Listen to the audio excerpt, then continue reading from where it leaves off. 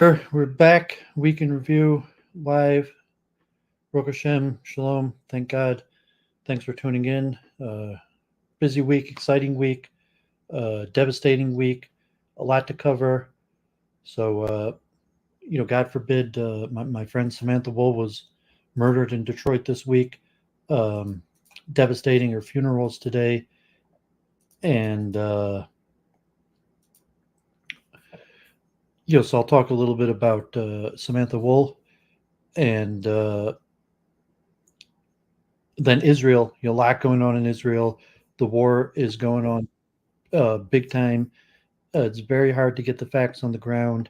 I'll talk a little bit like maybe a multiple truth hypothesis, a little FrameGames relation to how do you understand what's happening in terms of the war, what's happening in Israel, how to understand it, what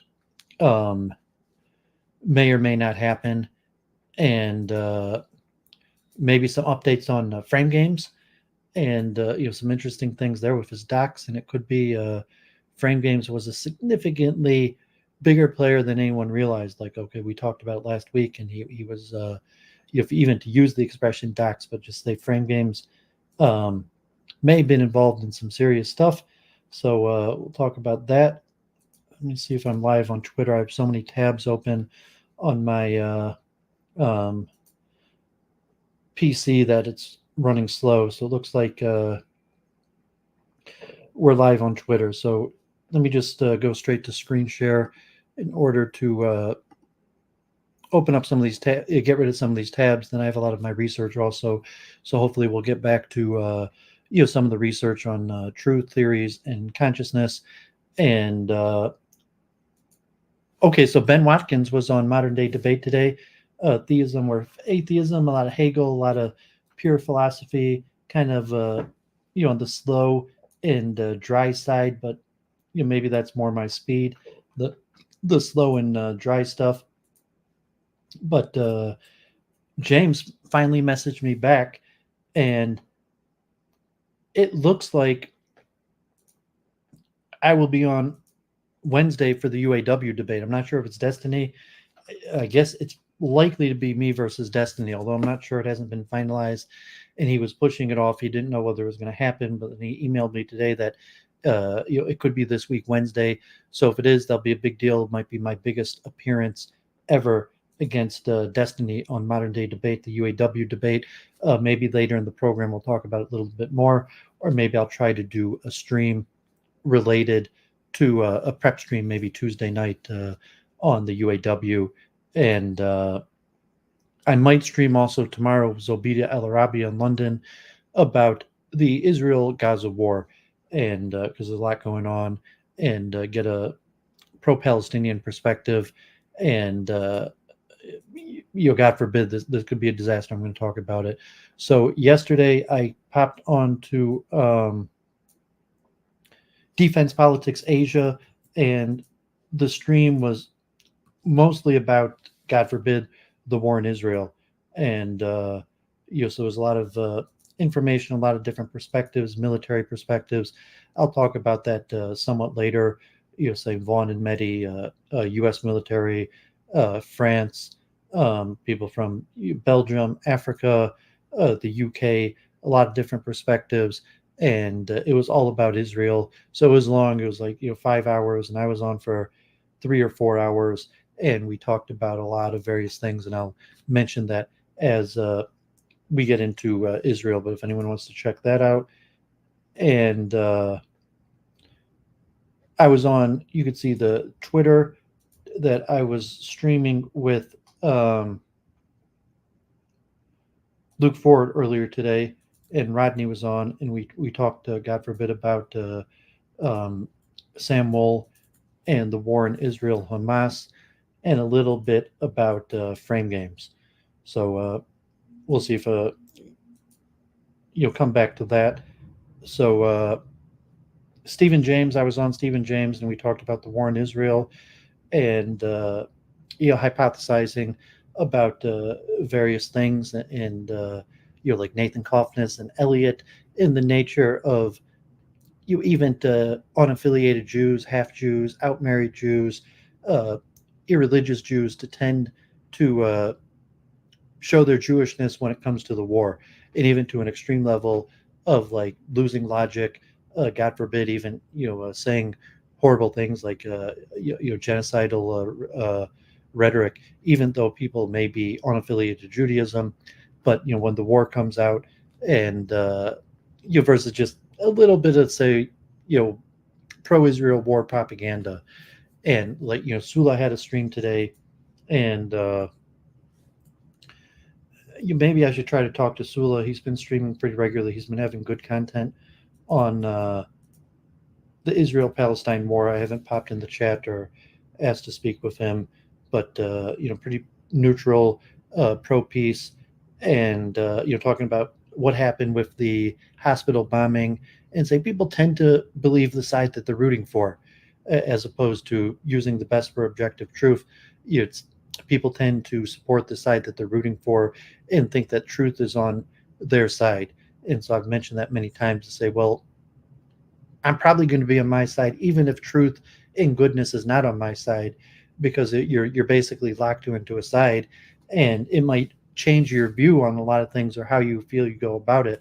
But just because I don't think truth or goodness is on my side doesn't really make it practical to go to the other side. And so props to Adar for his content. So Michael Wick, he occasionally appears in the chat. I think he used to watch when it was on Church of Entry Peach channel. And he Tuesday connected me to this guy, Kevin McCarin, who I don't think I'd ever heard of before. He's in Japan from the UK. He'd actually studied at Bar-Ilan University, has a PhD in neuroscience, and had experimented on monkeys. And, I use the word conspiracy theorist not as a pejorative. In fact, to some extent, I even look at conspiracy theories as a positive to some extent. But we had long conversations. He's got a lot of stuff about biological warfare and his belief that COVID-19 has origins as biological warfare. But he wanted someone to talk to about the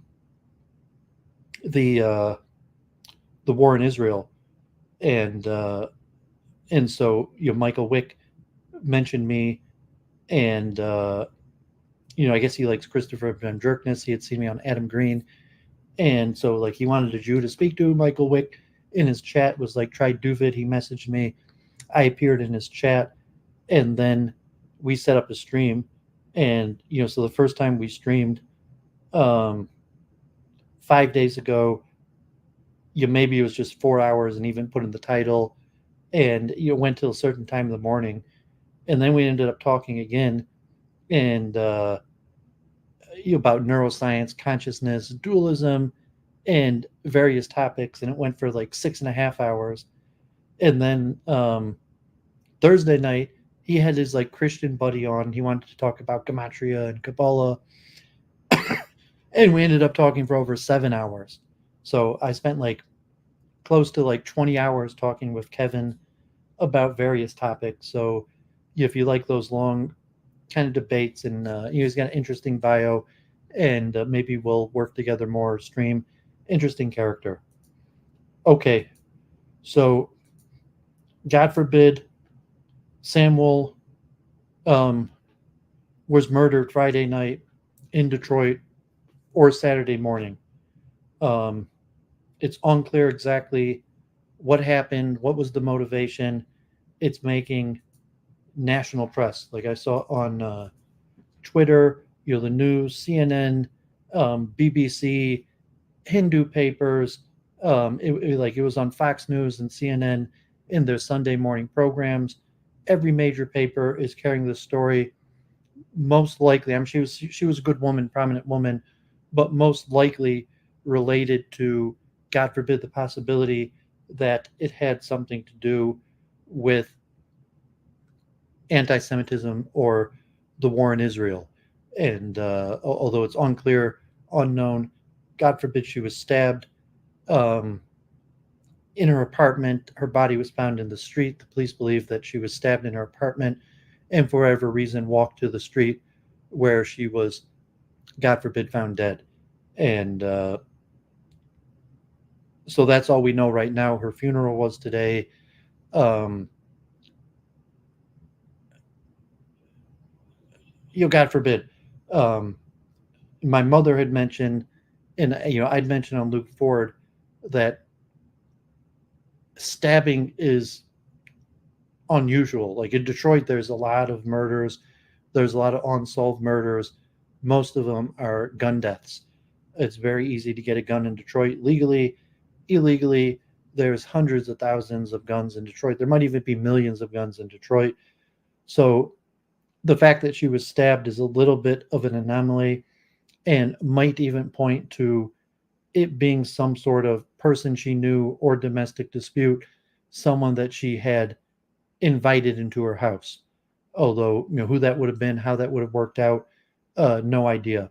But like a break in or like a targeted assassination with a knife in her house, um, we can't jump to any conclusions. But I mean, God forbid, it could have been someone she knew. And, God forbid, God forbid. So I was, thinking about my history in Detroit, and I'm looking at my Facebook pictures, and I see I came back to Detroit from New York in about I think 2011, and um, I got involved at the downtown synagogue and a few things like playing chess in um, the DIA, going to University of Michigan. I got involved in the downtown synagogue in 2011, through Leo Barak. And, at the time, there was very little going on there. There was maybe tiny Saturday morning services and, little parties. Occasionally, they open up the building and like make concerts and parties there. So, this is 2011. You can see I'm pretty, uh, I just had came back from New York and was very Hasidic. And, I was looking through the history of various things at the downtown synagogue, just trying to understand. You're like, okay, I remember Sam as a friend. I had met her in 2012 in Detroit. There were a lot of Jews from University of Michigan alumni that were um, people that had um, graduated from University of Michigan from the suburbs and were trying to uh, do something in Detroit. And so, Leor from the synagogue, me, basically everyone. There were a handful of Jews that came from Detroit, but most of them, parents lived in the suburbs, and after graduating university, were trying to do something at the downtown synagogue. So I got involved from the beginning. I helped promote the Friday Night Minyan, um, Lunch and Learn, and I met Deshaun. Deshaun was from one of the few people who was actually from Detroit, and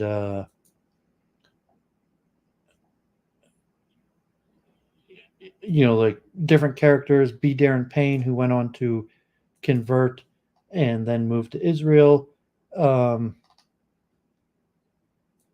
and so this is Lunch and Learn, one of the programs I initiated, and you could see Sam Woll back in 2012 at the synagogue.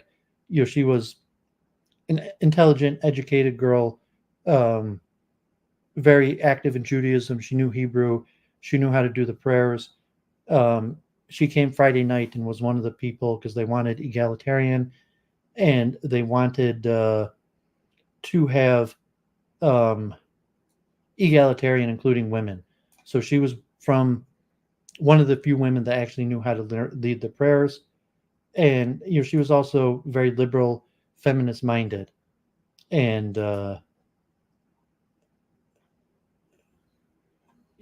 so I was just looking through my pictures to see, like, I definitely remember extremely well. We spoke many times, Friday night dinners. We had definitely eaten together, sang together, talked many times. Also, Interfaith got into, she started the Muslim Interfaith, and we had went to Interfaith at the beginning. So I was looking at the downtown synagogue. It started, back at the beginning. There was this woman, Rabbi Dorit, a dude that had an Interfaith, and I don't even know if she continued doing it.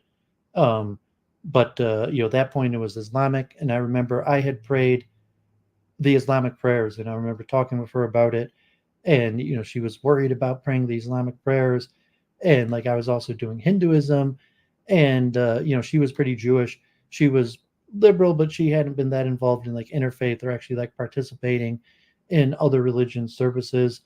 And but then she went on to be a leader in interfaith, create organizations, get involved with the AJC. And I wasn't much for Jewish organizational life. I just wanted a minyan, Torah learning, and a network. And she was more straight, the old school path to Judaism, like, federation, organization, democratic politics. And, so 2016, 17, the synagogue takes a turn to the left after the fundraising, and hires the new rabbi, which I had recommended against, in terms of saying that we're probably better off not having a rabbi and having it lay led. You see the pictures. It used to be all sorts of just random people stepping up and helping. It had weak leadership, where just random people. It was all lay led, all volunteers, and that was my preference. I preferred, like the chess club. I prefer all volunteers, not paid staff, and they chose the path of paid staff, democratic party affiliation, activism, and I agreed with a lot of the stuff. I just don't like, I'm libertarian, and I think people should volunteer, and it changes the way it was done. And then they intertwined the liberal progressive politics and Judaism, which I thought they would have been better to have taken separately. Like, okay, you could be liberal, you could have your politics, you could do your good deeds, but to actively combine and mix the two. And so I was also eccentric. I was involved in like Hare Krishna and chess, and I was way more involved the whole time in pro-Palestinian. Like my opinion about what was happening in Israel back then. Since I went to Israel for 20 years, I have been a one-state person saying you got to tear down the wall, give all Palestinians citizenship. Hey, got it. Good to hear from you. So that was not that popular among the mainstream leftist democratic Jews, that they don't necessarily feel that way about Palestinians. Basically, they're mainstream Zionist. And I think her parents were actually part of the Zionist Organization of America. So she went a little bit to the left on that. So I even have the mock election. There was a debate at the JCC for what year was this? I have so many things open on my tabs, running a little slow, but this was in 2015, and they had Amir Zar. So Amir Zar came to the JCC and represented the Arab parties in the debate, and I actually thought he won that. And that was like the last time, like generally Amir Zar, this is the head of the ZOA, B. Darren there, who ended up going to Israel, Professor Howard Lubavitch, all people that are very common on my YouTube page. But eventually, the mainstream Jewish organizations took over the downtown synagogue, took control, and led it from top down. Because when it was lay-led, basically you could get on the rotation, and everyone was involved. It was all volunteers, all lay leadership of which Samuel was part of. But eventually they got together and they wanted paid staff. They wanted a rabbi, and they went for top-down leadership, and they went for like very left-wing feminist progressive values, not separating it to say, well, the synagogue is neutral and there's people, maybe the majority of the people are left-leaning, However, the synagogue is not taking political positions to the synagogue actually being directly involved in political positions. And, after that happened, I slowly got less and less involved. And, then they hired the rabbi, and the rabbi was pretty far to the left, and they got rid of a lot of the other activity. So you can see the rabbi. This was like the first year she was there, and we're still kind of lay led, and now everything's like rabbi top down, and it's became political in nature, where the synagogue is ran in a political way, with biased in mind. And so Sam Woll eventually rose in the Democratic Party and to the synagogue to be president. She was very prominent in a whole bunch of things. And God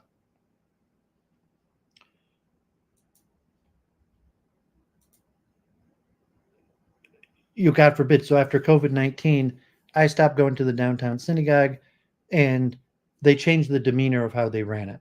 So like it used to be kind of like semi-Orthodox prayer service. They just did the prayers straight, and they did it in the old-fashioned manner, and they had people from the congregation leading the services. And yeah, I mean, kind of like Glib is saying, the big Jews drove out the little Jews.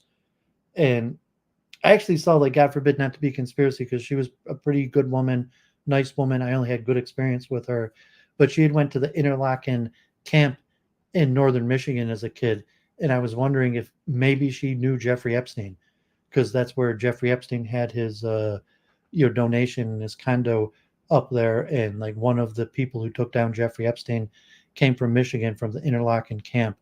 And like the rabbi's Wexner scholar, and almost all the people in the Federation, they're all like Wexner, like Wexner. And maybe she has that affiliation also, God forbid. But yeah, became top down, big Jews, and Sam became one of the big Jews. So the downtown synagogue at one point just been like little Jews who want to pray and get together, to basically top down, ran from big Jews, and there was big money, and there are people being paid to be in charge instead of being like all lay led and volunteers. There were big Jews that were being paid to be in charge, and she excelled in that demeanor. She was smart, connected, well educated, and she excelled in that manner within the Democratic Party. She supported Black Lives Matter, refugee status for Detroit, economic justice, things like water, the whole slate of left-wing issues. However, she was not an interfaith, an Islamic interfaith, but she didn't go as far on the Palestine question. So like there is Detroit Jews for Justice, if not now, in terms of opposing Israel and the occupation. And she was a member of AJC. And so she didn't go that far to the left when it came to Palestine. And the downtown synagogue, largely like Rashida Tlaib, she was friends with Rashida Tlaib, but there were Jews further to the left on other issues. So she was pretty far to the left. However, she was still basically called her like a corporate Democrat. But like, you could see the news stories, Detroit, thousands of people like knew her well. She was nice to them. She was an organizer, and, God forbid, Detroit's a dangerous place. And, they pushed people like me out. It became like feminism and like Church of Entropy, like our men ignored. And so like, yeah, I was a man. I was ignored. I was, till the point like they probably didn't even want me there. And you had like all women in charge, and Detroit's a dangerous place, God forbid. So we don't know what happened. She was a believer. She believed in Detroit. She believed in the goodness of everybody. She thought everybody could get along, so on and so on. But she was also kind of like corporate and, getting ahead and following the mainstream Jewish pattern of like getting on the boards of organization and networking and getting ahead of life, possibly like gentrification, various, what I would call like democratic Jewish organizational corruption. But like, I mean, God forbid, that's just why I disagree with her politically. Like, she was a Democrat. in a liberal side. I'm a libertarian. I disagree with her politically, but a real shame. She was a wonderful person, nice to everybody. She loved praying. She knew her Hebrew. She read from the Torah. She was an extreme feminist in many ways. But God bless you, Sam. Rest in peace. God forbid, I'm not so concerned with what happened or how it happened. I'm looking, we'll find it out. God forbid, we'll see what happened. Maybe we won't.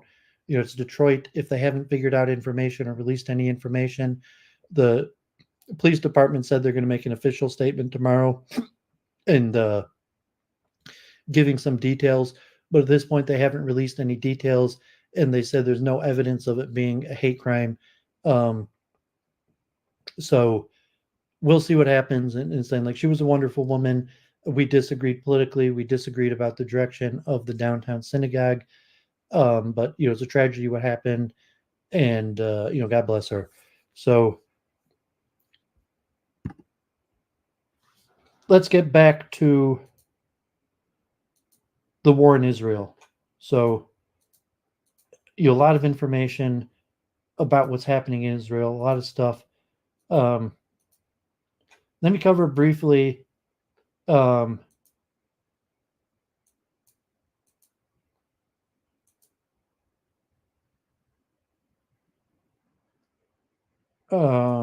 sorry.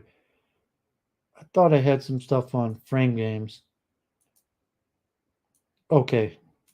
Yeah, so I was talking to Luke Ford, and this woman, Kristen Ruby, tagged me in a post about FrameGames. So I'd mentioned, we had streamed this week about, thanks, Cliff. I appreciate it. God bless. We had streamed this week about, and, if anyone wants to come on and talk, I have a lot of information to cover, but I'll put the link in the chat as usual. So this woman tagged me this week about FrameGames from 2008, and we had streamed with Brundlefly about FrameGames docs as Mike Benz, and who was in the Trump administration and is now being retweeted by Elon Musk, was involved in the Twitter files and testimony. And then Brundle, all of a sudden, here I heard, like, he said, like, reporters are snooping around and you should take the video. And he wanted Steven to take the video down of the FrameGames conversation. And so Steven, I guess, took the video down. And then this woman, a reporter or journalist, social media expert, advisor, analyzer, tagged me in this post of something I had done in 2008, saying, like, it's FrameGames Q. That's why all of a sudden he disappeared, dropped classified information anonymously, then disappeared. And so she tweeted me, and then I started talking with her, and I started following some of her posts, and, like, she was like, yes, FrameGames was Q. And she's like, why did you say FrameGames was Q? And so God forbid, like, we'll see her research, but she thinks that FrameGames is at the center of a big conspiracy, that he was a big player in the Trump administration. He could have been heavily involved in BantheADL. He could have been heavily involved in the Twitter files. He and he could be a big player in certain parts of Republican politics. So, as mentioned in the Luke Ford stream, we'll see where her research leads. But it's interesting that she thinks FrameGames is at the center of a conspiracy. Like, I don't mean to call her a conspiracy theorist, but she's saying that FrameGames is at the center of a large conspiracy now. And so, not necessarily like FrameGames. Maybe it's been all the way since 6 years ago when FrameGames was on the internet. Mike Benz was as FrameGames, and it's the same conspiracy he's been doing at the same time. And if you remember, FrameGames was always very anti-ADL. I think it could have been a coordinated long-term effort to take down the ADL, and that FrameGames was integral in taking down the ADL, and with and also the Twitter files or the deep state. So it'll be interesting. We'll see if Kristen Ruby has any more research coming up. So I was talking about that with Luke Ford. Okay, so I got a lot of stuff covered, related to Israel to cover this week. So, the protests going on all over the place, pro-Palestinian protesters everywhere. So I was mentioning Amir Zar. I got him on my Facebook. I've met Amir Zar multiple times. Likeable guy. I don't hang out with him. I've met him a few times, but he referred to me as a friend. I almost consider Amir Zar like my friend. I respect his work. He's one of the biggest Palestinian activists in the world, based out of here in Metro Detroit, a professor of law at UAW Mercy. So as I was driving home from my parents' house today to Jerusalem Pizza, I still have a Greek salad in my refrigerator. I didn't get to eat yet. Hey, John, thanks for tuning in. God bless. And I saw they had a big protest on Woodward Avenue outside of Beaumont Hospital with people carrying Palestinian flags. And my dad had been for a few years a Beaumont doctor, and like at my local synagogue, I know like tens of Beaumont doctors, and there's a lot of Arabs, there's a lot of Muslims, but yeah, I mean probably even doctors at Beaumont. So just seeing the levels of these protests, I saw, the big news yesterday. They had UFC in Abu Dhabi, and I guess the big fighter, like these Dagestani Russian fighters, and this guy won the champion, Islam Makachev, and he draped himself in the Palestinian flag after he won. He gave a shout out to the Palestinian people during the press conference. He was like, give me a weapon and he will go fight for Palestine. And there were multiple, like half of the UFC fighters after their victories yesterday were basically like free Palestine. And if you're just looking like protests, like some of these protests in London, New York, Washington, D.C., hundreds of thousands of people. They say New York City, you had a protest on behalf of Palestine that hundreds of thousands of people, or 100,000 people came to. In London, they say the pro-Israel, pro-Palestine protest had like 300,000 people, let alone to things across the country. And Mario Nofel, who I never ended up speaking to. You say he follows me. I almost got on his channel. I was speaking with his people, but it didn't work out. But he's got a lot of information about what's happening in Israel. He's been having these, Twitter spaces with various people. I guess he's in Dubai, a businessman from Australia, and he tears pro-Israeli. I mean, he tries to be objective. He's probably a little bit pro-Israeli. Said he went to Monash University in Australia when I mentioned it the first time. And also, ironically, the number of people in the Twitter spaces seems to have decreased. He had been having over 20,000 people. Now there's 12, 13,000 people. So the interest in the war may have decreased a little bit in the news cycle, and but still a very good place of information. God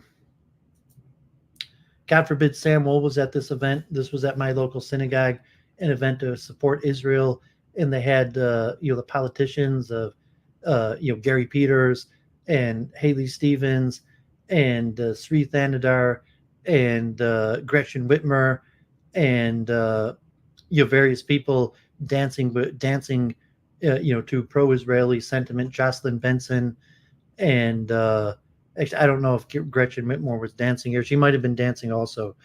And so God forbid, Amir Zar was joking about that. You could see there's very strong pro-Israel support among the elites. And we'll talk a little bit about the politics, but I want to get into what is actually happening on the ground, what's likely to happen with a ground invasion, how to decipher fact from fiction, and really understand what's going on. Here's a 44-page report from a human rights organization that's basically emergency briefing, Israel's unfolding crime of genocide in the Palestinian people, U.S. failure to prevent complicity in genocide.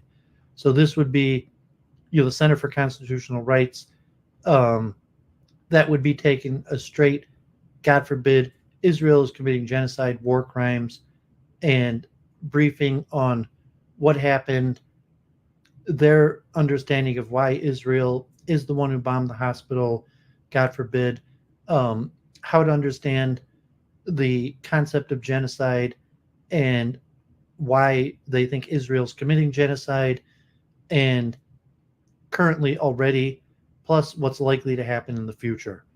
And, so this is a pretty long document. And, so to say, if you want to read both sides, this is very popular. Like, you see the protest, you see a lot of people like saying, stop the genocide. And it's very similar to, people using the term like white genocide, although, probably much more clear in Palestine than when people use the term white genocide. But a question of what exactly is relevant, how do you define these things in law? What do they think should be done? What are the UN resolutions? So, God forbid, God forbid. On the other side, here is the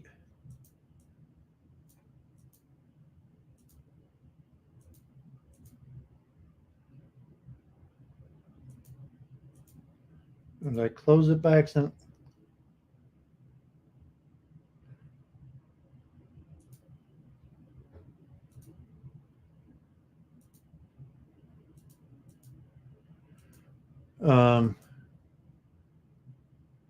I was looking for this other document. I must have moved it, that had the U.S. position on it, the questions from the U.S. government on their understanding of the definition of crimes, and basically the U.S.'s position on why it's morally and legally justified to back Israel. So I'm going to get into a few topics today. What exactly does this ground offensive look like? What is the plan behind the ground offensive? Here's another document from, I think this is an Israeli like counterterrorism center, and so this is the pure pro-Israel side talking about the Iron Sword, and this is a center from Israeli intelligence, and so it goes in with their explanation of exactly what they're doing, why they're doing it, portrays the morality and the necessity, and the possible involvement of other countries like Lebanon, the multi-front war, has a lot of names, different information. So this is a 20-page report from an Israeli intelligence organization that also includes things like Russia and Germany, global sources. Here was random, like for thinking Vince or, Adam Green, the Noahide laws.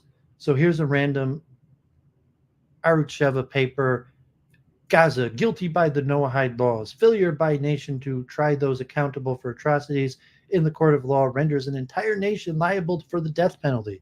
God forbid. So you can see some of like the biblically justified genocidal language coming from the Israeli side, and saying you have to, one of the Noahide laws is to set up a court of justice, and if the society does not set up a court of justice, then the whole society could be punished for the crimes that the society didn't stop. And then this way, the guy's saying, I'm no extremist. I'm no crazed young man looking for blood. I'm a Jew who believes in the Torah and God's commandment. I'm a Jew who believes in King Solomon when he said there's a time for war and a time for peace. It cannot be a coincidence that we read these words of Shlomo Melech from Ecclesiastics on the day Shemini Atzeres that the war began. But here he's saying, Hamas didn't just murder, God forbid, God forbid. Gazans are liable for the hand of God to come down upon them. So here you see somewhat like a biblical-based justification for, God forbid, if you want to use the strong word of genocide. So I want to get a little bit, I was talking with Luke Ford and on Defense Politics Asia about the Israeli plan to push the refugees into Egypt. So you're just to say, right now, here's Bloomberg, and you're just a few articles, and we'll get a little bit into it, but say, what does Israel really want to do? How does the ground offensive work? What does it mean to destroy Hamas? And to think Israel, for the Zionist project to work, has to expel the Palestinians from Gaza. What Israel wants to do, and when you're interpreting what they're doing related to the war, you have to understand that Israel wants the Palestinians out, and it wants Egypt and the other Arab nations to take them. And when President Biden came to Israel on Wednesday, and they were supposed to have the summit of the King of Jordan, the Palestinian President Mahmoud Abbas, and al-Sisi of Egypt, that one of the main things that President Biden was trying to negotiate was a humanitarian corridor into Egypt. President Biden wanted to incentivize the Egyptians into opening the Rafah crossing and allowing hundreds of thousands, maybe more than 1 million Palestinians into the Sinai Peninsula, possibly with the claim that after the war they're going to be allowed back, but also with the intention. So Bloomberg is even mentioning that Israel and the U.S. government should pay Egypt to take the Palestinians. And this is just today. So even just saying that, like the State Department, if you listen to Blinken on the Sunday morning shows, the desire right now of Israel and the U.S. government is to get the Palestinians that don't want to fight, that don't support Hamas, to leave and presumably never come back. Although they might phrase it in a way to make it more likely that they leave, that they're going to be able to come back. But you could even see in the Bloomberg article, in some of these articles, that it's clear that they don't want them ever coming back. And even PBS, like public broadcasting station, that government funded, as Elon Musk has put that God forbid the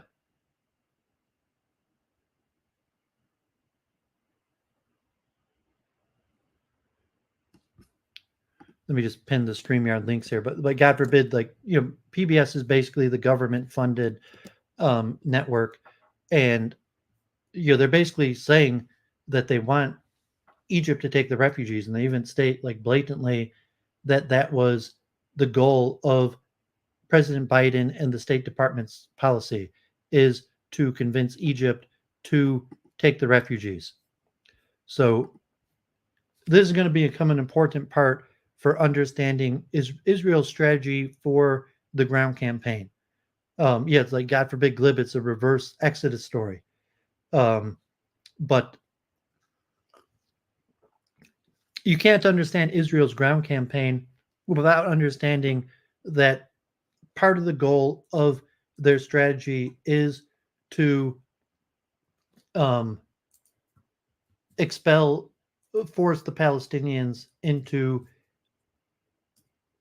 Egypt, Jordan, and here you have even the German chancellor was saying the same thing. So the King of Jordan tells Olaf Scholz, we won't take refugees from Gaza.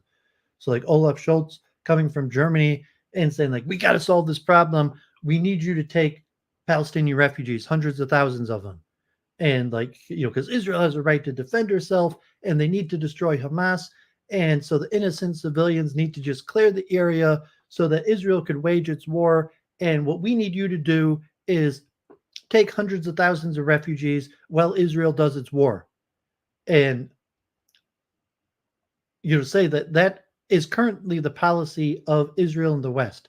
So when you're trying to understand what's happening, even though you might have like a Hasbara spin, and like I was mentioning on Defense Politics Asia the other night, like saying, you're like, is Israel a paper tiger? Are we guilty, so to say, of believing our own propaganda? You're saying versus what they're telling us to sell the war, because of the protest and the hesitancy to back what Israel is doing, versus actually what they are doing, what the State Department, the Biden administration, and Israel is actually doing to what they're telling you they're doing. So God forbid, just showing that really they want to expel the refugees into Egypt and likely never have them come back. Some of them mentioned being willing to pay, that they would pay the Gazans money to never come back. And so, just here's a bunch of articles in different magazines that explain it. And they're kind of saying, what's the problem right now? And from their perspective, like the problem's not the Israeli bombing, the problem's not the civilian deaths, the problem's that Egypt won't open up the border to Palestinian refugees. So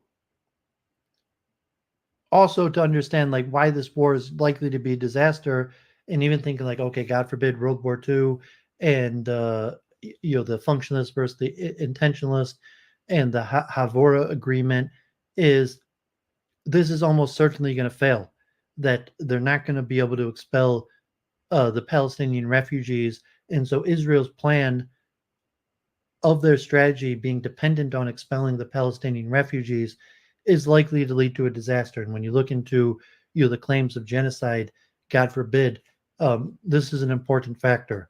And you're saying it's the U.S. complicit in it also. So it's not just Israel. The U.S. is complicit in it, and that means me and you. If you're U.S. citizens, even if you don't approve of what we're doing, you're saying the U.S. government is complicit in this, God forbid, if you want to use the strong word of genocide. And part of it's this illusion that somehow we're going to be able to safely expel the Gazans. Okay, so let's look at what the ground operation will actually look like. So, I couldn't find much good information. Most people say they don't have the intelligence. And, I was speaking on Defense Politics Asia in with Rodney, and I couldn't find the quote I was looking for, but my understanding is that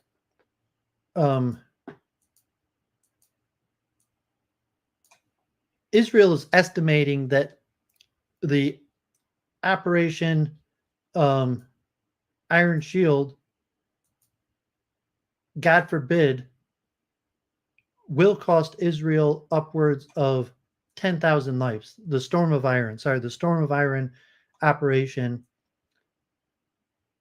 to completely eradicate Hamas will cost 10,000 Israeli lives, soldiers, and that doesn't even include Hezbollah or Iran launching missiles or a multi-front war. That's just the ground campaign to completely eliminate Hamas. And Israel itself is warning their citizens, who seem to be ready for it and willing to take these high losses, to 10,000 soldier loss. So if you're looking, like I was mentioning the numbers, there are likely about 40,000 Hamas fighters in Gaza, and whether more stay. So if Israel could successfully expel the majority, and get Gaza down to 300,000 people, 500,000. I mean, think if there's 2.2 million people, how many people can they successfully expel into Egypt? Like, so Israel wants to be able to expel like over 1 million people, and but so I mean, God forbid, like the likelihood that this ground campaign is going to succeed is really looking bad, and like God forbid, the potential that this could turn into a genocide, God forbid, is also looking really, really bad, God forbid. But the Storm of Iron, basically here you have the 5-stage program. They sometimes put it three programs. We'll see right now that, stage 1 is the bombing. Stage 2 is the ground invasion. Stage 3 is reestablishing some sort of governance there. And so right now there's 360,000 troops called up. Stage 1, Israel seizes north of Gaza. Stage 2, eliminates Hamas and military leadership. Stage 3, establishes a fortified base. Stage 4, pinpoint strikes to finish off Hamas. Stage 5, demilitarization of Gaza within 5 years. So, why I mentioned, like, it's basically contingent upon expelling. I mean, because if they don't expel like 1 million Gazans, the death toll is just going to be horrendous. There could be hundreds of thousands of death. But I'm saying Israel's saying like they want to kill 40,000 people. There's 40,000, and America's willing to back it. So right now, the Biden administration is saying they have the right to get rid of Hamas, and that's 40,000 soldiers. There's 2.1 million people in Gaza. Think of the adult males. Hamas was elected, maybe, even if they didn't have a majority, but there's a lot of people who are Hamas soldiers, and it's estimated at 40,000 people. Some people claim it's over 100,000 people.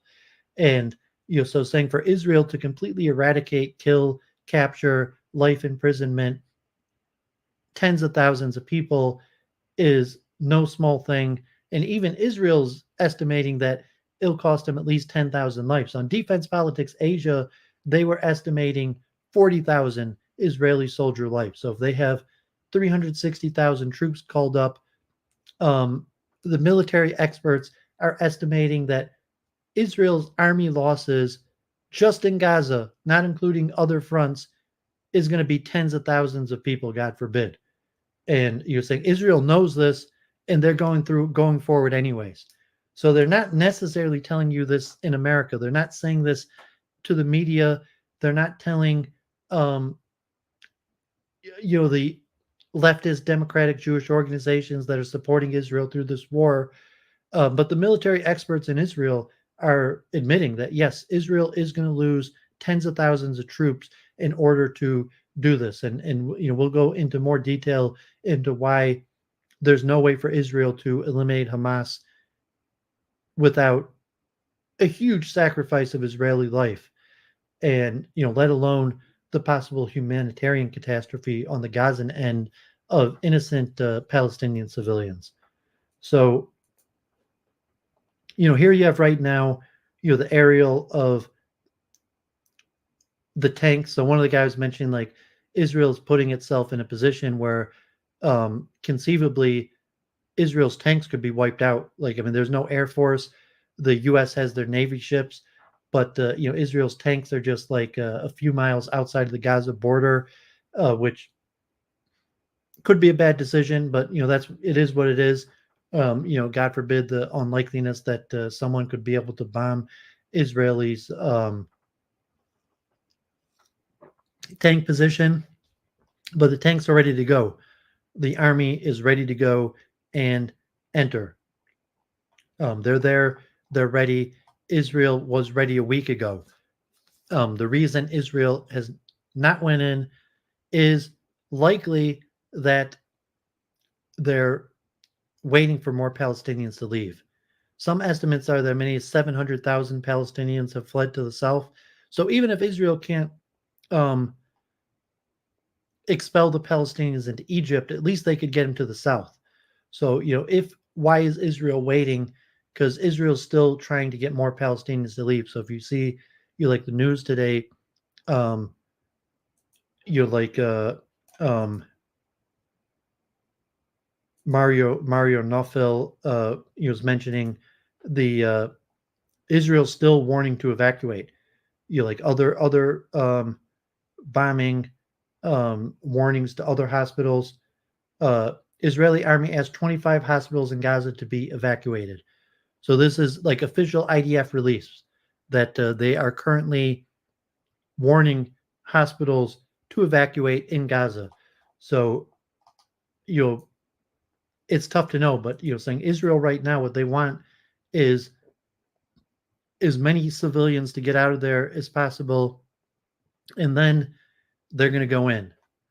And so why Israel, with the best army equipment in the world, why would it cost as many as tens of thousands of Israeli lives? And like if you're estimating that it's going to be about one Israeli killed for every 2 to 3 Gazan fighters killed. And if you're giving a comparison to like Leningrad, Vietnam, Mogadishu, where you have embedded urban warfare, where you can't bring tanks in, you have booby traps, you have tunnels, you have people that basically the only thing left they have to live for is to kill the enemy. And that would be Hamas. If they're staying there to fight to the death and kill as many Israelis as possible to defend their land. And so if you're giving an estimate that it's going to cost about one Israeli soldier for every 2 to 3 Hamas soldiers. And so if Hamas has 40,000, if Hamas has 100,000, and some people are even estimating that might take, some battle, it might take 2 Israeli soldiers just to kill one Hamas soldier because of the nature of the booby traps or the difficulty. So here is like an estimate of the tunnel networks. So in 2014, in the war, Hamas had tunnels that had went under Israel. If you remember that in 2014, Hamas had breached into Israel through tunnels and even successfully went over and kidnapped a few soldiers. If maybe Gilad Shalit was kidnapped that way through the tunnels. And, some of the pictures of the tunnels and but there's an estimate that many of these tunnels, and you will see some more graphics, but many of these tunnels are 20 meters deep. That means like over 50 feet underground, that with chambers and rooms and supplies, and a lot of the missiles that they're launching to Israel are being stored in these tunnels underground. And these tunnels underground are basically impervious to the Israeli bombing and maybe like cluster munitions or whatever. But at this point, these underground tunnels are basically completely impervious to Israeli bombing. So it's a question like, why is Israel doing all of these bombing of Gaza? It's not serving a military purpose. So he's saying the reason Israel is bombing Gaza right now is to incentivize them to evacuate, not that it serves a military purpose. That to a large extent, there is no military purpose to the bombing of Gaza right now. Like some of them, maybe they're killing targeted assassinations that have a huge civilian toll, but the bombing is basically a method of incentivizing Gazans to leave, and also just because they have the technology, and God forbid, bombing Gaza doesn't cost any Israeli life. But these tunnel networks are extremely important, and part of the reason why it will take years, it will take months for Israel, like to say, even if they clear out all the civilians from Gaza City, which is over 1 million people right now, and tens of thousands of Hamas fighters are left there to level the territory, get rid of the bombs, just stop the bombings coming, the bombs being launched to Israel, the likelihood that the hostages are being held underground in these tunnels will take months to maybe years, and will be extremely deadly for Israel. They're saying there'll be bombing, booby traps. So I have more graphics on this to try to help you understand what's going on. So here's a more aerial photograph from The Guardian. And you could see some of the bombing. So you could see God forbid, the apartheid wall, and you're running along here. So, Sderot might be right here. Ashkelon is to the north.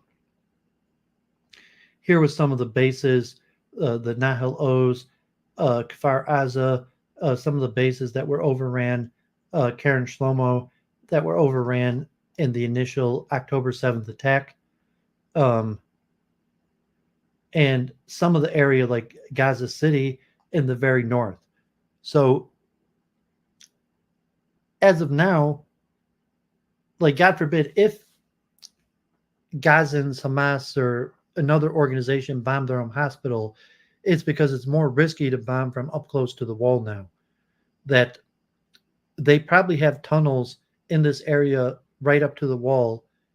But in these densely populated areas, it's going to be more difficult to pop up over ground and send bombs into Israel. So if they're sending bombs from Gaza City to make it more difficult for Israel to see the launch site, if, God forbid, that Islamic Jihad was the one who bombed their own hospital, it would have been because they're now bombing from the center of Gaza City because they're scared of doing it right up to the border. But so Israel would first likely come in from the Erez crossing from the top and completely take over the territory, try to fill in these tunnels, any Hamas strongholds in the farming areas right up to the border, and then eventually they would have to go house to house everywhere in Gaza City to completely demilitarize, get rid of Hamas. You have your two roadways where they're doing the evacuation centers. I think right here is your safe zone by Khan Yunis in the southern part of Gaza is the safe zone. I think over here now, right on the Mediterranean, they have about 300,000 Gazans that have evacuated. Estimates now that are about 700,000 Gazans. So I think there's about 1.5 million Gazans in the north part, and there's less in the south, and maybe as many as half of them have left. 300,000 of them are in a temporary camp, and there's still over 500,000 people in the north. There's still probably 200,000-300,000 people in Gaza City, all the hospitals and various things. So as of now, Israel is doing the bombings.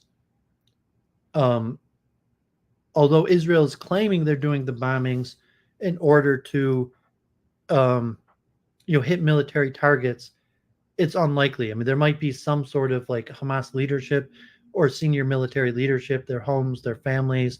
But most of the military targets are underground. And so it's understood that the bombings right now are largely to incentivize the people in Gaza City to flee. And only once they flee can the ground invasion begin.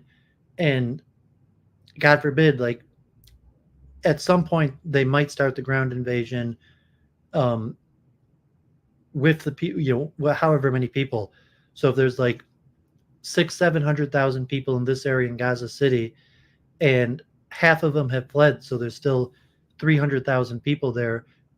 Israel would like to get it down to like 50 to 100,000 people there before they do the ground campaign, because it'll lead to more Israeli casualties. The less people that flee, it'll lead to more civilian casualties. I mean, in all likelihood, basically anybody that remains is likely to be killed. I mean, maybe some will be taken prisoner, but so God forbid, if 200,000 people remain in Gaza City, you might see 200,000 deaths. if Israel carries on with its campaign as is. So they would like to get that as much as possible down before they start the ground campaign, and that could come any day. And and to some rumors, is the ground campaign is going to happen Monday. And if you saw the other thing I was talking about, the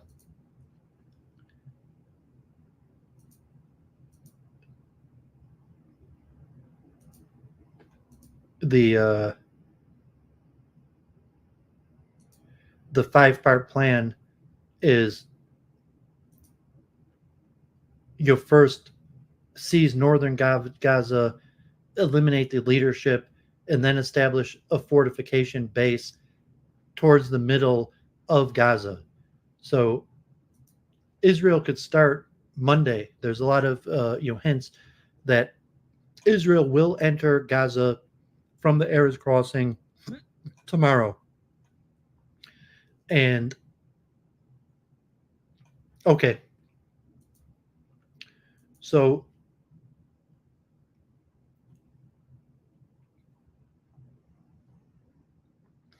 if you have casualty figures, they're already close to 5,000 Palestinians killed, 13,000 injured. Looking at some sort of timeline here. This is the Al Jazeera timeline, and we'll look at a few of these timelines just to get a feel. So I covered the last few weeks the timelines of Gaza and breaking outside of the borders of the Wall and the Hamas.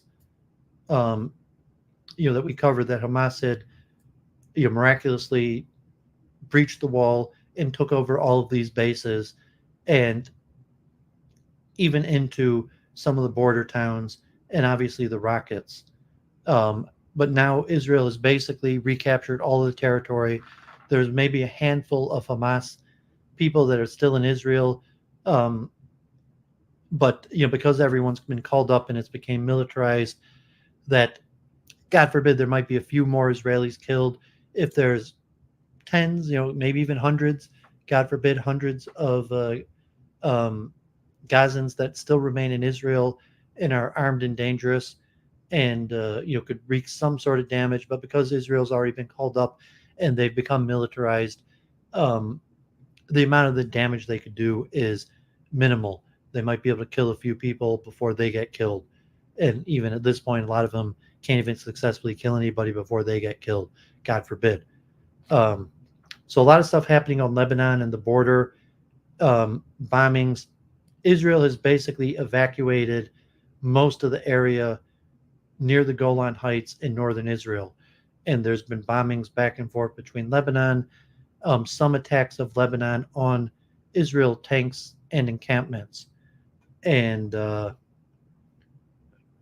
but as of now, Israel's has America's back and basically just wants to fight the battle against Gaza with no outside interference. There's also been a lot of stuff happening. You could see like whole neighborhoods have been leveled, and after the war, if it could be basically all of Gaza City will be leveled. And like I said, Israel is hoping that they're going to leave and never come back. Israel is hoping to push them into Egypt and have them accepted as refugees in other nations, even though that doesn't look the case right now. Certain things about the power outages, the power being cut off, God forbid, the water being cut off. So here you see Gaza City, 750,000 people, North Gaza, 440,000 people. So that's 1.1 million people that Israel wants evacuated. Some people claim as many as 700,000 have already evacuated. And Israel called the evacuation already last week. I was mentioning like last week, Israel had already said they were going to start the ground campaign. So Israel has already pushed off the ground campaign for 1 week. And so the number of people who have evacuated, it's tough to know, but likely the ground campaign will start tomorrow. And there are hundreds of thousands of people still left. after the ground campaign starts, very possible that another half of those people will leave, but there will likely be hundreds of thousands of people left here in North Gaza and Gaza City, and the casualty rate will be astronomical. God forbid. I say Israel is already telling its own people, looking at over 10,000 Israeli soldiers that are likely to lose their life, and most military experts are saying that's on the small side, and it could be as many as 40,000 just in this ground campaign war. And you're looking at 40,000, probably like at least 25,000 Hamas fighters in this area, and maybe another few 100,000 people sympathetic, mostly civilians, but people that might be sympathetic or helpful towards Hamas. So, if you're looking at, even though Israel's 360,000 troops, it's such a small area. They're going to have to do urban fighting. They're not going to be able to bring in their military equipment, and the home court advantage will be towards Hamas.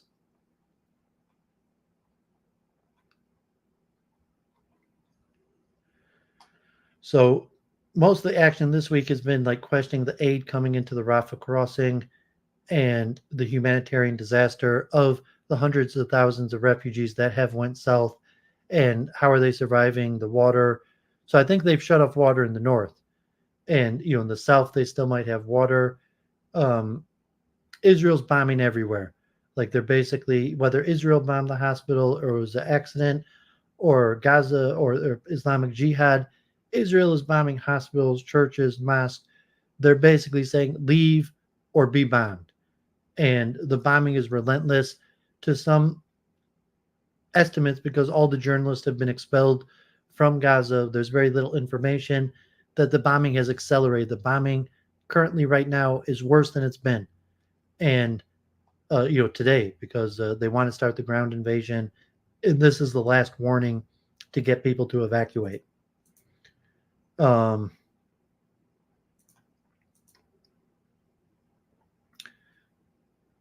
Here's another map, just a little thing from the Daily Mail in the UK to think about the global alignment of Hezbollah, Iran, China, and Russia, maybe Turkey, maybe others, versus America, Ukraine, maybe Saudi Arabia, and Israel. Israel has 170,000 active personnel, 2,200 tanks, 530 artillery, 339 combat aircrafts, 142 helicopters, 5 submarines, 400,000 reservists, of which like 300,000 have been called up.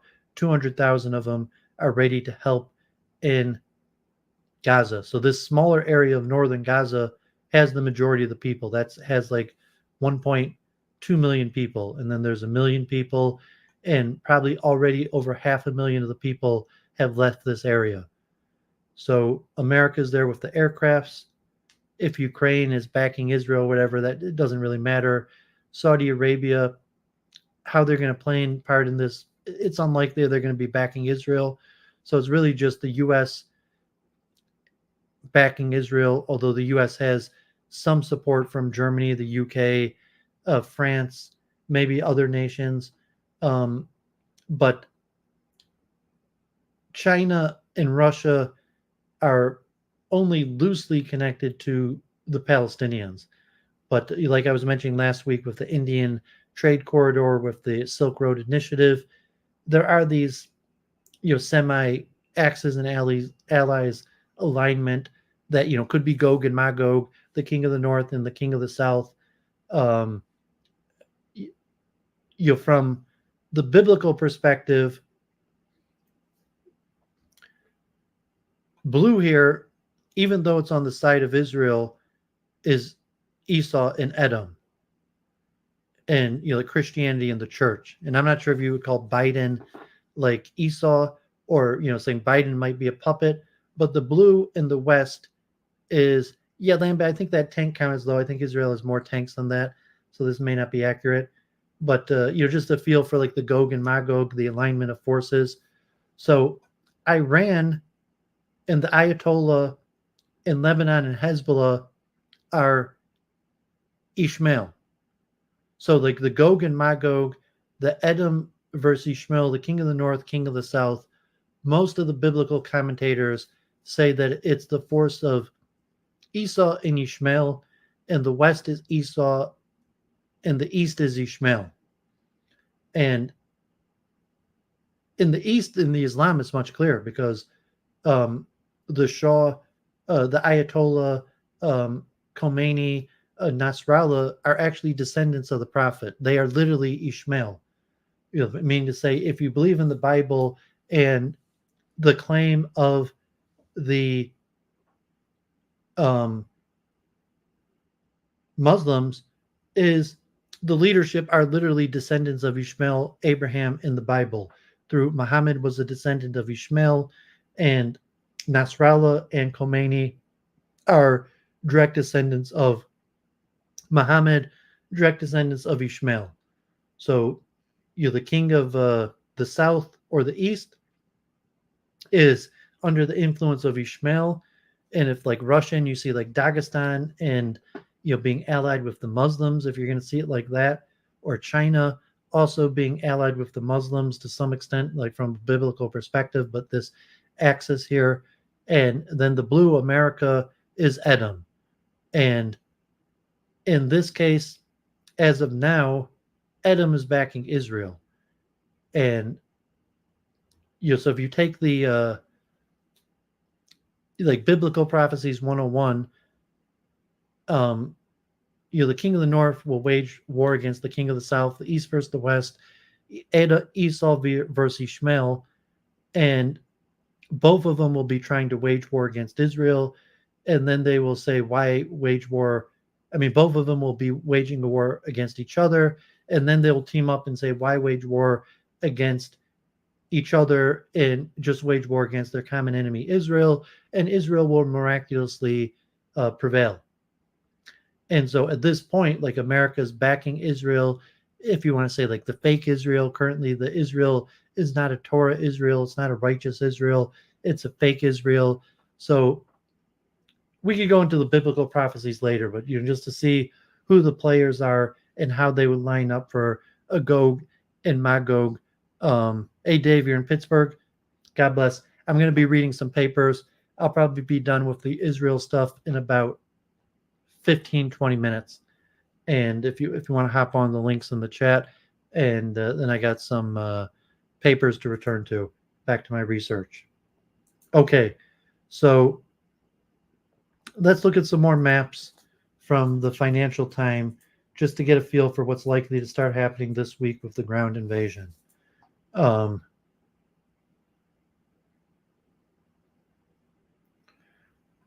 So we saw this before, the satellite image, the tanks lining up, ready in all likelihood tomorrow. Tomorrow you're going to see Israel start rolling into Gaza. What's happening on the northern border of Lebanon. Here, Israel has settlements. Oh, one second, my phone's ringing.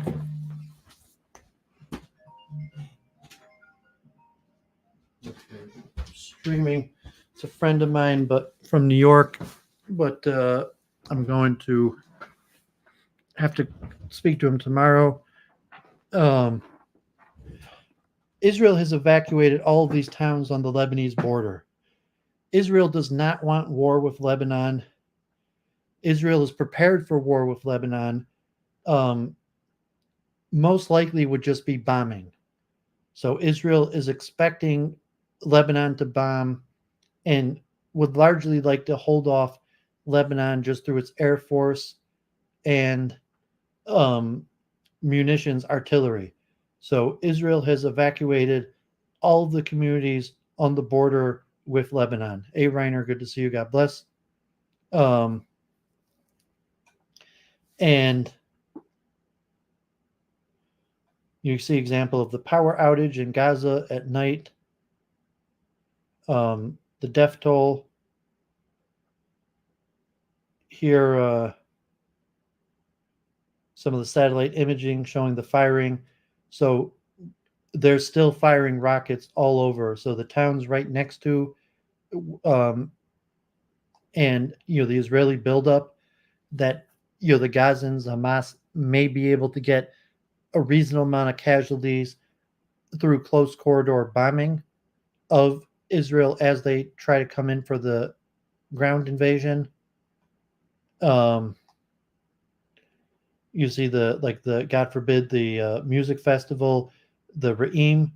So here was the Biri and Re'im were both military bases that in the initial attack Hamas was able to overtake, and the musical festival was over. I heard Mordecai Kedar claim that it was because of this music festival that was part of the reason why Israel had the intelligence failure and why Gaza, Hamas chose that day and succeeded. But you're looking at basically like 2.5 miles that they had to get to in paragliding. So if you saw the paragliders, you could see in the video that a lot of them landed on paragliders, that they paraglided that distance.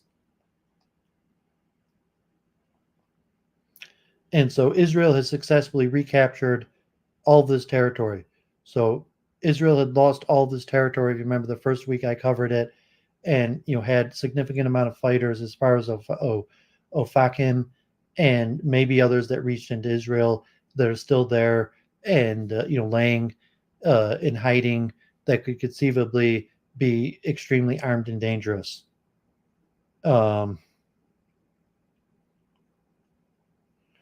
Israel is doing bombing also in southern Gaza, but the hope is that it's unclear exactly where the people being evacuated from the north are going to go to. There's a refugee camp I'll show in a little bit, the refugee camp where the most of people are, but they're going to put hundreds of thousands of people or over 1 million people in like a small area here by the Mediterranean. As I showed at the beginning, really Israel is still pushing and the U.S. is still pushing to expel them into Egypt. Here's a little bit of what happened in 2014, where there was a little bit of the war and the ground invasion, the troop deployment. You saw the tunnels at that point. The tunnels were coming into Israel.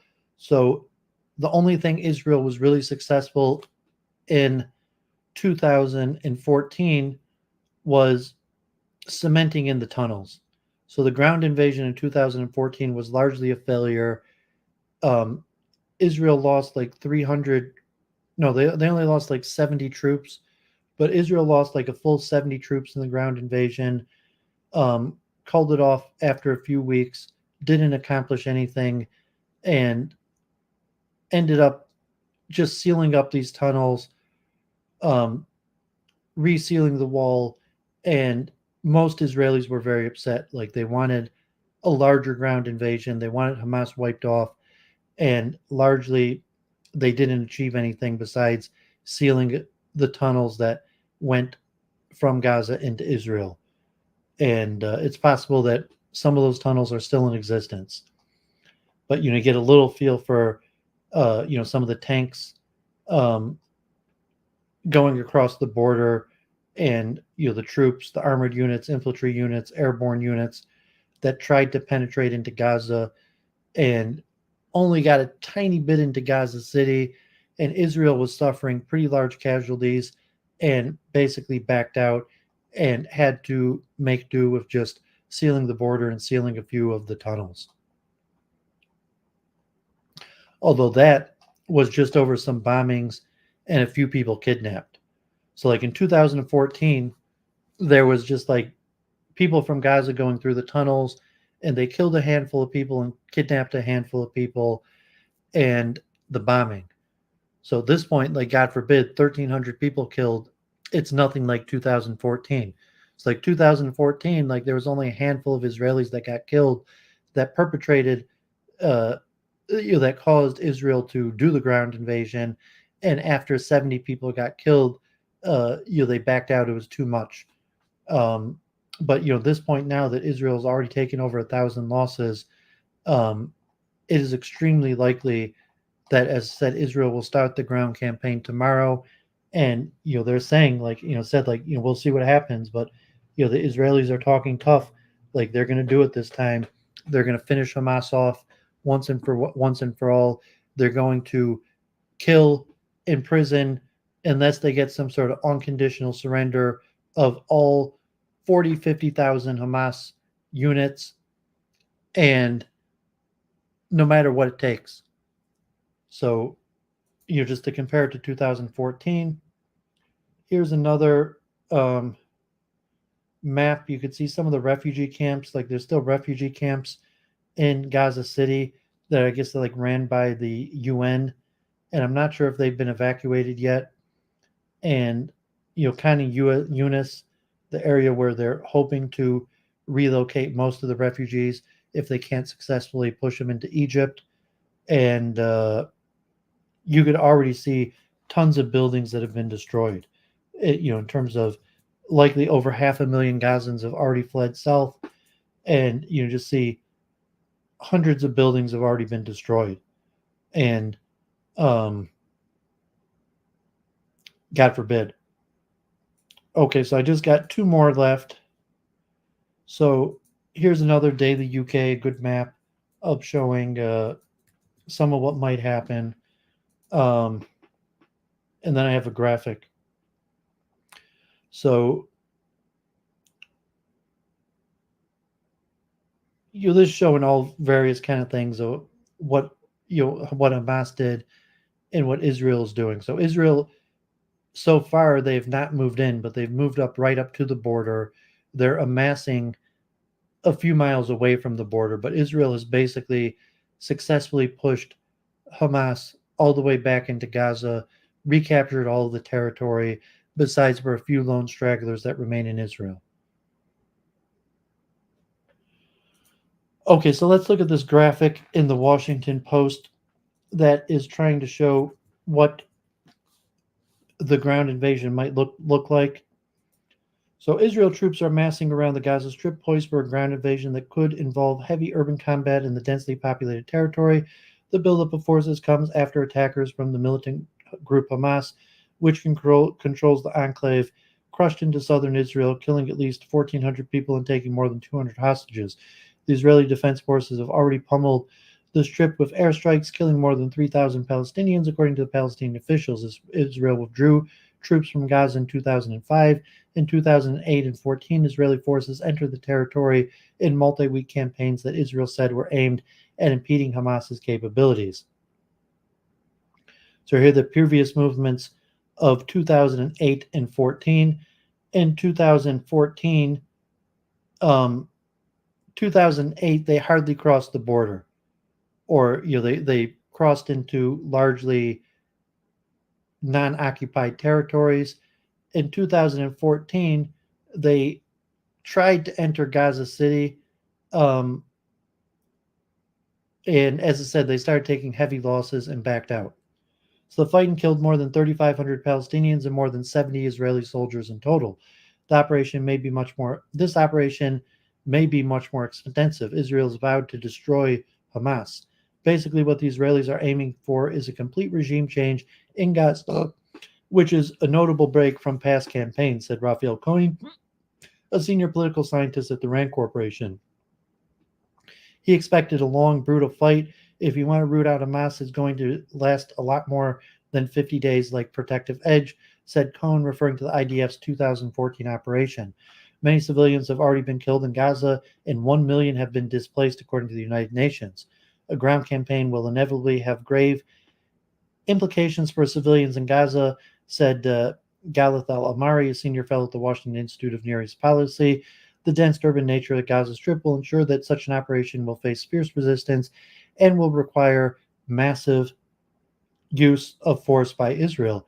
He had that a mass practice of storing, and using rockets and military assets among civilians and in humanitarian facilities will further increase the exposure of civilians to risk.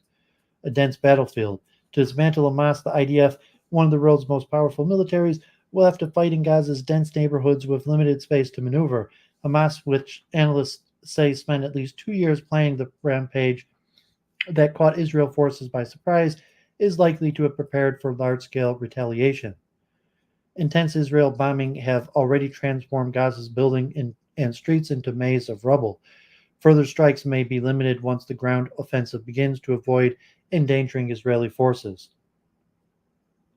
I mean to say that Israel doesn't want to be killed by the rubble, by buildings collapsing, or other things. So once Israel goes in, the amount of bombing campaigns will be very limited. The piles of rubble, along with barricades, could provide cover to Hamas fighters. The militants could also try to redirect IDF forces into areas Hamas has mined with explosives. The IDF might employ a combined arms tactic using infantry, armor, and other support elements to advance on their enemy. Hamas could position their fighters in the strong points, heavy buildings made of concrete and steel. These structures might house civilians or hostages. Unlike battles in open fields, fighting in urban neighborhoods require navigating three-dimensional terrain.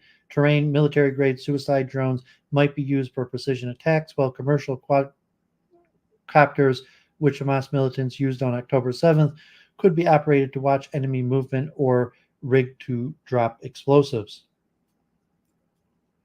Threats could come from any direction. Snipers could be positioned in the upper floors of buildings. Armored vehicles would be important to provide cover and firepower for infantry, but could also be limited by narrow streets and vulnerable to anti-tank weapons. Ultimately, many objectives might only be attainable with infantry fighting in close quarters, requiring troops to go door to door and floor to floor to clear buildings. Mouse holes made in walls between buildings would allow Hamas fighters to quickly move to different positions. Tunnels, a major part of Hamas's infrastructure, might also play a role. In 2021, Hamas claimed to have built around 300 miles of tunnels under Gaza. They are deep, often too deep to be destroyed by airstrikes.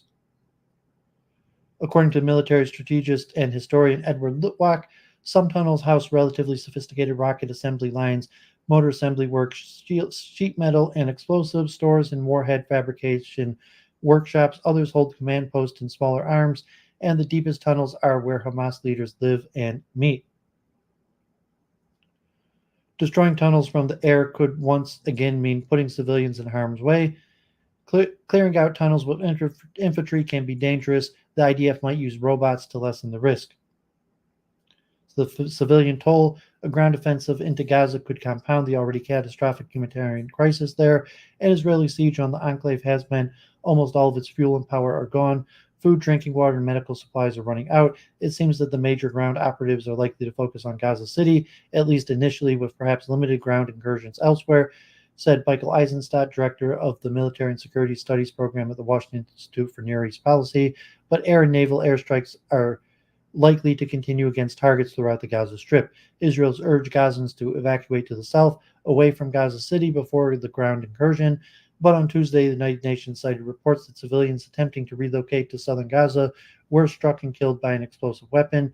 The southern Rafah crossing into Egypt remains closed. What makes this round even more concerning, that is likely to extend for an unprecedented period of time, where civilians will not only be exposed to direct risk of death and injury from the fighting, but also to be protracted severe shortage of basic humanitarian needs. Okay, so God forbid, that concludes my presentation on the Israel-Gaza war. And as said, in all likelihood, this starts tomorrow. And Israel will go through the Rafah crossing and enter into Gaza with tanks and troops tomorrow. It could be postponed. It could be called off. There's a lot of protest and pressure. There's a lot of factors. There's a lot of possibilities. World War III, other people getting involved. But as of now, Israel is basically insistent it's happening. They're going to do it, and it's going to finally happen starting tomorrow. So, we'll see. And God forbid, God forbid. So I might talk to Zabita tomorrow, about charting a better path. Like Duvid's more peacenik. To some extent, the Zionist project, Duvid is willing to give up on the Zionist project. Like, I'm only a half Jew, I'm an American, God forbid, I'm an old bachelor without any children. Duvid is willing to give up on the Zionist project and grant the Palestinians Israeli citizenship.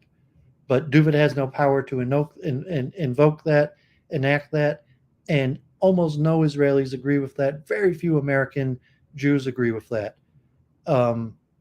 However, the only way that this doesn't happen again is an expulsion. Like, there's over 2 million Gazans. Israel needs to push out like 1.5 million of them into Egypt and get them to be accepted into other countries. And so, like, people saying like genocide, because if you see Israel in the American strategy, they're still pushing for the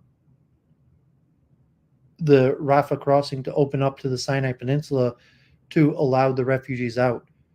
And so if you're looking at like a year, 6 months minimum, I mean, it said 5 years, like the demilitarization, the Storm of Iron, Israel's estimating 5 years to fully demilitarize Gaza. That means that if they don't get pushed, they don't go someplace else, they're going to be in refugee camps, temporary shelters for years within Gaza. And that's just going to be a disaster. And the world will probably not sit aside. I mean, who knows what will happen? The protest, the U.S. pressure, the analysis, like Russia, China, other places joining. But I mean, Israel's plan looks disastrous. It looks like there's no way it could work. However, from the Israeli Zionist side, unless they want to give up on Zionism, like a Jewish democratic state, they have to act now. They have to get rid of Hamas and preferably expel, push out as many of the people living in Gaza out of Israel to never come back. And that's the situation. So, as I said, like Duvid's saying, like, just tear down the wall, give them all citizenship, live as equal brothers. Maybe, God forbid, almost no one in Israel, people like, God forbid, like, Sam Woll or something, believed in peace, and look what happened to her. Very few people in Israel, like, what's going to happen? Like, it's not possible. They're going to try to kill us. There's going to be war and blood. We can't let them back in.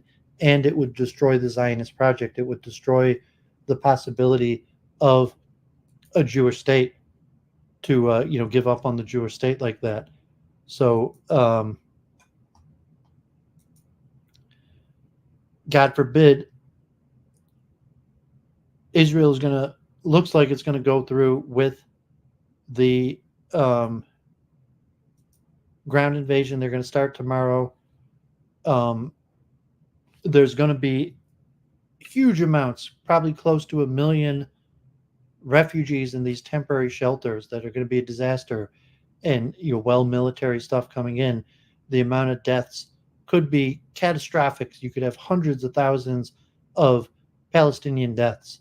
And Israel, like like Ben Shapiro, or most people on the Israeli side, even Secretary Blinken, President Biden is largely backing and saying Israel has the right to destroy Hamas, even if that means 40,000 people.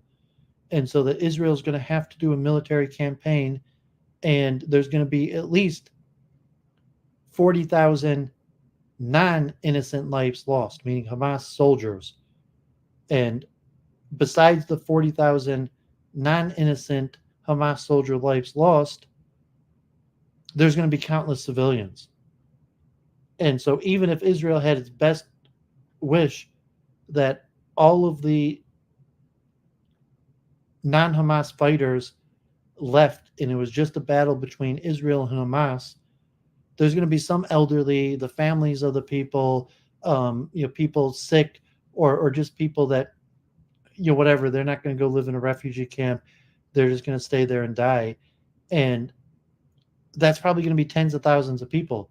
So with Israel's strategy right now, you're looking at like a minimum of 100,000 people dying, most likely 200,000. And Israel's saying like they have to give up on the Zionist project, give up on Israel. If they don't do this, it's basically admitting that Zionism, the Israeli project, is going to fail. So Israel's basically all in, that it's going to happen, guaranteed. And there's a lot that could happen on the world stage. Saying that God forbid, Iran, Hezbollah, other forces could turn against Russia, anything, or the pressure from the U.S. could become too much, and America could tell Israel, you got to stop. They could so there's a whole bunch of possibilities. I mean, the one possibility is that Israel starts the ground campaign, has America's back for another 2 weeks to a month, up to the point of tens of thousands of deaths, and then America pulls the plug.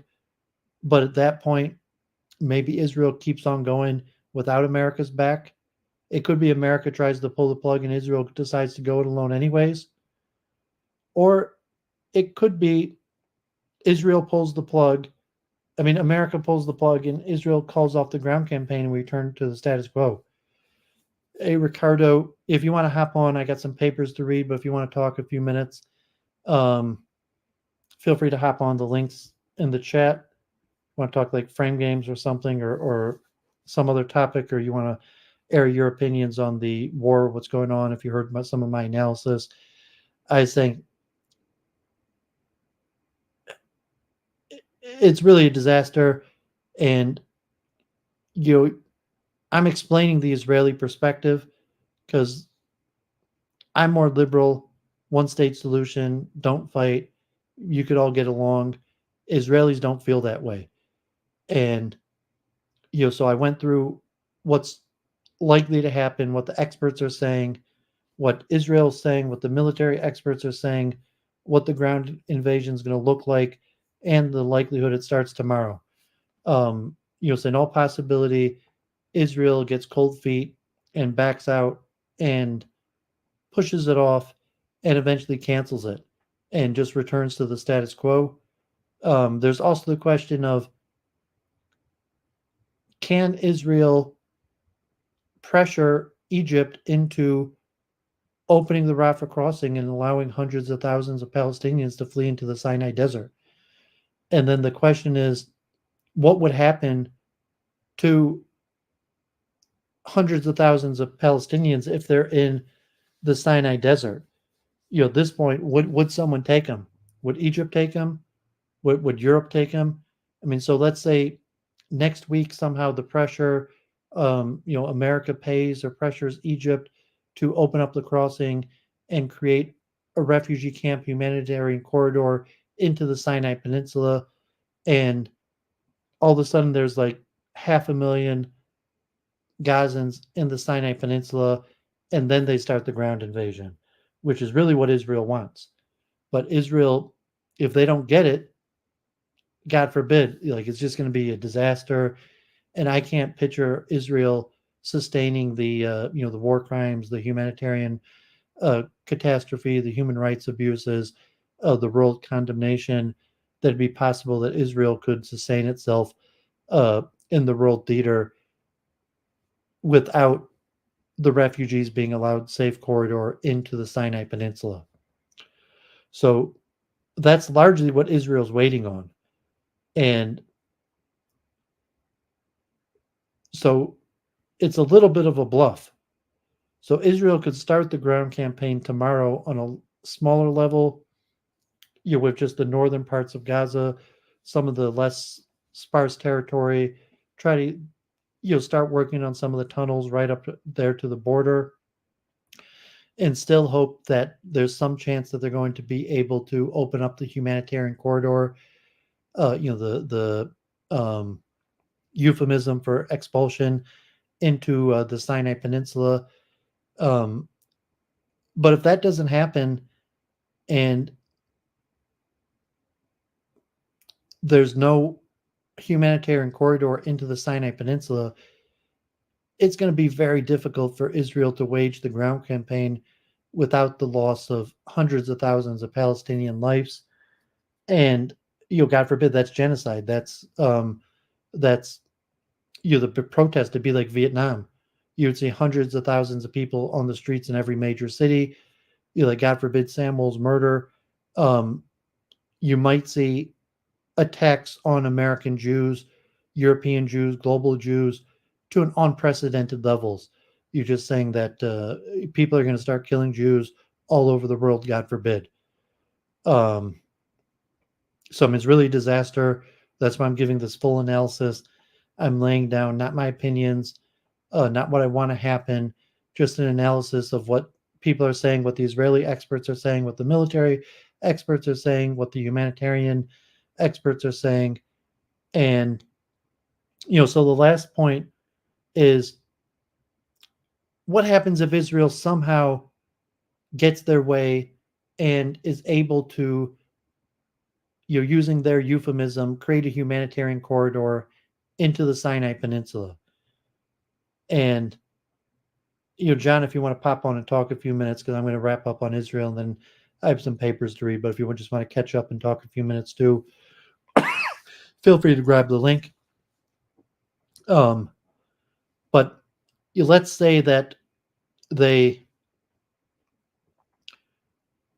are able to get 500,000, best case 1 million, even 1.5 million Gazans into the Sinai Peninsula. And then you're looking from the world, the war is going to go on. It's going to go on months. And this possibility like, once the war is over, they're going to go back into Israel. And then, slowly saying like, no, the war is going to take a long time. It might take years. And it's very unclear Israel is going to even let them back. And so in all likelihood, you'd have this huge refugee crisis of over 1 million Gazan refugees in the Sinai Peninsula.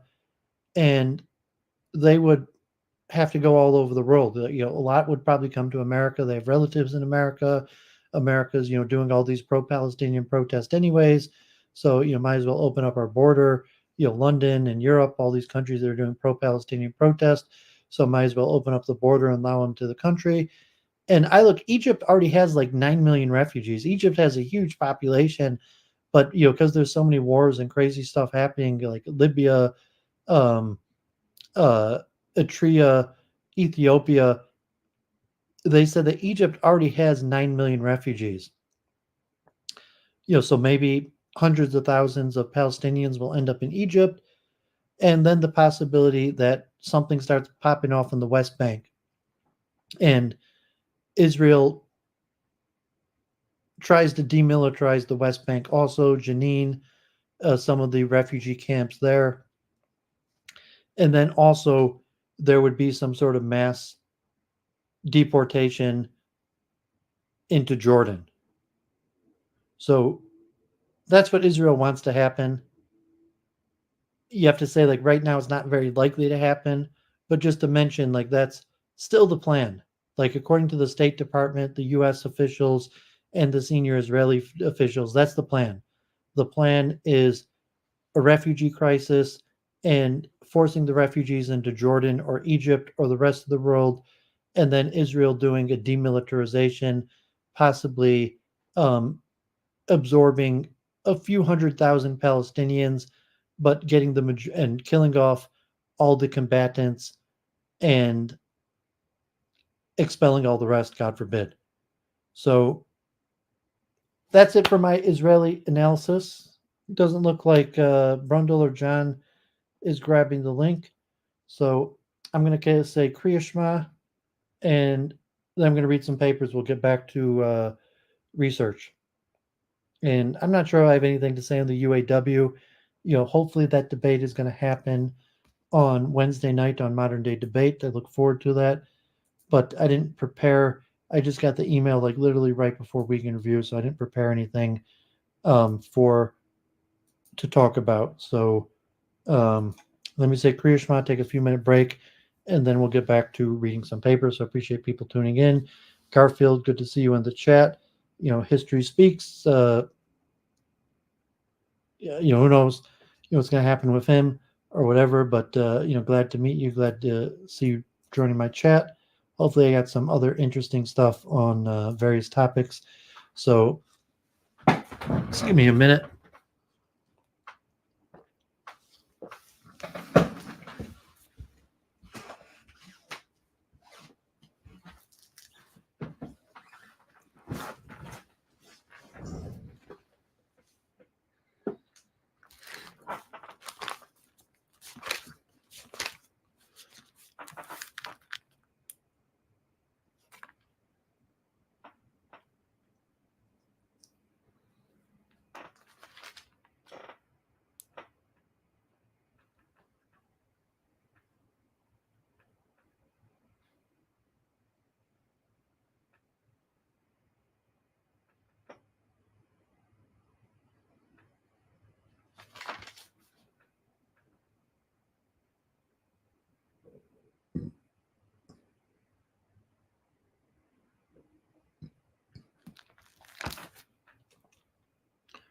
Okay, I appreciate that, Garfield. God bless. Thanks for tuning in. I mean, feel free to stick around if you want to hear some more philosophical, scientific consciousness related stuff, mostly reading papers, but they're pretty interesting. I pulled out some good ones.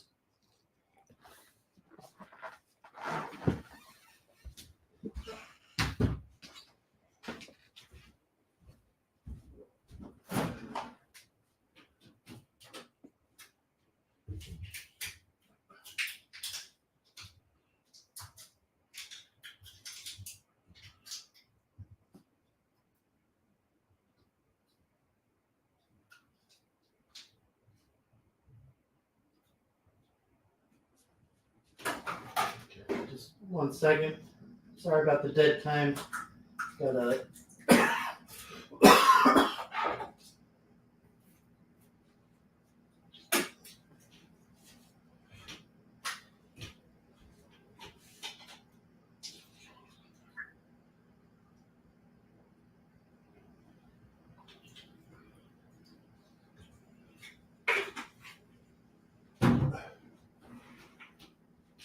Okay, yeah, sorry about that. Yelling at my computer screen. Got to get something to drink. Okay, so I got some good stuff here. I got 4 papers I pulled out to read on different topics. The first one on truth of reason and truth of fact. It has a good historical analysis and kind of a look at what is truth. And even when we're analyzing, facts on the ground, historical analysis, science, like I talked a lot with, Kevin about consciousness, science, philosophy of science. How do we know what we know? So in the summer, last week, I did a review of some of my previous streams, and a lot of, I spent 2 months on the philosophy of truth theories. So there was a little stuff I didn't cover, and I wanted to look a little bit at the classics like Leibniz and Hobbes and the pre-Kantian, because I covered mostly Kant and the post-Kantian and the correspondence theory of truth and the coherence theory of truth, pragmatism, and basically from Kant on, besides for the Judaic outlook. And so I wanted to look a little bit at like Leibniz and Hobbes and some of the others, and we'll have a little bit of a review. So here, Heinemann, 1948. So this is an old paper. This paper is from 1948. Truth of reasons and truths of fact. Leibniz's famous distinction between truths of reason, veritas de raison, and truths of fact, veritas de fait, represent a problem of historical as well as general significance if it is treated not as a place of Leibniz philology, but as a problem concerning the foundation of a theory of knowledge. modern epistemology from Descartes to the present time, and of a theory as it should be formulated today. Historically, the following questions arise. The distinction goes traditionally under Leibniz's name, but it is his own invention. Is it his own invention, or has he merely picked it up from one of his predecessors? Is it characteristic of the modern era, or was it already known to antiquity and the Middle Ages? Is it peculiar to the rationalist school, or was it likewise accepted by the empiricists? Does it perhaps represent a common denominator between the two schools? And if so, how does the fact influence the traditional interpretation of modern philosophy as a conflict between the continental rationalist and the British empiricist schools? The general problems are: is this distinction sufficient as a basis for a theory of knowledge?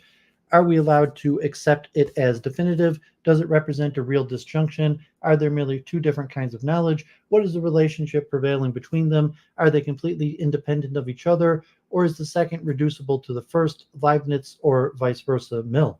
Or are they interdependent, having meaning merely in their intention, although they may be treated in relative isolation? Are they perhaps not more than two stages in a series of different kinds of knowledge? Do not certain facts compel us to abandon the dichotomy? Where do we find a clue for the solution of these problems? It seems advisable to treat these two sets of problems separately and to restrict this paper to those historical questions, the answer to which provide a starting point for the analysis of the second set.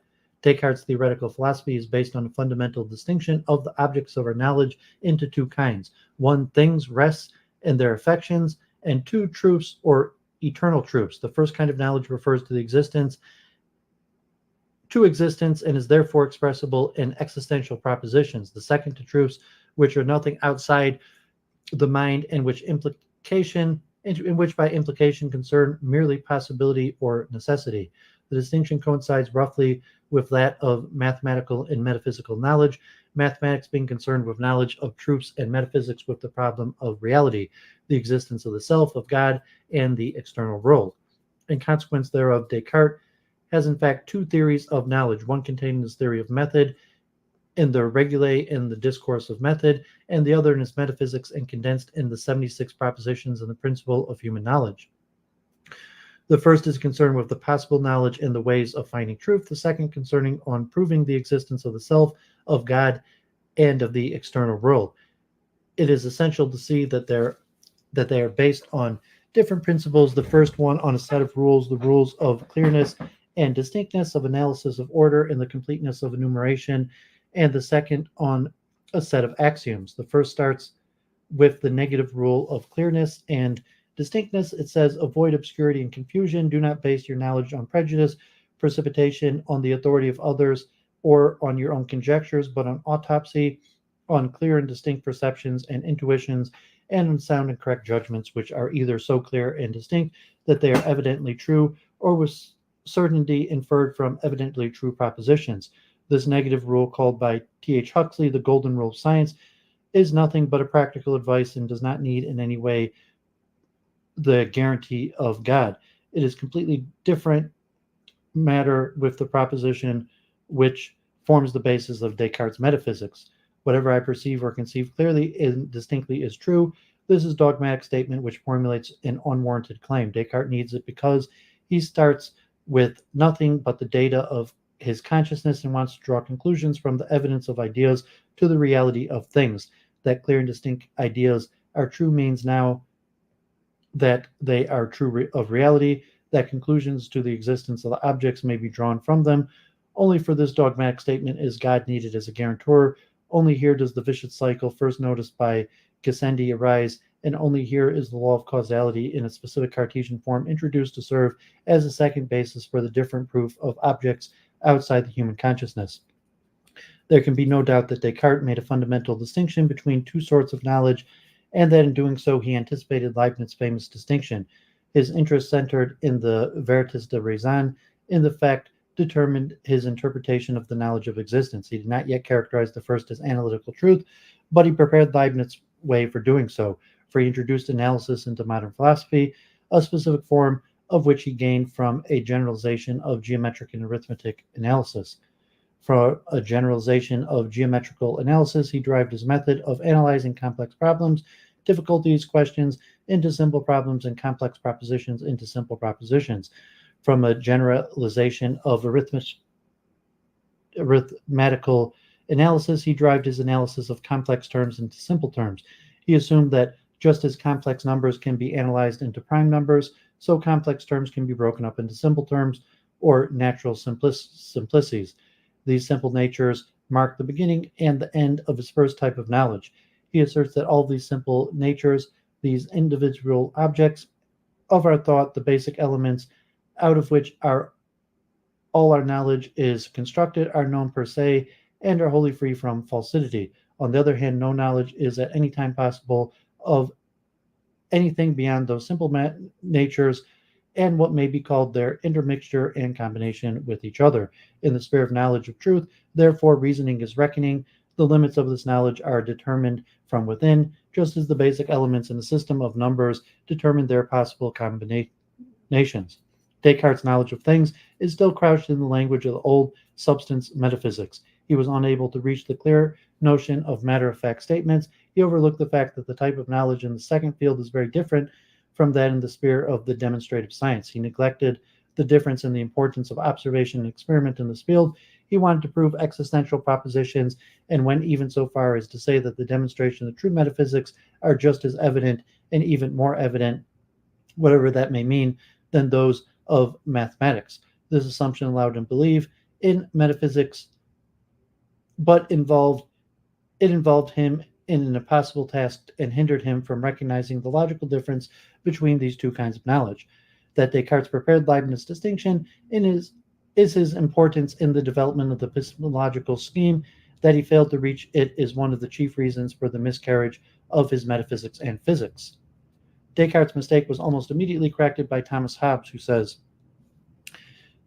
"There are of knowledge two kinds, whereas one is knowledge of fact, the other knowledge of the consequence of one's affirmation to another. The former is nothing else than sense and memory, and is absolute knowledge, as when we see a fact doing or remember it done, and this is the knowledge required in a witness. The latter is called science, and is conditional, as when we know that if the figure shown be a circle, then any straight line through the center shall divide it into two equal parts. And this is the knowledge required in a philosopher, that is to say, of him that pretends to reasoning. The first kind is experience of fact, sense or knowledge, original and remembrance. The second is knowledge of the truths or propositions and how things are called, or evidence of truth." Hobbes has the merit of being the first to reach Leibniz's distinction. He seems to have arrived at it in a critique of Descartes. His answer may be expressed as follows: "You are quite right in distinguishing two sorts of knowledge, but you overlook the fact that it is not merely a difference of the objects of our knowledge, but also qualitative differences of kinds of knowledge. This implies that the two have a different basis, that one being based on sensation, the other on reasoning. I can go on a certain way with you in the interpretation of the knowledge of truth. I accept your assumption that reasoning is reckoning and give a precise expression to it, but I differ from you in the interpretation of these truths. I too accept analysis as a method for these truths, but I do not believe that this analysis leads to absolutely simple elements. It is rather more linguistics in character. It consists in substitution and leads to definitions or to first data which are indefinable. These first elements, whether indefinables, definitions, or axioms, are assumed as hypotheses. If they are accepted, then certain consequences follow. Therefore, the most we can reach here is a hypothetical necessity, and not, as you assume, absolute necessity. For this reason, I would prefer to call this kind of knowledge the knowledge of science or philosophy, knowledge of consequences, which may be a knowledge either of logical or actual consequences.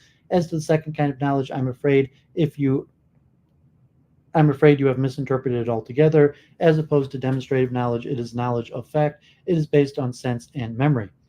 At the Paris Congress of Scientific Philosophy in 1935, Bertrand Russell claimed the combination of empiricism with mathematical method as a new achievement of contemporary logical positivism. In science, he said, the combination has existed since the time of Galileo, but in philosophy until our time, those who were influenced by mathematical method were anti-empirical, and the empiricists had little knowledge of mathematics.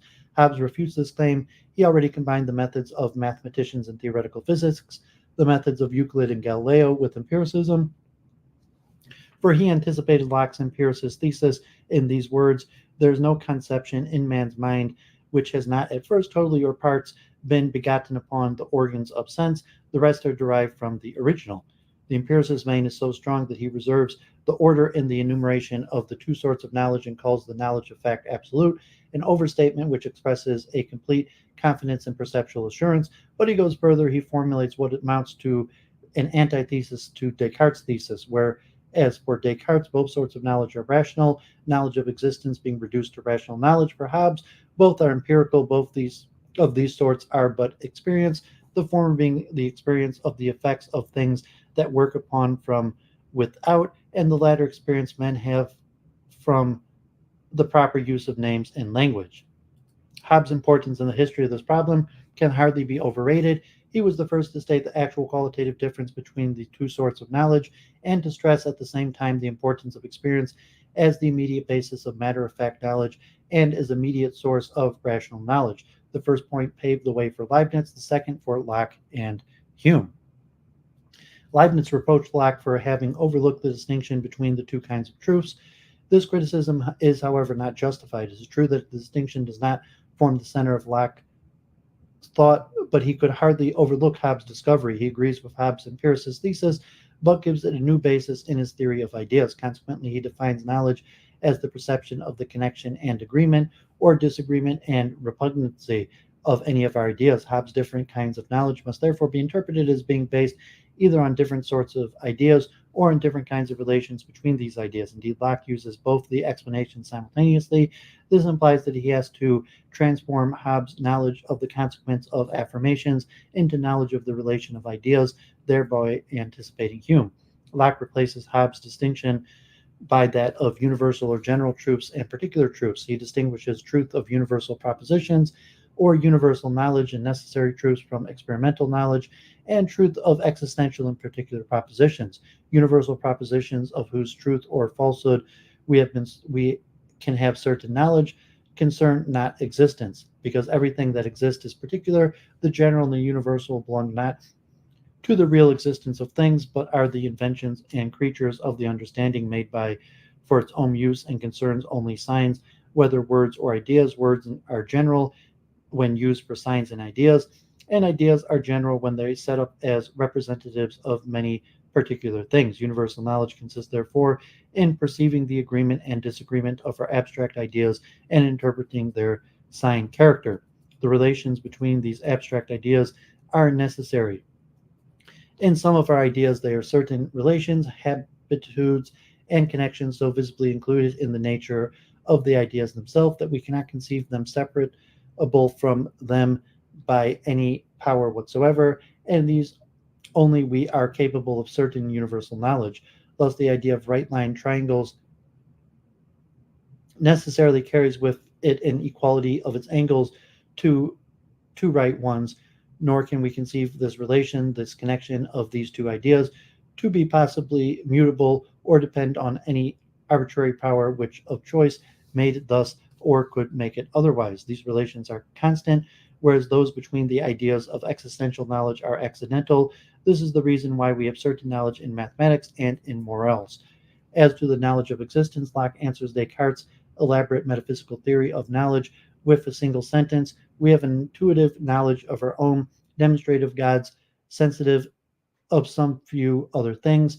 This implies at the same time a fundamental correction of Hobbes' theory of knowledge of fact. This knowledge is no longer absolute. On the contrary, it is merely probable. It concerns coexistence and sequence of ideas. We cannot attain to certainty and demonstration in natural science, partly because we have so clear and distinct perception of the ideas concerned, and partly because we cannot discover their interrelations. Thus, Locke forms an important link between Hobbes and Hume. At the same time, he enables Berkeley to combine a nominalistic or sign interpretation of mathematics with a phenomenalist interpretation of physics. Universals are, according to Berkeley, counters or substitute signs. If I mistake not, he says all sciences, so far as they are universal and demonstrable by human reason, will be found conversant about signs as their immediate object, though these in their application are referred to things. Knowledge of reason consists, according to Berkeley, in the correct manipulation of substitute signs according to the specific rules whereas matter-of-fact knowledge and all propositions concerning material objects have to be translated into equivalent propositions about sensations, actual and possible. In their interrelation, it would lead, however, too far to go into the details of Berkeley's philosophy. It must suffice to note that his theory of knowledge is also based on Hobbes and Locke's distinction of two kinds of knowledge. It is evident from the facts mentioned that Leibniz did not invent his distinction. On the contrary, it is highly probable that he accepted it from Hobbes. He was in his youth deeply impressed by Hobbes, whom he called profundissimus principiorum in omnibus rebus scrutator. He wrote him letters. He knew the Leviathan and admired its clear method, but rejected its political doctrine. It is therefore very improbable that Hobbes' fundamental distinction should have escaped his attention. In fact, Leibniz's proposition may best be understood as an antithetical answer to Hobbes. His reply may be expressed as follows: your distinction is correct, but you are mistaken on those points. Descartes distinguished two kinds of objects of our knowledge, two different kinds of knowing, but you should differentiate between two kinds of truth. After all, our knowledge is expressed in propositions, and it may be that we understand by truth of these propositions differs in the two cases. You fail to bring out the logical differences between these two kinds of knowledge. This failure leads you to a false evaluation, which has to be reversed. The truths of reason proceed logically and epistemologically those of fact. Instead of interpreting the first in the light of the second, you should have analyzed the second on the basis of the first. On this point, I think Descartes was on the right lines. This would have spared you the mistake of regarding statements of fact as absolute, whereas they may be no more than hypothetical and probable. And truths of reason are not merely hypothetical, but are necessary truths in a certain sense absolute. You have overlooked the metaphysical implications of your distinction to your own disadvantages. Your compatriots Duns Scotus and Williams of Ockham, though in a metaphysical vein, made significant contributions to logical distinction of these two kinds of knowledge. These words, though not formulated by Leibniz, bring to life what actually happened. In fact, Hobbes' distinction is aufgehoben in Leibniz in the Hegelian double meaning of the word, namely preserved and done away with. This transformation, though it is Leibniz's original contribution, is certainly influenced by the Cartesian tradition and in all probability also by Duns Scotus and Occam, though the details of these historical connections demand further investigation. Leibniz was the first to fix the logical difference between the two kinds of propositions in these words of far-reaching historical importance. The truths of reason are necessary, and their opposite is impossible. The truths of fact are contingent, and their opposite is possible. What does this distinction imply? It is based on the notion of necessity. A proposition is understood to be necessary if the contradictory proposition is impossible. From this point of view, a statement of fact is not necessarily but contingent. Thence it follows that the truths of reason are based on the law of contradiction and therefore analytic. When a truth is necessary, the reason can be found by analysis in resolving it into simpler truths until we have those which are primitive. Mathematical propositions are reduced by analysis to definitions, axioms, and postulates. This analysis is finite, at least to simple ideas which cannot be defined, and to primary truths which cannot be proved. There are identical propositions whose opposites involve express contradictions. There's no need to go into the details of this analysis, which is well known and has found an excellent interpretation in Kuderet's The Logic of Leibniz. We have to concentrate on the distinction from truths of fact. The latter may be viewed from two different points of view, namely that of experience and that of reason. From the first point of view, our immediate perception are of the source of truth. Their principle may be said to be this, however, must be interpreted not in Locke's but in Descartes' sense. For the first experience are here, Descartes' cognito, the experience of difference in my thought. When Leibniz speaks of truths of fact, he means something very different from Hobbes' statement of fact. This becomes evident from the second point of view, which is in fact a double one. For truths of fact may be in the second instance be viewed either sub specie rationis or sub specie Dei. Both kinds of truth appear in the new light. If seen in God's perspective, the truth of reason or eternal truths are independent of God's will, whereas the truths of fact depend on it, together with the facts themselves, like the existence of individual substance or special conditions of space and time. But the fact that God can change the truths of fact does not imply that they are completely arbitrary. On the contrary, since God's will is rational, and since he decides according to reasons, choosing always the best, the truths of fact depend on the law of sufficient reason, which refers to God's will, but that does not exclude them from depending also on the law of contradiction, if referred to as God's intellect. Thus, Leibniz arrives at his thesis, which is unique in the history of human thought, that empirical truths are analytical too. They depend on an infinite series of reasons which God alone is able to comprehend. This is the reason that God alone has a priori knowledge of contingent truths, and that he knows their infallible happening by other means than by experience. Their analysis is infinite. This is the character which defines them. Therefore, only an infinite intellect has insight in the composition of their elements and into their logical possibility, their non-contradiction. If we ask, what are the reasons for Leibniz's apparent contradictory attitude, for his stressing of the distinction on the one hand and for its elimination on the other, the answer must be that the distinction is based on metaphysical, its elimination on logical reasons. If truth is defined as the inherence of the predicate in the subject, it follows that every kind of truth must be analytic. More important for the problem itself is the question, what is the basis of the distinction of the two kinds of truth? In the last instance, this clearly goes back to Aristotle, who understands by contingent what is not necessary, or if A is predicated of B, it is possible that it is not predicated of B. But Aristotle urges contingent in different senses. We call likewise contingent. He says the necessary, the non-necessary, and the possible. The real source of Leibniz's distinction is in all probability Duns Scotus metaphysics. Duns Scotus stressed the contingency of the created world. He even went so far as to say an argument more appropriate to a dictator than a doctor subtilis.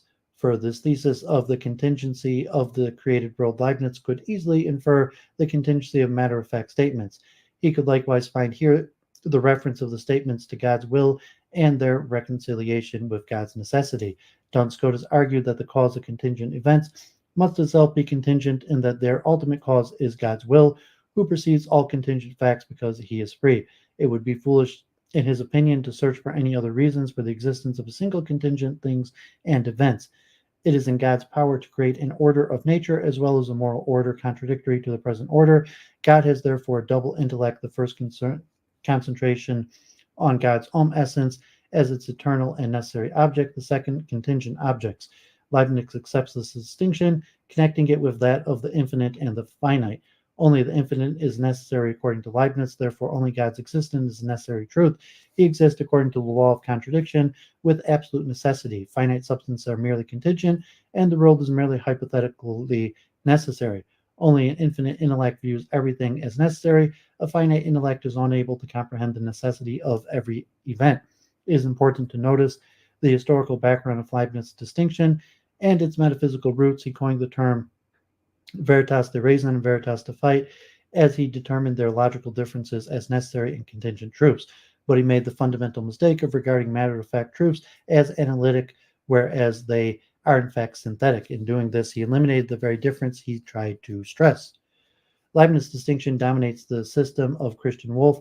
This much neglected thinker illustrates even better than Descartes and Leibniz the fact that the traditional distinction between the rationalist and the empiricist school is superficial, and that Kant was by no means the first to combine the principles of the two schools. Wolff translates Leibniz into common sense and combines his rational and mathematical method, which he accepts as of the greatest importance for the analysis of nature as well as for its practical applications, with the experimental philosophy of Robert Boyle.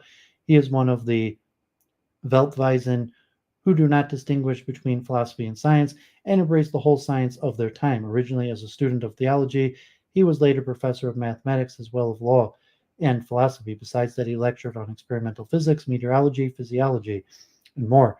The difference between veritas necessitary and veritas contingent forms the basis of his distinction between philosophical science, which reveal the possibility and necessity of their object, and historical sciences, which refer to facts. But Wolff disregards Leibniz's reference to God. His distinction is relative to the human understanding and refers therefore rather to two kinds of knowing than to two species of truth. In this respect, he is much nearer to Hobbes than to Leibniz, far from trying to reduce empirical truth to analytical truths or from trying to establish factual truth. From a priori premises, he stresses their differences. He admits that contingent truths are based on the principles of sufficient reasons, but that for the reasons they are not necessary. He exemplifies this by following example. If someone enters my room and I get up to welcome him, I have reasons for doing so because I want to honor him. This reason makes my action understandable, but not necessarily, for there is no necessity for my getting up, and I do not do so if a servant enters. In opposition to Leibniz and following Locke and the empirical school, he stresses the importance of experience, of observation and experiment. He calls judgments based on experience basic propositions, whereas he names inferred judgments derived propositions. This implies that he understands the basic role played by experience, inner knowledge. In his work, he described his experience in the field of natural science, optics, as well as his instruments. The aim of this whole work is to combine the use of the senses and the understanding of reason and experience, and to establish harmony between them. He solved this problem by applying Leibniz's pre-established harmony to the interrelation of the senses and understanding, or of reason and experience. He is well satisfied when he sees under the magnifying glass that no two grains of sand are identical, and thus find Leibniz's principle of identity of indiscernibles confirmed. This harmony makes it possible to view the same object from the point of view of the understanding as well as from that of the senses. Consequently, there is a double science for every object, one a priori based on the understanding, one a posteriori based on the senses. Therefore, in Wolff's system, to every rational science, rational psychology, and empirical science, empirical psychology, correspondence of these is of great importance for the interpretation of Kant's critique of pure reason. Wolff tries to show that both lead to the same result, or that the principles and theorems of his philosophical science are confirmed by the observation and experiment. Although he still wanted to build too much on pure reason, nobody believes anymore in rational psychology and was inclined to exalt the rational. He saw clearly that rational conclusions have to be verified by experience, and that our knowledge of nature has to be based on observation and experiment. His rational physics is antiquated today, but a fundamental difference remains between theoretical and experimental physics. Wolff recognized that the two kinds of truth are neither absolutely different nor identical. He saw the problem of their interconnection, but it was solved before it was formulated by his belief in pre-established harmony.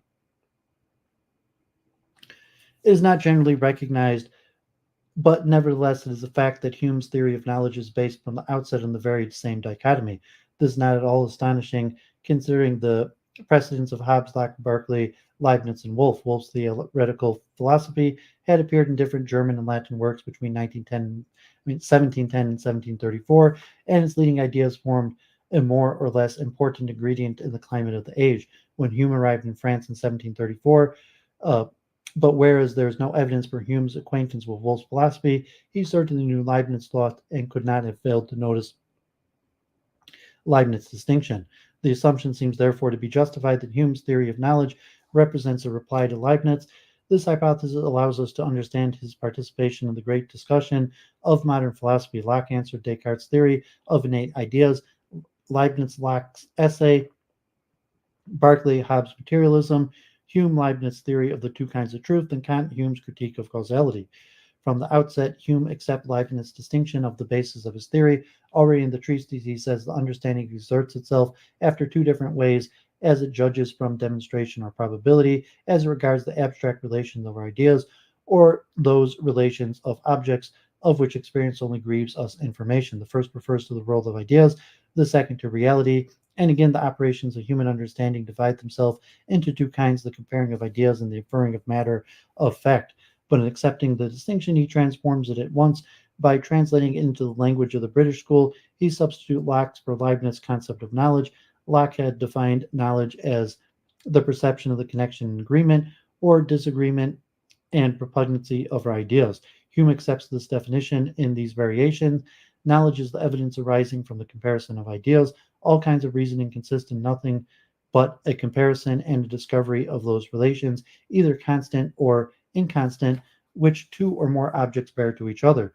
In other words, Hume bases his definition of knowledge on his theory of relations, and the difference between the two kinds of knowledge on the distinction between constant and inconstant relations, whereas Locke abstained from classifying relations because he believed them to be innumerable. Hume tried different classifications and the one which he ultimately accepts is curiously akin to Leibniz's distinction of relations of comparisons, congruity, incongruity, resemblance, equality, and inequality, and relations of concurrence, connection, cause and effect, whole and part, position, and order.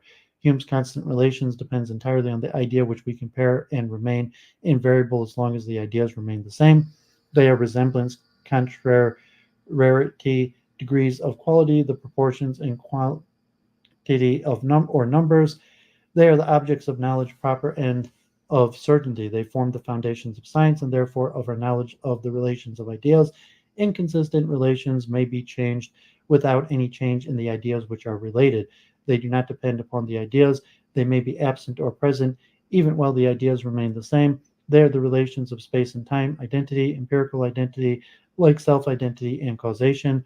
These inconsistent relations are the basis of our matter-of-fact knowledge and yield merely probable knowledge. The well-known passage of the inquiry repeats the same in the following words: all the objects of human reason or inquiry may naturally be divided into two kinds, to wit, relations of ideas and matters of fact. The first kind of knowledge is that of algebra, arithmetic, and geometry, the latter being regarded as a treatise as based on generalizations from experience. Its propositions are necessary, the contradictory propositions are impossible. They are based on the law of contradiction. Matter-of-fact propositions, however, are merely contingent. The contrary of every matter-of-fact is still possible and does not imply any contradiction. The logical characteristic of these two kinds of proposition is Leibnizian, for what Hume has in mind is that the contrary of matter-of-fact propositions is still possible, and that these contradictory propositions are not demonstrable, and nevertheless, at this very point, Hume's critique of Leibniz begins. You are too quick, would be his reply to Leibniz, in assuming that your two different kinds of propositions represent truths. You do not examine the evidence on which these truths are based, or the degree of certainty we attain in both spheres. As to your veritas de raison, you are extending the spirit much too far. I doubt that there are any truths of reason in the sphere of morals and metaphysics. You are even, I think, mistaken concerning geometry. In my opinion, the theorems of geometry are based on experience, and there are specific reasons, the absence of a standard of measure, which do not allow this science to reach complete certainty. But leaving geometry aside, as to algebra and arithmetic, I certainly agree. Their propositions are analytic and necessary, based on the law of contradiction. As to veritas de fate, are they really truths? Where is the logical justification for calling them truths? I agree with you that these propositions are contingent, but I insist on the contingency and object to your replacing it by necessity. You say that these propositions are analytical too, though of a very high degree of complexity. I disagree. They are synthetic and cannot be by any means be reduced to analytical propositions. You further say that these propositions are based on the principle of sufficient reason. Here you are partly wrong and partly right. You are wrong in giving metaphysical interpretations to the principle and referring to it with the reasons which direct God's will. You are right in if you restrict it to the specific form of this principle as used in the natural science, namely the law of causality. I agree that the causal relations, causal inference, and the law of causality form the basis of all matter-of-fact knowledge, but are we justified in assuming the law of causality as a law of universal validity?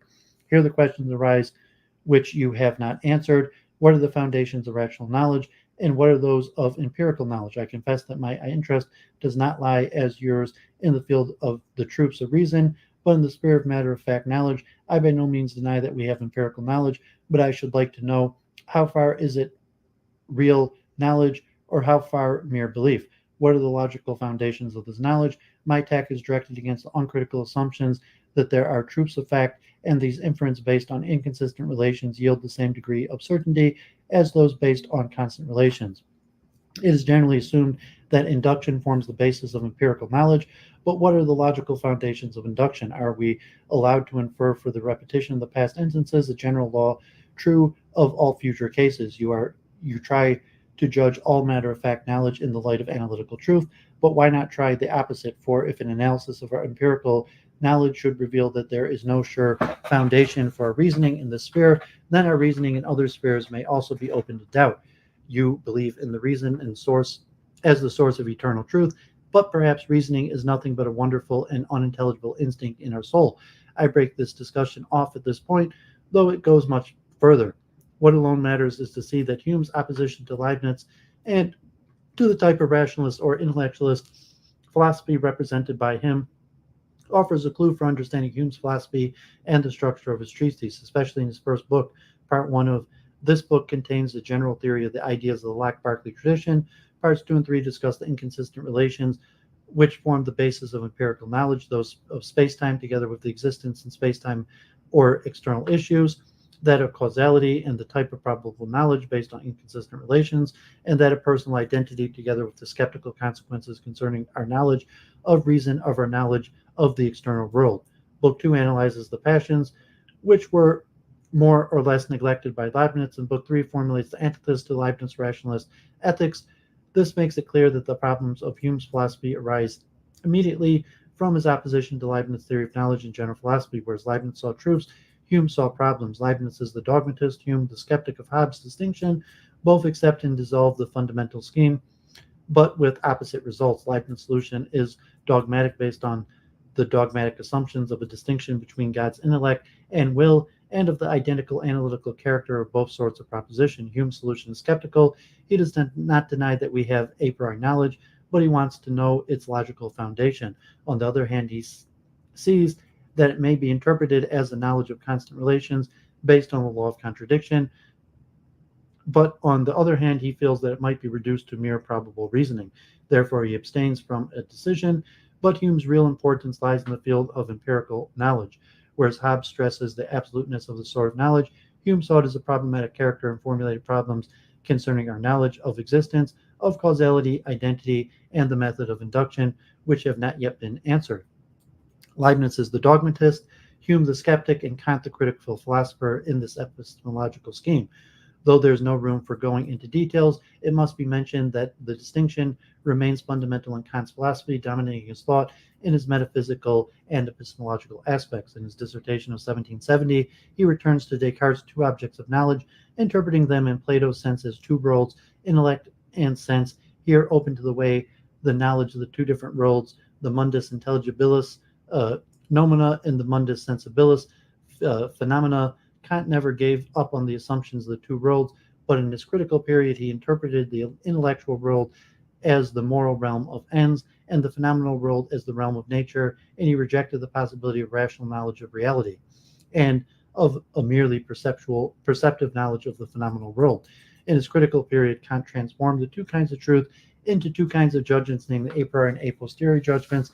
At the same time, he transformed the notion of a priori into that of transcendental a priori, denoting elements of our thought which are independent of experience but have meaning merely as the presuppositions of and the forms of experience.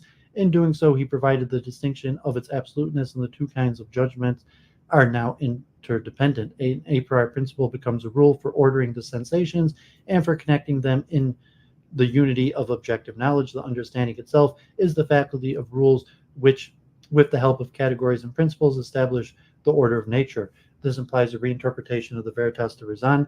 Kant does not deny that some of them are analytic and based on the law of contradiction, but he claims the distinction between analytic and synthetic propositions is fundamental, and he believes himself to have discovered that mathematical propositions are synthetic, and consequently that there are synthetic a priori propositions. He also interprets the veritas de fait. He states empathetically that they are synthetic. Empirical judgments, he says, are either Verendmungsvera, they describe what I perceive, but are merely subjective validity, or Erwarung Surtel, they have objective validity. Those of them which have objective validity owe their objectivity to the categories of understanding which order the manifold of the sensations according to the rules. It is usually assumed today that Kant was right, as against Leibniz, in stressing the synthetic character of the empirical propositions, but that he made a mistake complementary to that of Leibniz in claiming that the existence of synthetic a priori propositions. In fact, the distinction between analytical and synthetic is epistemological and not logical. Certainly, there is a synthetic activity in our mind in discovering mathematical truths, but from thence it does not follow that mathematical propositions are synthetic a priori. Kant did an enormous amount of original work in order to prove that cooperation of intuition and understanding of the empirical and rational elements of our knowledge, and his chief contribution to our problems lies in the fact that he was the first to stress the interdependence of the two kinds of knowledge, but his contribution lies chiefly in the spirit of the subject in the analysis of the human mind and of the factors which build up our knowledge, whereas in the sphere of the object, he does not get much further than that of Leibniz's whole school. He believes with this school that we have an a priori as well as an a posteriori scheme, science of nature. The most general laws of nature are based on pure reason, but the specific laws of nature are contingent to the relation to pure reason, and they are merely factual validity and cannot be rationally deduced. It is impossible to prove why just these laws and not others are valid. We cannot do more than believe in the pre-established harmony between these two kinds of laws. Therefore, Kant was not mistaken in claiming the Critique of Pure Reason as the true apology of Leibniz. The further story is so well known that it does not need retelling. Mill, still more radical in his empiricism than Hume, formulates the extreme antithesis to Leibniz, namely that there is nothing but matter-of-fact statements and that the truths of reason are derivable from them. The a priori is now a psychologically incorrect assumption. The necessity of mathematics is a mere illusion. Geometry concerns existence. Definitions are generalizations from existence. Logical or mathematical axioms are experimental truths. Generalizations from observation or empirical hypothesis, not differing in kind from those of natural science. Deduction becomes a mode of induction and induction, the foundation of all science, even deductive or demonstrative. There is some truth in the assertion that even analytical truth has some connection with empirical statements, that the axioms of Euclidean geometry are not without relation to experience, and that the necessity of theorems based on them is merely hypothetical, but is obvious and acknowledged by adherents of Mill's empiricism that his philosophy does not stand this crucial test because it's unable to give a satisfactory account of logical and mathematical knowledge. It seems therefore unnecessary to add to former criticisms of this theory. Present-day empiricists like Professor Ayer return therefore to Hume, but with this difference that they give merely linguistic interpretation of the analytical character of the a priori propositions of logic and pure mathematics. These propositions cannot be confuted in experience because they do not make any assertions about the empirical world, but simply record our determination to use symbols in a certain fashion. Matter-of-fact propositions, on the other hand, are said to be hypotheses, which can be probable but never certain. This assumption that a priori propositions are linguistic rules has unfortunately become fashionable, though it is evidently not correct. The truth of a geometrical theorem that a Pythagoras remains invariably the same, whether it is translated into any natural or artificial language or not. Professor Ayer himself seems to see this now. For the second edition of his most successful book, Language, Truth, and Logic, he writes, I hold that a proposition is analytical if it is true solely in virtue of the meaning of its constituent symbols, and cannot therefore be either confirmed or refuted by any fact of experience. This remark is, however, too short to allow of any comment. A critique of this standpoint is superfluous because C.I. Lewis's analysis of knowledge and validation may be interpreted as a reply to Ayer's book and to the standpoint of the logical positives generally. Here, Leibniz's distinction reappears as that of analytical truth and empirical knowledge. He makes it clear that the conventions of language determine no analytical truth, but only how it may be expressed. They are a factor in the analytical truth of statements only because correct expression of a relation which holds is essential to the truth of statements. Lewis returns to the traditional conception of analytical truth as determined by meanings alone, but he adds that his intentional meaning, which is either linguistic meaning constituted by the patterns of relations holding between linguistic expressions, or sense meaning constituted by the criterion by which what is meant to be recognized. He takes as his model the pattern of logic, the principles of which are certifiably by reference to intentional meanings involved in the statements of them. He regards all other analytical truth as being of the same kind as logical truth, and he's therefore, like Russell and Whitehead, unable to see a dividing line between logic and mathematics. He denies the existence of synthetic a priori propositions. Empirical knowledge, on the other hand, is belief in what is probable. From this definition, it follows that Lewis postulates for empirical knowledge not only verification by observation and experiment, but also rational justification based on the logical relation of probability. Empirical knowledge, then, is belief, justified, warranted, rational belief. It arises its inference from empirically given data. This may suffice to show that the belief in two fundamentally different kinds of knowledge and truth, each of which represent a single well-defined type, has dominated modern philosophy from Descartes to the present time. In this form, the belief was unknown to antiquity and the Middle Ages. It is not peculiar to the rationalists and was accepted with a difference in its emphasis by the empiricists as well. It therefore represents an assumption common to both schools. The distinction between two kinds of knowledge, which culminates in Leibniz's doctrine of two kinds of truth, is basic to modern philosophy generally. It is clear expression, logical analysis, epistemological and methodological elucidation, coupled with the variation of this theme in different theoretical formulations and practical applications, and with the revelation of the logical and epistemological difficulties inherent in these two kinds of knowledge, represent one of the most significant contributions made by modern philosophy to the problems of the theory of knowledge. This result provides a new basis for the reinterpretation of modern philosophy, and at the same time, the starting point for discussing the question of whether Leibniz's distinction is definitive, exhaustive, and sufficient for a basis of theory of knowledge. There you have Heinemann from 1948, Truth of Reason and Truths of Fact. So, anyone still tuning in, just to return to some of my previous research that I'd been talking about from the summer, and like a lot of Kant, and I didn't necessarily cover enough of the pre-Kantian wisdom and the different theories like Hobbes, Locke, Descartes, Berkeley, Wolff, and some of the others. So just the relationship of truths. Are there different types of truths, the different sorts of truths leading to the mainstream Kantian, which leads to the neo-Kantian and the Vienna Circle, and most of the modern schools of the philosophy of science, and God forbid, related to the war going on in Israel right now and the information battles of what is truth, how can you determine truth from falseness, and other factors that are very difficult, and just this deeper philosophical question that is still largely unresolved. And just a general question: how do we understand truth of anything? Not just let alone like what happened during the war, but of any such thing as like math, physics, or reality. Because usually, what happened during the war type truth statements are more based off of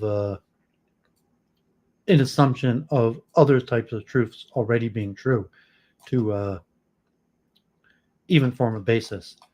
So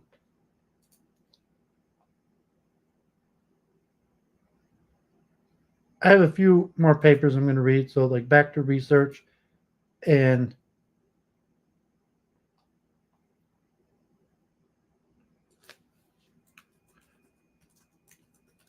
I didn't prepare my research from before. So these are just papers that I hadn't read from before. And, so I'm just kind of reading papers to get back into it. And then hopefully I will start to have like whole prepared week in reviews related to a topic. So, there's somewhat just more information related to topics of the past that you want to add a little bit more to. And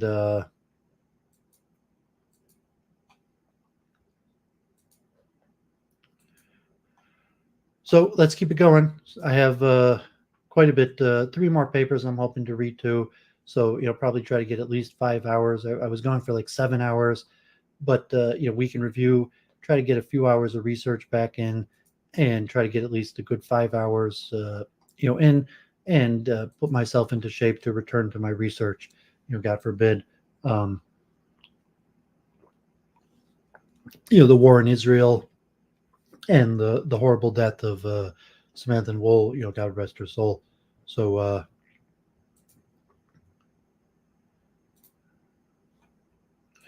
okay, so I'd done the slides by Włodzisław Duch on cognitive architectures, and Duch, the Polish neuroscience philosopher, had quite a few essays on trying to combine cognitive architectures and neurodynamics, because as we discussed, cognitive architectures are largely based on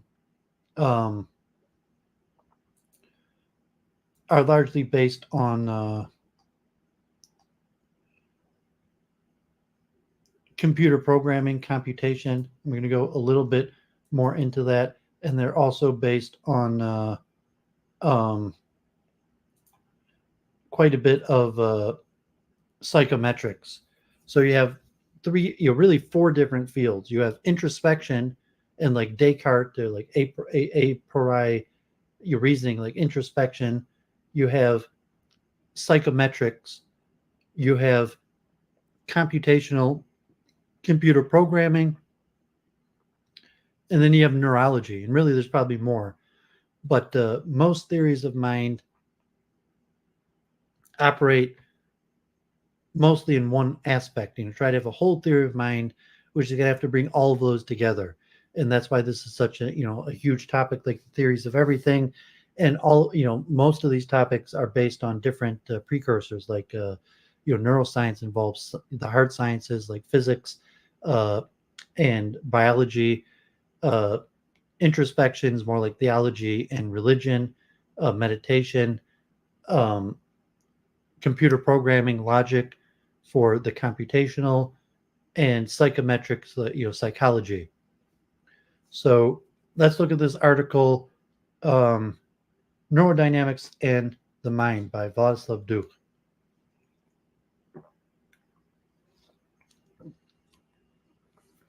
Neurodynamics and the Mind, Włodzislaw Duch. Abstract. Is the human experience aimed at explaining the phenomenology of mental events accessible through introspection possible? What do we really know about ourselves, and how do we know it? Psychology and neuroscience have turned away from such questions, and experimentally oriented philosophers discovered formidable obstacles in attempts to answer even simple questions about the nature of conscious experience. To talk in a meaningful way about the subjective mental processes of a new level of description is needed, resulting from neurodynamics but connected to an inner experience. Visualization of neurodynamics may lead to geometrical continuous models of mental events. It should allow to view brains and artificial cognitive systems from mental perspective. Introduction. Psychology and cognitive science have largely given up on the concept of mind, focusing on specific experiments that elucidate brain functions. The word psychology appeared in the middle of the 17th century as a combination of psyche, breath, spirit, soul, and logia, study of, and acquired clear meaning as the study of the mind in Psychology Empirica 1732 by G. Woll. Behavioralism and later cognitive science turned away from the introspection and subjective perspective. The new science of consciousness tries to replace mental perspective with brain activity based on neural correlates of conscious experience. Philosophical positions known as eliminative materialism claim that folk psychology, common sense understanding of the mind is false, and many poorly defined concepts have no coherent neural basis, shoving away questions based on naive understandings of the mind as non-scientific being brings focus on brain activity that can be objectively measured. However, it has not led to understanding of mental perspectives in a deeper way. Folk psychology description of mental events may be wrong conceptualization of brain states, but it plays an important role in communication and has a great influence on human decisions.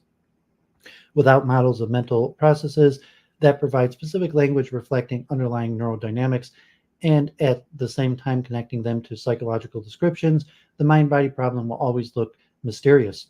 Many problems in the philosophy of mind are a direct result of the lack of proper level of description. The next section contains general discussion of some difficulties facing the science of human experience, and the third section, more detailed description of one particular problem, imagery agnosia. Our thinking is dominated by vision and visual metaphors. Therefore, attempts to create dynamical geometric models of cognition are reviewed in section 4. The fifth section links geometric models to neurodynamics and shows that they help us learn a few things about ourselves. What do we know about ourselves? How can we speak about the mind's subjective inner experience? And what is there to speak about? Folk psychology conceptualization of the inner experience does not map uniquely onto the brain states. At the beginning of the 20th century, psychology tried to be a science of human experience, but failed to create a comprehensible theory of mind. The efforts of early experimental psychologists to use systematic or experimental introspection for the study of consciousness at the beginning of the 20th century did not succeed. Paris, Binet, Cornell, and Teichner, and the Würzburg schools of Mayer, Orth, and Kulp worked on integrative and first and second person data with objective measurements, training people in systematic introspections. Teichner created a 1,600 pages long manual for experimental psychology. Color experience can vary along 3 dimensions. hue, saturation, and brightness. Although other models may be used, can similar characterizations be done to describe other types of experience? A few psychological laws have been discovered, but quantification of experience proved to be difficult. Consensus could not be reached on dimensions characterizing emotions or existence of imageless thought. As a result, psychology became dominated for a long time by behavioralist models manning the scientific study of subjective experience for many decades. Behavioralism had no ambitions to explain human experience, focusing on seemingly simpler tasks, explanation of behavior without abstract constructs such as the mind or consciousness, belief that thought is rational conscious activity with access to all mental processes working in similar way in all people, created a framework in which diversity of results based on introspection could not be accommodated. Each brain is unique, solving the same task using different strategies, and this creates a big problem for all statistically oriented experimental approaches that average over many uncontrolled factors. Cognitive functionalism and neuroimaging techniques dominating today suffer from similar problems as the introspectionist approach. Mere localization of brain function is not yet an explanation of mental function. Practically all the major brain areas and structures have been implicated in large number of functions, depending on the context. Understanding covert processes has proved to be much harder than originally expected. Empirically inclined philosophers have tried to explain the first-person experience using systematic reflection to study phenomenon or acts of consciousness. The phenomenology school became quickly split into transcendental approach of Edmund Husserl and more existentially grounded analysis of the ways of being of Martin Heidegger, Maurice Merleau-Ponty, and others. Some of these led to Francesco Varela and his co-workers to the development of neurophenomenology and attempts at modernizing introspection, although their books on the pragmatics of experience contain a lot of methodological remarks, connections to the ancient wisdom traditions that introduced awareness, increasing practices. It does not give any insights or new concepts that could be used for the description of mental processes. Mindfulness training is important in effective sciences, but no one has yet demonstrated that it is a way to more accurate results than systematic introspection in the past. Emphasis on the ecological approach to perception and the importance of embodiment and action for cognition is responsible for the trend in cognitive science towards embodiment and enactivism, dominating now in developmental robotics.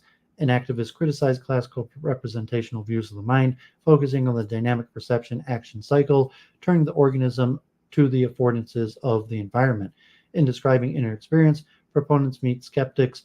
Book Russell Holbert and Eric Schwitzgebel tried to answer the question, can inner experience be accurately apprehended and faithfully described in an empirical way? A person trying to describe details of her mental states at random moments prompted by a beeper, despite numerous clarifying questions, provided vague, frequently confusing, and at times contradictory descriptions. People are not the best judges of their own phenomenology and may be confused or mistaken about their own experience.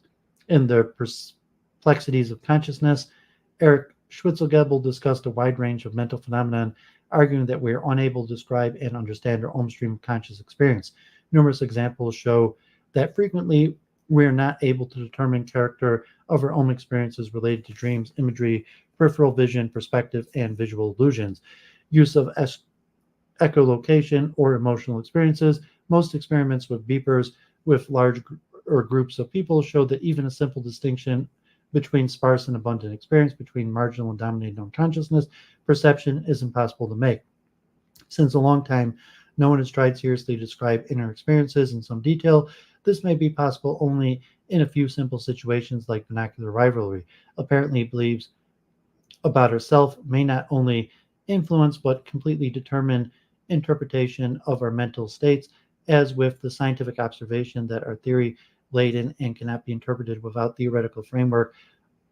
Our own internal phenomenology seems to depend on our theory of mind. This is indeed surprising and goes contrary to the common belief that we cannot be mistaken about our own experience. Why it could be so hard to reach a judgment about what is in our mind, to be clear about how things appear to us? What can we really know about ourselves, and how do we know it? Concept serves as labels distinguishing classes of brain states resulting from perception of objects, their properties, sensory simulations, emotional states, and more abstract ideas such as color, self, and mind. To understand why people make specific comments about their experience, we need to do three things. 1, categorize quasi-stable brain states. 2, understand the dynamics of their succession. And 3, understand what kinds of comments may be generated about this process. Categories of quasi-stable brain states that tend to repeat themselves often are labeled by concepts that facilitate communication. A good part of this process is innate. Hearing phonemes, seeing shapes, colors, and movement is learned in an unsupervised manner if sufficient stimulation is provided during the development. Another part responsible for the phenomenology of internal brain states has to be learned. Linking experience with language requires supervision, has influence on categorization and brain dynamics, and thus changes inner perception. Literature on cross-cultural color perception shows that categorization of colors in different cultures significantly differ, and this may influence perceptual learning. Learning to distinguish Aramanth from alizarin and amber color in an artist palette requires precise categorization of states of visual system.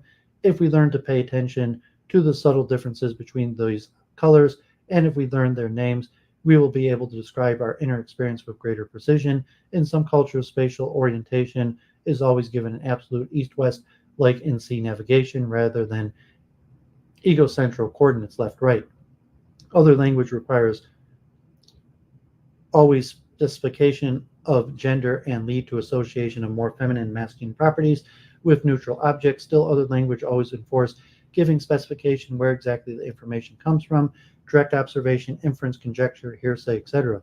Language habits change brain states, and thus the way mental states are described as well as how they are experiences. Schwarzenegger reviews research on experiencing color in dreams and finds it very confusing, unable himself to decide whether he does experience color in dreams or not. In discussion of human echolocation, other subjects paying attention to weak signals and trained to analyze them changes brain dynamics. What used to be fuzzy and hard to categorize becomes more precise and easier to distinguish. Initially, I may not be sure of my own experience because brain activation that supports it are weak and have a large variance, so I'm not able to recognize them in a reliable way. Learning will make experience better defined, with presumably stronger brain activations with less variance, although it may still be hard to see it with the current brain imaging techniques due to the context dependence. However, to learn new phenomenology, I need to know what to look for in my experience, where attention should be focused. In the next example of a blind man convinced that information about obstacles is in the facial pressure, attempt to link his tactile impressions with obstacle avoidance may not be successful, but if his attention is directed toward auditory stimuli, they may quickly improve. Learning has always been a problem for systematic introspection in the first psychological laboratories, as it tends to create descriptions that converge on the expected ones after a large number of trials. To describe experience, one needs to categorize or discretize brain states, assigning labels to a dynamic distribution of brain activations. Experience is always much richer than language can express, and it is impossible to have enough symbols for all possible brain activations. Common concepts are useful for communication of important distinctions between mental states. Specialized vocabulary to describe detailed phenomenology of brain states does not exist and would perhaps be too idiosyncratic to be useful.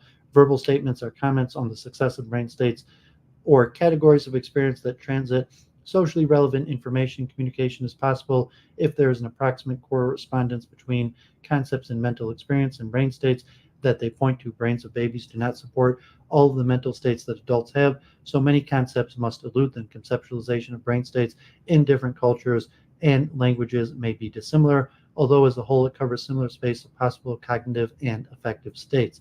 Matching semantic maps between different languages is a non-trivial task.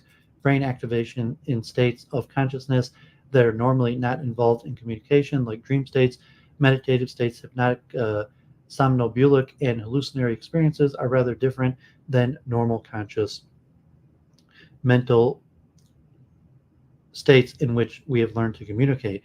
In such unusual states, it may not be possible to establish correspondence with the symbols used to characterize brain states during normal perception.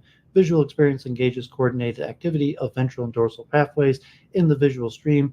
In macaque monkey, there are over 30 visually responsive cortical areas. If something goes wrong with the top-down or bottom-up information flow all kinds of visual agnosia may arise, while classical apperceptive, color, or associative visual agnosias due to bottom upstream impairment are well recognized. Top-down impairments may lead to what I've called imagery agnosia that have not yet been investigated by neurophysiology. They have quite specific phenomenology that is hard to describe using standard language. The words that we use do not label these experiences with sufficient accuracy, having little meaning for people who cannot experience them, and as they do not map well categories of brain states from impaired to normal states.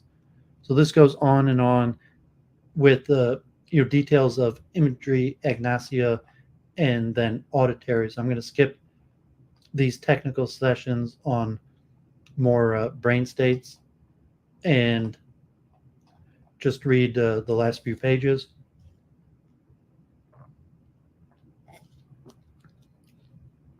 Dynamic cognition. How can the continuous brain states be described using discrete symbols?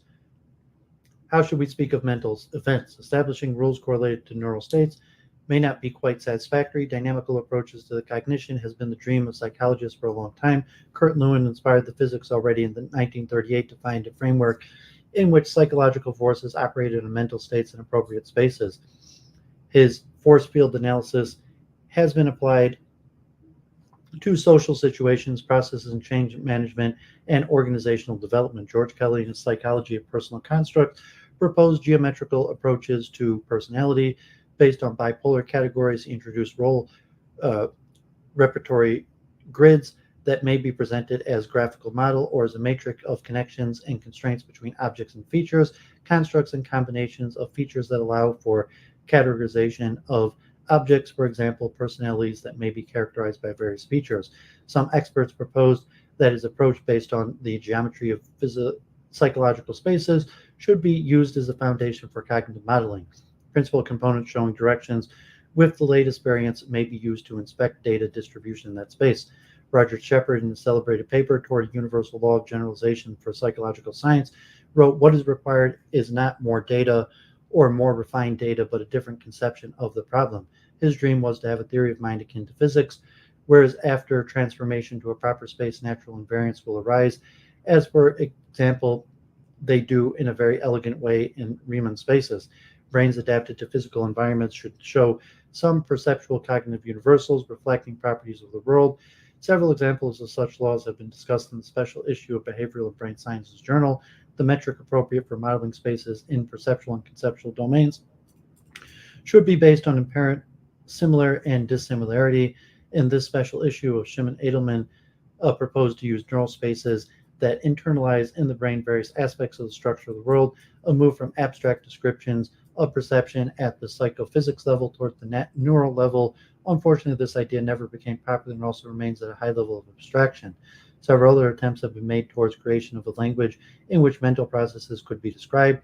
The book Mind is Motion introduced dynamical systems approach to cognitive science that has also been used by developmental psychologists, and it had an important, although limited, impact on thinking about temporal dynamics of mental processes, moving away from discrete symbolic representations towards continuity of mind, as Spivey has called it. Symbolic dynamics that he used to describe the continuity has actually led him back to discrete representations, but it can be amended.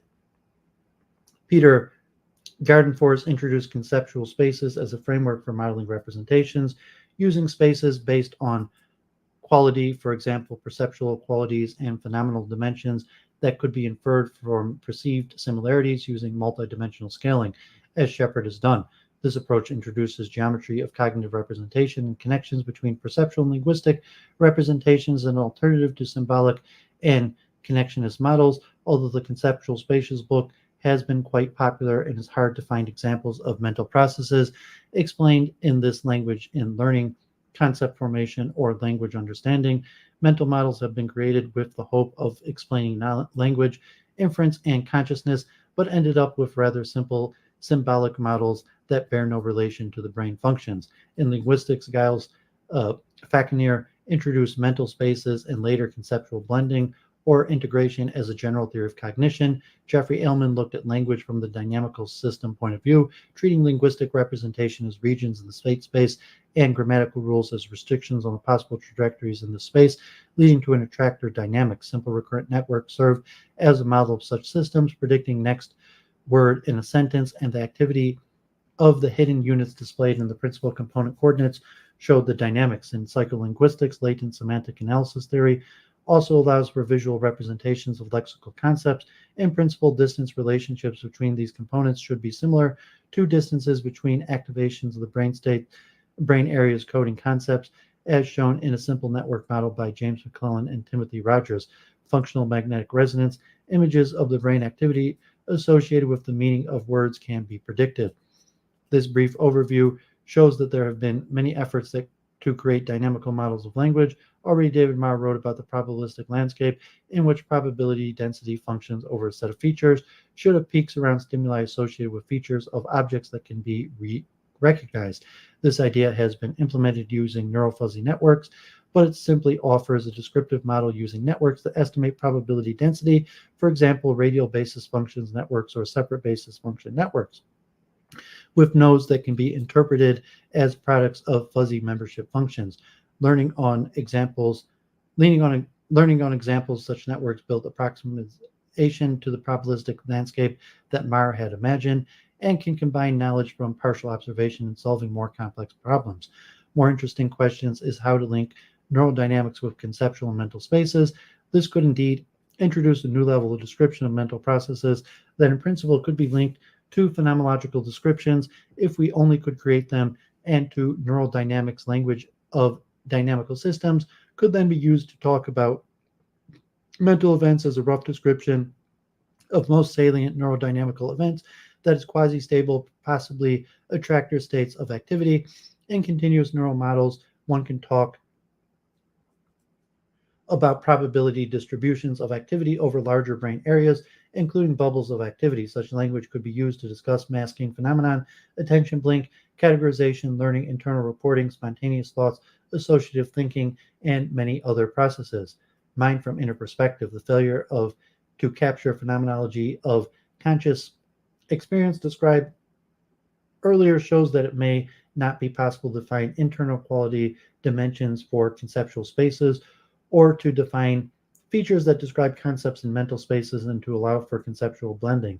Formal transformation from the space of measured brain activity to some mind space based on dimensions that can be related to the inner experiences formulated is thus not feasible. However, it is still possible to estimate similarly new brain activity to memorize brain states. This leads to complex quality dimensions based on overall similarity rather than properties of individual signal streams. Kernel methods may be relevant for category learning in biological systems, but perhaps not in the standard formulation used in support vector machines. As has been proposed, kernel features based on similarity may be mixed with simple projections of signals, localized projections, and other transformations, achieving even better results than support vector machines that are restricted only to the kernel spaces. Such transformations may be implemented as functions of microcircuits that are present in cortical mini columns at a higher processing level as functions of larger neural assemblies. In effect, initial layers of signal transformations approximate liquid state machine with great diversity of microcircuits. A lot of information is generated and relevant chunks are used as features by simple Hebbian learning of weights in the output layer.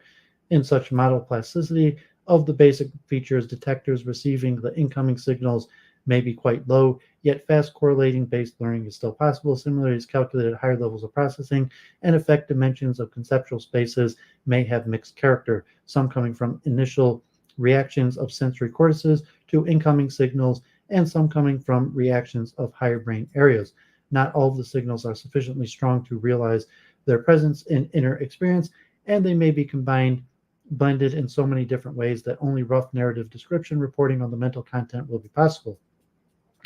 The second aspect that makes attempts to create geometrical model of mind quite different is the naive view of probabilistic landscape that Marr and other experts imagine. The landscape of accessible states is much more dynamic, depends on the recent activity of neurons that is given point in a time determine the set of potentially accessible states in the mind space. We have studied neural synchronization and attention shifts, trying to correlate biophysical properties of neurons and network connectivity with the dwell time of neurodynamics in attractor basins. To this aim, several models of normal functions have been implemented using emergent simulator, for example, using the three-way dyslexia model, orthography, phonology, and semantic layers, connected with other thought through hidden layers, trained on 20 abstract and 20 concrete word trajectories of semantic layers, showing how it settles in a attractor basin for each word have been observed. To compare details of the process, we have used visualization based on fuzzy symbolic dynamics. Dimensions used for such display are, in this case, based on similarity to 2 or 3 general prototypes. The system starts with no activation, and after the orthographic layer is prompted, goes into transition state and reaches the basin of attractor for a given word, exploring it to a smaller synaptic noise. The division between abstract and concrete words is quite clear, with the abstract words reaching the basins faster. This does not mean that the reaction time to distinguish this state from non-words will be faster than from words. Priming by many unrelated words may, in such systems, may bias it into attractor basins that shares most activation with the primes. The system has then tendency to go into the attractor basin spontaneously after prompting it with meaningless input, adding energy to the system. The mechanism may be used for various manipulations. After convergence to the attractor basin, the system may spontaneously evolve, making transitions to other basins. The speed of the evolution measured by the dwell time or by the average time between transitions depends on the noise in the system, but even more strongly on neural fatigue or accommodation, controlled in the model by the leak ion channel conductivity. The figure shows the probabilistic landscape once more thought of, where a word flag has been used to start the dynamic, and the system wanders around real and imaginary words, spurious basins of attractors. However, the main reason why the system jumps from one attractor basin to another is due to the accommodation effect. Basins of attraction simply cease to exist and is not accessible for some time, so static pictures are deceiving. After a period of strong concentration on one subject, completely unrelated thoughts may arise. Neural systems, even with clamped input, may cycle their activity among different attractor basins, returning back to the first basin after neurons will rest. Despite the diversity and complexity of the symptoms in autism spectrum disorder and ADHD, it is quite likely that the whole spectrum of mental problems may arise due to abnormal synchronization of neurons in the brain. This should manifest itself in neurodynamics as basins of attraction that traps brain states in different ways. If synchronization is too strong, low accommodation, most basins of attraction will enslave brain dynamics for a long time. Therefore, once attention is focused, it cannot be easily disengaged. In visual areas, this leads to a fixed gaze. In auditory perception, fixation on continuous sounds, and in the motor areas, this leads to repetitive movements and compulsive-like behavior. Increased noise in the system. Fever should decrease the symptoms. Weak synchronization leads to fast jumps from one basin to another without the ability to focus on anything. Conclusions. Many mysterious aspects of human experience look much less mysterious if approached from the neural modeling perspective. Review of philosophical and psychological attempts to create phenomenology in human experience showed essential failure of introspection, and provide first-person perspective. Schwitzberg-Gebel discovered many situations in which it even seems impossible to characterize mental content. I have added to his examples personal descriptions of imagery agnosia, and a new area of neuropsychology has so far been ignored. The lack of feedback connections from associated brain areas to the sensory cortices is probably responsible for most of these difficulties, and enhancing imagery using stochastic resonance has been proposed to test this conjecture. Dynamic approaches to cognition have tried to avoid quantized logical symbolic descriptions of mental state by introducing various conceptual spaces, but so far these efforts have created new language that could link mental and neural events. First, internal quality dimensions are not easy to define. They may be related to similarity to complex states rather than analysis of separate sensory signals. Second, the probabilistic landscape of mental spaces may be truly dynamic, quickly changing in time. Visualization of trajectories for words in the semantic space may help to construct models of illustrating mimetic processes. Science and human experience requires continuity of mind and visualization of neurodynamics of biologically motivated neural networks may be the way to a new dynamical language that can be as its foundation. Okay, so hemorrhaged some of my viewers, but good to be back to my research. So pour myself a little tea, and I have a few papers. So actually, let me see if Kevin wants to join. So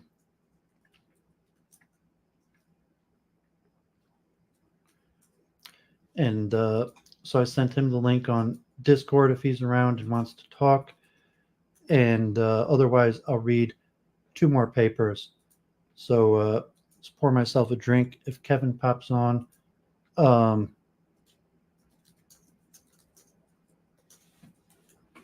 Let's pour myself a quick drink, see if he wants to join.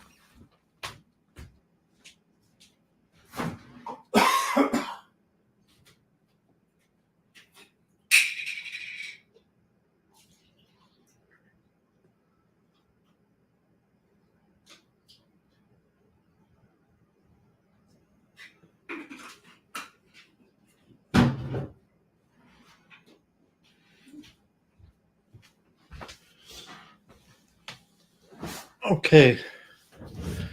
So yeah, Kevin from Japan, we talked, mentioned at the beginning, for like almost 20 hours on his channel.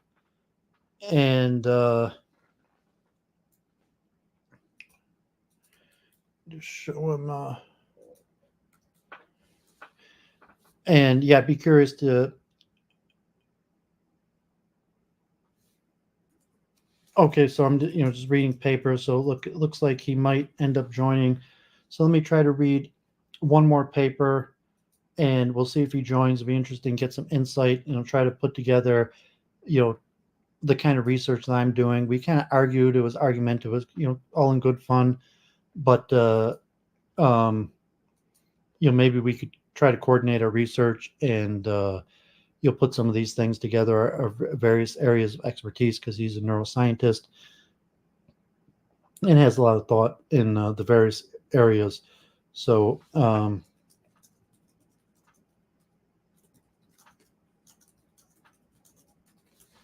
he's in Japan on the other side of the world. So let's look at this other paper by Włodzislaw Duch and on computational intelligence and where it's going. And he's from the Copernicus University in Poland, Department of Informatics. What is computational intelligence, and what are the relations with artificial intelligence? A brief survey of the scope of computational intelligence journals and books with computational intelligence in their title show that at present it is an umbrella for 3 core technologies: neural, fuzzy, and evolutionary. Their applications and selected fashionable patterns recognition methods. At present, computational intelligence has no comprehensive foundations and is more of a bag of tricks than a solid branch of science. The change of focus from methods to challenging problems is advocated, with computational intelligence defined as part of a computer and engineering sciences devoted to solutions of non-algorithmizable problems. In this view, artificial intelligence is part of computational intelligence focused on problems related to higher cognitive functions, while the rest of the computational intelligence community works on problems related to perception and control or lower cognitive functions. Grand challenges on both sides of the spectrum are addressed. What exactly is computational intelligence? How is it related to other branches of computer science, such as artificial intelligence, classification, cognitive informatics, connectionism, data mining, graphical methods, intelligent agents, and intelligent systems, knowledge discovery and data, machine intelligence, machine learning, neural computation, parallel distributed processing, pattern recognition, probabilistic methods, soft computing, multivariate statistics, optimization, operation research. This is a very confusing issue, hotly debated, but with no consensus in sight. Computational intelligence became a new buzzword that means different things to different people. Branches of science are not defined, but slowly develop in the process of sharing and clustering common interest. Even well-established sciences have problems with clear definitions. For example, one of the best definitions of physics is what physicists do. Herbert Saint, one of the AI fathers, answered the question, what is artificial intelligence? Writing, we define it in terms of the tasks that are done. Computational intelligence experts focus on the problems that are difficult to solve using artificial systems, but are solved by humans and some animals. Problems requiring intelligence. Specific interest also focus on methods and tools that are applicable to this type of problems, starting with seminal papers, special sessions, growing into separate conferences and specialized journals. Different branches of computational intelligence evolve in many directions, frequently quite far from the original roots and inspirations. New communities are formed and need to establish their identity by defining borders, distinguishing them from other scientific communities. Okay, so it looks like he will be joining soon. So keep on reading. Artificial intelligence was the first scientific community established already in the mid 1950s, working on problems that require intelligence to be solved. Its evolution has been summarized in the 25th anniversary of the AI magazine by Mackworth. In AI's youth, we worked hard to establish our paradigm by vigorously attacking and excluding apparent pretenders to the throne of intelligence, pretenders such as pattern recognition, behavioralism, neural networks, and even probability theory. Now that we have established such ideological purity is no longer a concern, we are more Catholic, focusing on problems, not on hammers. Given that we do not have a comprehensive toolbox, issues of architecture and integration emerge as central. IEEE, Computational Intelligence Society, defines its subject of interest as neural networks, fuzzy systems, and evolutionary computation, including swarm intelligence. The approach taken by the journals and by the book authors is to treat computational intelligence as an umbrella under which more and more methods are slowly added. A good definition of the field is therefore impossible because different people include or exclude different methods under the same computational intelligence heading. Chess programs based on heuristic search are already in the superhuman computational intelligence category, but they do not belong to the computational intelligence defined in such a way. In the early days of computational intelligence, some experts tried to explicitly exclude problems requiring reasoning. Take, for example, this definition: a system is computationally intelligent when it deals only with numerical low-level data, has pattern recognition component, and does not use knowledge in the AI sense. As in the case of artificial intelligence, the need to create strong identity by emphasizing specific methods defining computational intelligence as a field should be replaced by focus on problems to be solved rather than hammers. Below, some remarks on the current state of computational intelligence are made based on the analysis of journals and books with computational intelligence in their title. Then a new definition of computational intelligence is proposed, and some remarks are made on what should the computational intelligence field really be in the future. Finally, grand challenges to computational intelligence are discussed. Computational intelligence journals. The name computational intelligence, CI, has been used for over 20 years, although only recently has it gained a widespread popularity and somewhat different flavor. There are already at least 10 journals with computational intelligence in the title, and the number of journals with intelligence or intelligence in the title is far greater. The quarterly journal Computational Intelligence, International Journal, Blackwell Publishing since 1984, is the oldest among the CI journals. It is focused on typical artificial intelligence problems related to higher cognition, logic, reasoning, planning, complex agents, language understanding, rule-based machine learning, and reinforcement learning. In the description of the journal, it is clearly stated that leading international journal promotes and stimulates research in the field of artificial intelligence. The journal is designed to meet the need of a wider range of AI workers in academic and industrial research. The main focus areas include AI applications in entertainment, software engineering, computational linguistics, web intelligence, business, finance, commerce, and economics. Unfortunately, this journal makes an impression that computational intelligence is just another name for artificial intelligence. The Journal of Computation Intelligence and Finance, since 1993, was focused on the financial applications of CI predictive models, but seems to have vanished by now. The International Journal of Computational Intelligence and Organization, since 1996, is a quarterly journal focusing on theories, methods, and applications of computational intelligence and organization. This journal publishes original, high-quality articles dealing with the design, development, implementation, and management of neural networks, genetic algorithms, fuzzy logic, uncertain reasoning techniques, and related machine learning methods as they apply to organizations, applications of alternative techniques, and comparisons to other artificial intelligence models. Non-parametric statistics and decision trees are encouraged. the emphasis on how computational intelligence is being applied to decision-making and problem-solving in organizations. Note that this journal, unfortunately, conspicuously absent in the internet, encourages comparisons of results with alternative techniques that may be used to solve the same problem. The Journal of Advanced Computational Intelligence and Intelligent Informatics from 1997 is published bi-monthly. The journal focuses on the synergetic integration of neural networks, fuzzy logic, and evolutionary computation, and building intelligent systems for industrial applications. Except for the standard fuzzy neural and evolutionary computation or triad, hybrid systems, adaptation and learning systems, distributed intelligence systems, network systems, multimedia, human interface, biologically inspired evolutionary systems, artificial life, chaos fractal, wavelet analysis, scientific applications, and industrial applications are also mentioned. The International Journal of Computational Intelligence and Applications since 2001 is dedicated to the theory and application of computational intelligence, artificial neural networks, fuzzy statements, evolutionary computation, and hybrid systems. The main goal of this journal is to provide the scientific community and industry with a vehicle whereby ideas using two or more conventional and computational intelligence-based techniques could be discussed.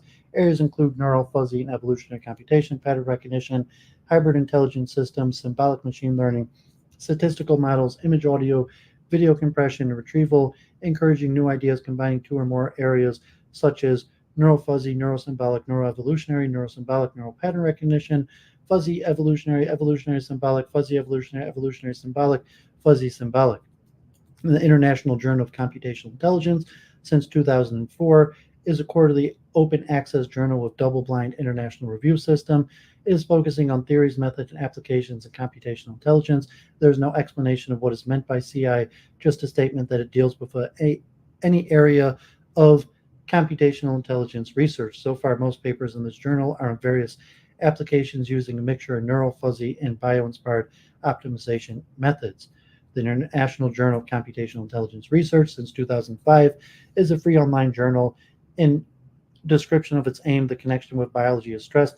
Computational intelligence is a well-established paradigm with new theories with sound biological understanding have been evolving. The current experimental system have many of the characterizations of biological computers and are beginning to be built to perform a variety of tasks that are difficult or impossible to do with conventional computers. CI is considered to be a heterogeneous field involving such technologies as neural computing, fuzzy systems, probabilistic reasoning, artificial life, evolutionary algorithms, multi-agent systems. All of these, of course, performed using conventional computers. The International Journal of Computational Intelligence Theory and Practice, 2006, aims at publishing papers addressing theories, methods, and applications of artificial neural networks, fuzzy systems, evolutionary computation, intelligent agents, hybrid systems, and other areas of artificial intelligence. No links to papers are provided, and no papers on classical AI have been published so far. The Journal of Computational Intelligence and Bioinformatics, since 2006, covers artificial intelligence and computational intelligence theories and the application of bioinformatics. This journal tries to cover all advances in computational molecular structural biology, encompassing areas such as computing in biomedicine and genomics, computational proteomics, and systems biology and metabolic pathway engineering. Topics covered include many CI methods. The IEE Computational Intelligence Magazine, since 2006, covers applications-oriented developments, successful industrial implementations, design tools, technological reviews, computational intelligence education, and applied research. It also provides an overview of interesting CI topics in special issues. The Computational Intelligence and Neuroscience since 2007 is a new open access journal for the interdisciplinary field of neurocomputing, neural engineering, and artificial intelligence, where neuroscientists, cognitive science engineers, psychologists, physicists, computer scientists, and artificial intelligence investigators, among others, can publish their work in one periodical that bridges the gap between neuroscience, artificial intelligence, and engineering. This journal has a definite profile. Artificial probably means here computational, and in most journal descriptions, these words are treated as synonymous. In the last year, 5 new computational intelligence journals have been established. Unfortunately, they all seem to have been oriented towards methods rather than grand challenging problems to be solved. Some journals add fashionable topics like wavelet analysis, chaos fractals. Others go in the direction of AI, mentioning agents and reasoning as the main topics. The oldest CI journal happens to be a good old-fashioned AI in disguise.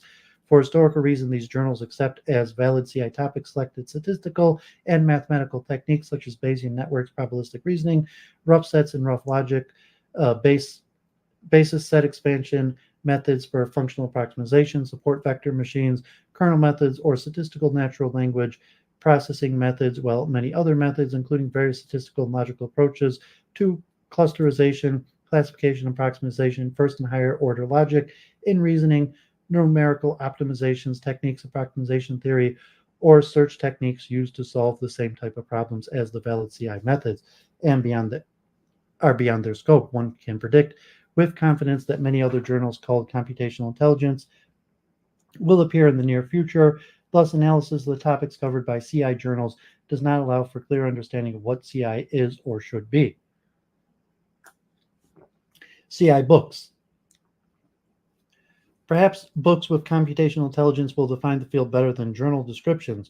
So far, there are only a few textbooks with the title. The oldest one, Computational Intelligence, A Logical Approach, is a typical symbolic AI book focusing on logic and reasoning. The authors acknowledge that artificial intelligence is the established name for the field we have defined as computational intelligence, but think that the term artificial intelligence is a source of much confusion, and therefore propose to change the name, creating even greater confusion. In the first chapter, they write, computational intelligence is the study of the design of intelligent agents. The central scientific goal of computational intelligence is to understand the principles that make intelligent behavior possible in natural or artificial systems. This could make their view of CI rather broad because there are many approaches to analyze and model such systems. Unfortunately, they focus only on reasoning as computation and logic as the basis for reasoning, forgetting that symbols have first to be derived from real perceptions, and therefore pattern analysis cannot be avoided. In the book Computational Intelligence for Decisional Support, similar definition is given. Computational intelligence is the field of studying how to build intelligent agent. This obviously does not include most of what is discussed by CI community presented at conferences and published in CI journals. People with AI backgrounds evidently tend to see CI through the perspective of intelligent agents.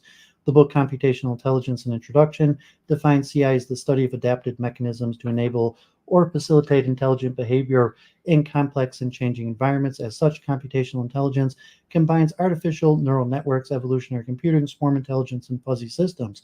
These are the main topics covered in the book, leaving aside many other CI topics. Finally, the book Computational Intelligence, Principles, Techniques, and Applications contained a whole chapter in which the author tries to come up with a definition of CI by adding more and more methods to the core set that include fuzzy neural and evolutionary computation.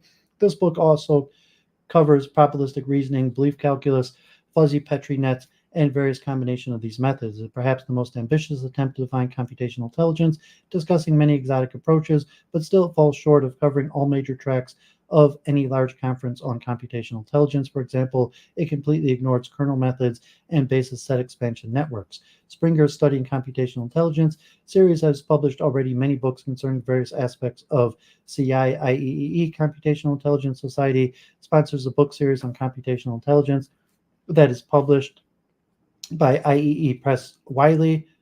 Several books apply CI techniques to specific areas. For example, computational intelligence in design and manufacturing, computational intelligence software quality assurance, computational intelligence and control engineering, computational intelligence in economics and finance, and many others. They all tend to see computational intelligence as a consortium of data-driven methodologies, which include fuzzy logic, artificial neural networks, genetic algorithms, probabilistic belief networks, and machine learning. The Artificial Intelligence Portal on Wikipedia defines computational intelligence as a branch of the study of artificial intelligence. Computational intelligence research aims to use learning, adapted, or evolutionary computation to create programs that are in some sense intelligent. Computational intelligence research either explicitly rejects statistical methods, as in the case of fuzzy systems, or tactically ignores statistics, as in the case of most neural network research. In contrast, machine learning research rejects non-statistical approaches to learning, adaptivity, and optimization. According to this view, CI is part of the AI focused on learning but ignoring statistical methods. If CI is what computational intelligence experts do, this view is obviously false. Kernel methods and Bayesian approaches are statistical learning techniques that are very much part of the bag of tools. AI experts have initially explicitly excluded all pattern recognition methods that CI community is very much interested in, so CI cannot be part of classical AI. What should computational intelligence really be?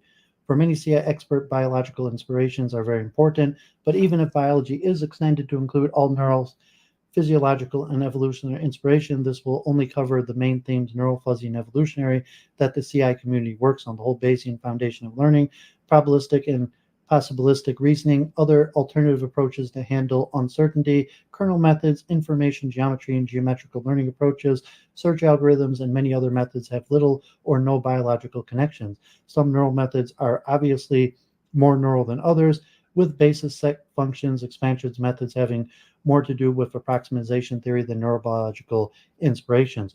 Why should only evolutionary algorithms be used if there are many specialized methods with proven convergence properties to solve specific optimization problems? Physics studies nature and cannot be defined by its experimental or theoretical tools. The same is true for other branches of science. Computer science studies computable process and information processing systems. What does computational intelligence studies? CI studies problems for which there are no effective algorithms, neither because it is not possible to formulate them or because they are NP hard and thus not effective in real life application. This is quite broad definition. Computational intelligence is a branch of science studying problems for which there are no effective computational algorithms. Biological organisms solve such problems every day, extracting meaning from perception, understanding language, solving ill-defined computational vision problems, thanks to evolutionary adaptations of the brain to the environment, surviving in a whole hostile environment. These problems require intelligence to solve, but they may also be approached in different ways. Defining computational intelligence by the problems that the field studies have the advantage of removing the need to restrict the types of method used for a solution. Different fields obviously overlap with each other, and thus some problems will be of interest for mainly CI experts, while other problems will be of interest for experts to other fields.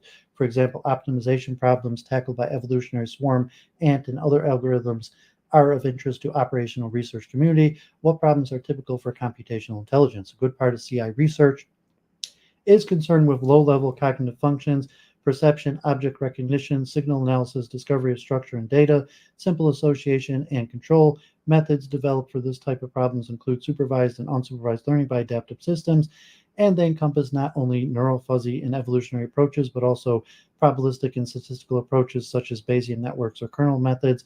These methods are used to solve the same type of problems in various fields such as pattern recognition, signal processing, classification and regression, data mining.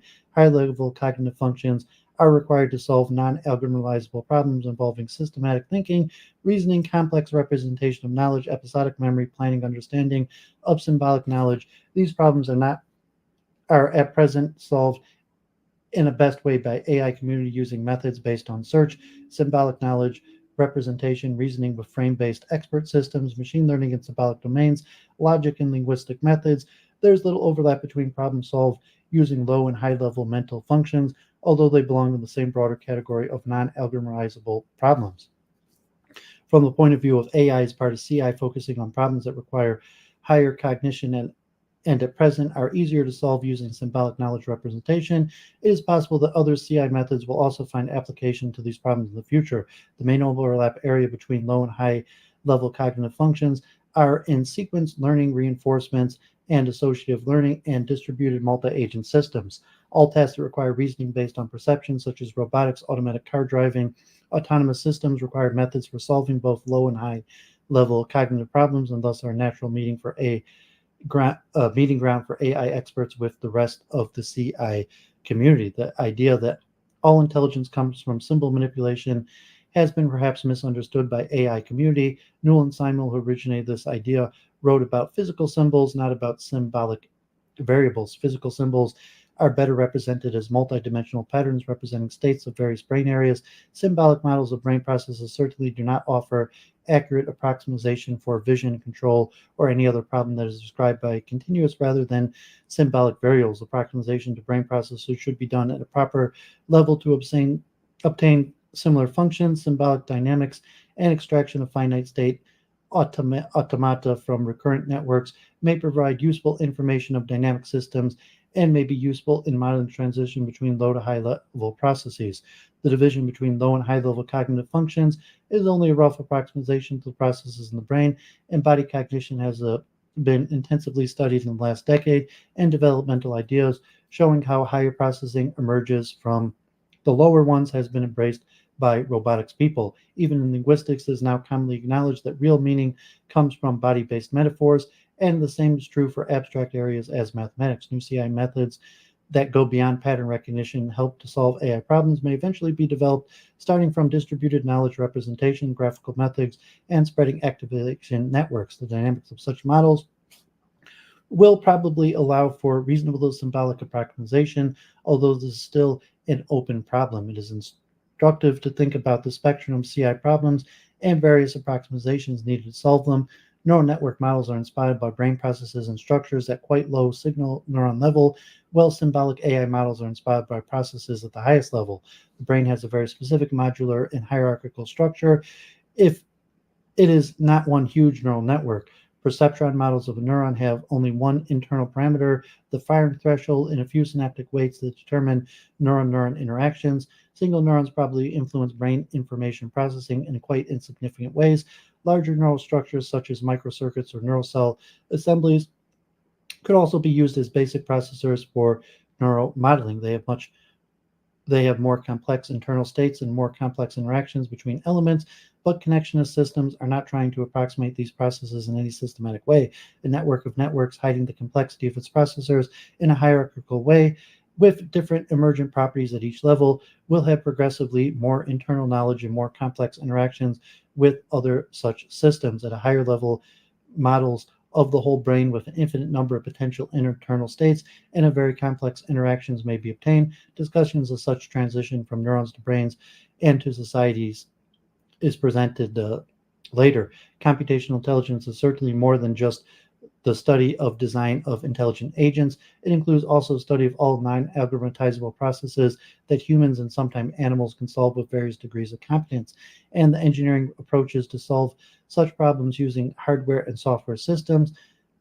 CI should not be treated as a bag of tricks without deeper foundations. Competition to solve CI problems using approaches developed in other fields should be invited. Knowledge and search-based methods should be complemented with the CI techniques in problems requiring reasoning. Goldberg and Herrick see computational intelligence more as a way of thinking about problems, calling for a broader view of the scope of the discipline. They have analyzed limitations to progress in computational manufacturing design, finding the models of human behaviors to be most useful, although this is certainly worthwhile defining clearly the problems CI wants to solve and welcoming all methods that can be used to such solutions, independent of their inspirations, is even more important. Grand challenges to computational intelligence. A number of grand challenges for AI has been formulated, starting with the famous Turing test for machine intelligence. This requires a very large knowledge base and efficient retrieval of structures. While the CYC project has created a huge knowledge base, manually coding it over a period of more than 30 years, the retrieval mechanisms that offer it are too inefficient to use in a large square dialogue system. A grand challenge for CI communities to propose more efficient knowledge representation and retrieval structures, perhaps modeled on the associative memory of the brain, perhaps using different knowledge representation for different purposes. Vector and similarity-based models cannot yet replace complex frames and reasoning processes. Semantic networks, although in principle could provide efficient association inference mechanism, have never been used on a large scale. Feigenbaum proposes a reasoning test, which should be simpler for computers than the Turing test. Instead of a general dialogue that has to be based on extensive knowledge of the world, the test is based on the expert knowledge in a narrow domain. Reasoning in some field of mathematics or science by a human expert, and artificial systems should be evaluated by another expert in the same field who will pose problems, questions, and ask for explanations. This could be achieved with such super expert systems in various domains, given some measures of progress towards intelligent reasoning. The World Championship for First Order Automated Theorem Proving organization at the Conference of Automated Deduction could be organized not only between computers, but could also involve humans, although much longer time to complete the proofs may be required. All other grand AI challenges are concerned with large-scale knowledge bases, bootstrapping on the knowledge resources from the internet, and creating semantic internet. The 20-question game could also be a good challenge for AI, much easier than the Turing test, requiring extensive knowledge about objects for their purposes, but not about complex relations between objects. In fact, some simple vector space techniques may be used to play it, making it a good challenge not only for AI, but for the broader CI community. What would be a good grand challenge for non-AI part of computational intelligence? This has been a subject of discussion panel of challenges to the CI in the 21st century, organized at the World Congress of Computational Intelligence in Anchorage, Alaska, 1998. The conclusion was the grand challenge for CI is to build an artificial rat, an artificial animal that may survive in a hostile environment. The intermediate steps require solutions to many problems in perception, such as object recognition, auditory and visual scene analysis, spatial orientation, memory, motor learning, behavioral control, but also some reasoning and planning. The ultimate challenge may be to build not only animal, but a human-like system that, in addition to survival, will be able to pass the Turing test. Imagine the future in which superintelligence based on some form of computations has been realized. In the long run, everything seems to be possible, but what we would like to do and like it to be. Computational intelligence should be human-centered, helping humans not only to solve their problems, but also to formulate meaningful goals leading to a true personal fulfillment. It should protect us starting from birth, not only monitoring the health hazards, but also observing and guiding personal development, gently challenging children at every step to reach their full physical and well as mental potential. It should be a technology with access to extensive knowledge, but it should help humans to make wise decisions, presenting choices and their possible consequences. Although it may seem like a dangerous utopia, perhaps a deeper understanding of developmental processes, cognitive and emotional brain functions. Real human needs coupled with technology that can recognize behavioral patterns, make sense of observation, understand natural language, plan, and reason with extensive background knowledge will lead to a better world in which no human life is wasted. Intelligence with wisdom is perhaps an ultimate goal for human-oriented science. Such utopia is worth dreaming of, although we are still very far from this level. A long-term goal for computational intelligence is to create cognitive systems that could compete with humans in large number of areas. So far, this is possible only in restricted domains such as recognition of specific patterns, processing of large amount of numerical information, memorization of numerous details, high precision control with small number of degrees of freedom, and reasoning in restricted domains, for example, in board games. Brains are highly specialized in analysis of natural patterns, segmentation of auditory and visual senses, and control of body movements, mapping perceptions to actions. Despite great progress in computational intelligence, artificial systems designed to solve lower-level cognitive functions are still far behind the natural ones. Situations is even worse when high-level cognitive functions involving complex knowledge structures necessary for understanding of language, reasoning, problem-solving, or planning are considered. Human semantics and episodic memory is vastly superior to the most sophisticated artificial systems, storing complex memory patterns and rapidly assessing them in an associative way. So far, CI understood as a collection of different methods has no clear challenges of the AI magnitude. Improving clusterization, classification, and approximation capabilities of CI systems is incremental, and there are already so many methods that it is always possible to find alternative solutions. At the technical level, fusion of different CI techniques is considered to be a challenge, but attempts to combine evolutionary neural methods, to take just one example, have a long history, and it's hard to find results that are significantly better than those achieved by competing techniques. The challenge is at the meta level to find all interesting solutions automatically, especially in difficult cases. Brains are flexible and may solve the problem in many different ways, different applications, recognition of images, handwritten characters, spaces, analysis of signals, multimedia streams, text, or various biomedical data usually require highly specialized methods to achieve top performance. This is a powerful force that leads to compartmentalization of different CI branches. Creation of meta-learning systems competitive with the best methods in various applications is a great challenge for CI. If we recognize that CI should be defined as the science of solving non-algorithmizable problems using computers or specialized hardware, the whole field will be firmly anchored in computer and engineering sciences. Many technical challenges may be formulated in important biological sources of inspiration and knowledge. Focusing on problems instead of tools will enable competition with other methods of various applications, facilitating real progress towards more difficult problems. It should also allow for greater integration of CI and AI communities working on real-world problems that require integration of perception with reasoning. Broad foundations for CI that go beyond pattern recognition need to be constructed, including solving problems related to higher cognitive functions. Inspirations drawn from cognitive and brain sciences or biology in general will continue to be very important, but at the end of the road, CI will become a solid branch of science on its own standing. Okay, so that was pretty interesting. We'll see if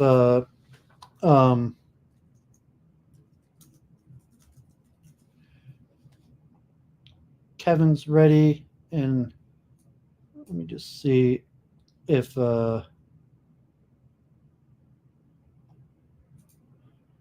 look at his papers. See, he streams Kevin McCarin at the Korean Brain Research Institute. He had studied in Barlan University and University of San Francisco. He's from London originally and has 27 publications, originally in neuroscience and brain research. He has studied monkeys, and you can see in the more recent years, he has been focusing on viruses, microorganisms. So his most recent published paper, Unexpected Novel Merby-Oculvaris Discoveries in Agricultural Sequencing Datasets from Wuhan, China. That's in April 2021. And he's been publishing on the origins of COVID-19, SARS-CoV-19 in Japan with co-authors, 2021, 2019. He was writing about electrophysiological and image evidence of sustained inhibition in limbic and frontal networks following deep brain stimulation for treatment refractory obsessive compulsive disorder. Brain mechanisms of tool use that advance our knowledge beyond the border, neurocorrelates of proto-language in the monkey brain, east-west connections. So we were actually speaking about that paper on the last stream. Yeah, I hope McCarin is going to be joining in a minute. So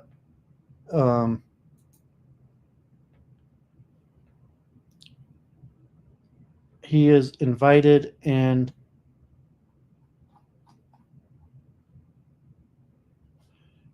should be coming on a second. So if Oswald is familiar with him, he should be on any second. So I'm just looking at some of his papers. So this paper we were talking about the last time, it was an interesting conversation. Global network modularization during thematic stimulation and Tourette syndrome. All the way back 2016, a primary role for nucleus accumbens and related limbic network in vocal tics. Common therapeutic mechanisms in pelvic deep brain stimulation for hypno and hyperkinetic movement disorders, pallidal stimulation, suppressive pathological dysrhythmia in Parkinson motor cortex, pharmacological animal models in tic disorders, 2013, animal models of tics, Tourette syndrome, deep brain structure reduces tic-related neural activity and temporal locking with stimulus pulses, global dysrhythmia and cerebral basal gangliocellular networks underlies most tics following stradial disinhibition.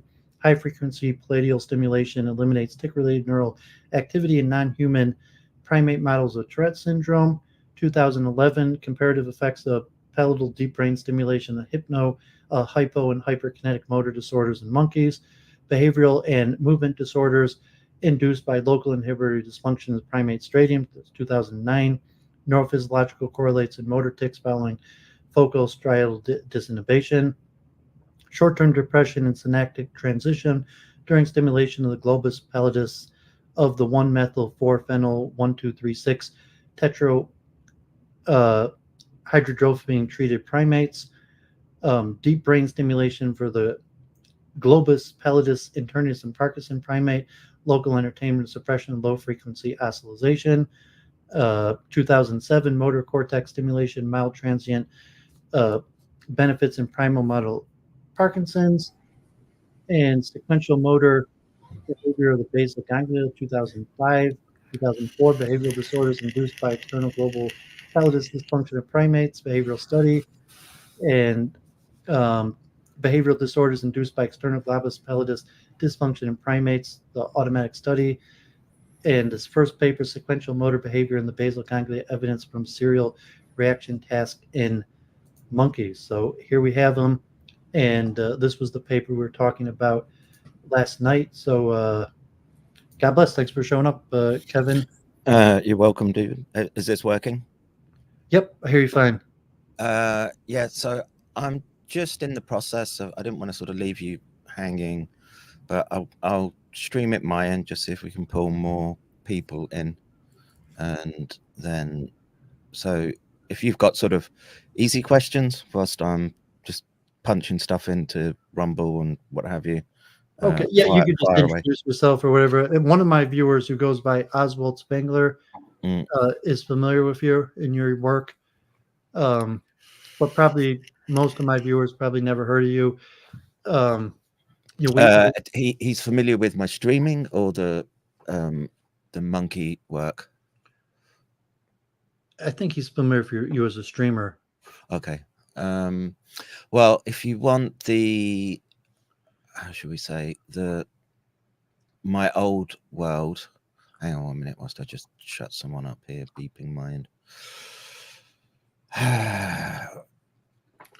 Okay. I stream just once a week in review, and I hope to push forward on research. So sometimes I cover streaming or the stuff I'm active in, or bring on guests or talk about the news. So these last few weeks I've been covering the war in Israel, just like a breakdown, what's happening, what's likely to be. But most of the time I just like read papers in my area of research or the topics I'm hoping to push forward. And I'm a micro streamer. Sometimes I'll work in network with bigger streamers, and then sometimes I'm just on my own. I actually might have a debate on Modern Day Debate this Wednesday, even against Destiny on the UAW strike, if that's interesting to talk a little bit about. And he will be arguing pro-union, and I will be arguing anti-union. And considering Kevin's in Japan, one of the things I'm going to be arguing is that the unions the direction of the auto market and we're not being competitive, and the unions are preventing the U.S. automotive companies from being competitive. And I will be talking about Hyundai and some of the Japanese methods. Yeah, well, they've got the West smoked in that department just because of, well, I would argue high conscientious traits, but then, there's you could argue the material level is at a higher grade here in terms of social structures, just schooling, medical, etc. And I would also put forward the premise that because they're how would you say, homogeneous countries primarily, especially compared to the modern context, that they're able to move far more cohesively in one direction. And so the political differences of what they are would be ones about, well, you have the social justice issues somewhat, but Japan just struck down gay marriage and what have you not so long ago. They don't want migrants. They've seen what happens in the rest of the world, and it's they want to keep their borders, traditions, and culture. They took the economic hit in the 80s, right? It's more. I mean, there's I think the things like Lean and Six Sigma might come from Japan and Toyota, and it's more about the change in technology, the move to automation, electrical vehicles, possibly autonomously controlled vehicles, and training, and that the UAW or the U.S. programs is very difficult to train people towards new things, towards new methods, integration. The union structure has a very specific way of training that leads to anti-meritocracy. And we're not making the switch to electric vehicles. Like the market is basically predicting that Ford, GM, and Chrysler, now Stellantis, will go out of business and won't be able to make the transition, the skills transfer. There aren't electric vehicles in Japan, not as many as you'd think. Well, it doesn't matter if there are or not. I think Toyota still is the biggest producer, I think even more than Tesla globally. So even if they're not driving them, Toyota is globally the leading producer of it. And Toyota, I mean, that's vehicles in America too. So like they manufacture their vehicles, they use their processes in competition to the union system right here in America, let alone what they're doing in Japan. Yeah, and that's foresight with respect to corporations at a large scale, and they can see that. But in terms of and you could argue that this is an infrastructure issue in Japan, that they've taken out their nuclear post Fukushima, and they don't have the natural resources to draw upon with respect to how to make energy. So they've gone very much down the hybrid pathway, and you know what, those cars rock. They can get some real nice ones. Although the market has more faith in Tesla, and Tesla probably does have newer incorporation of manufacturing systems. So if you look like I'm seeing Teslas here now, though, in the last Tesla's couple of market years. cap is like 800 billion, Toyota's is 300 billion, and the rest are all like under 100 billion, with like GM, Ford, and Stellantis like 50 billion, and you have like BMW and Mercedes, even like Ferrari hanging in there. But the reality is the markets basically think that Toyota and Tesla are the only car companies that are going to survive. And if you look at the transition to electric, even if you're saying they're not producing electric, they're not driving electric, Toyota is capable of the manufacturer transition. They've outjewed the Jew, based Japanese. Well, I mean, Jews aren't really involved in manufacture, more like the banking, and it's like Henry Ford or whatever. I mean, there is also the like, there's a good one to bring up later, dude. I mean, to a certain extent, that they've become banks, and most of the manufacturers now controlled by private equity. So I don't know if Toyota is completely controlled by private equity, but like in America, all the car manufacturers, almost all the manufacturers, they're not controlled by engineers. So Tesla, that was one of Elon Musk's main innovations, that like they should be controlled by the engineers, by the innovators, by the people on the line. And that's not the case in most of America. They're controlled by private equity. And so maybe in Japan they have a better system where you don't have like a private equity, which you could look at as code word for Jewish dominated people controlling manufacture, but the actual engineers controlling it. Well, I would, again, I'm not an expert in this domain, but the issue with Japan is that they have a lot of that. It makes the illusion to being private owned, but there's they have a lot of debt, and so the government is there in the background. You could essentially think of them as like a national, a nationalized company in that respect. But I think there is still the deference here to like domain experts, so that the government would make the assumption that Toyota, Honda know what they're doing with respect to making cars and engineering and what have you, and so they're not going to get in the way of saying you have to do this, this, and this. Labor laws are uniform, etc. And it's a tough slog if you want to. If you're not fluent Japanese and you think you're going to turn up here and game the system with respect to,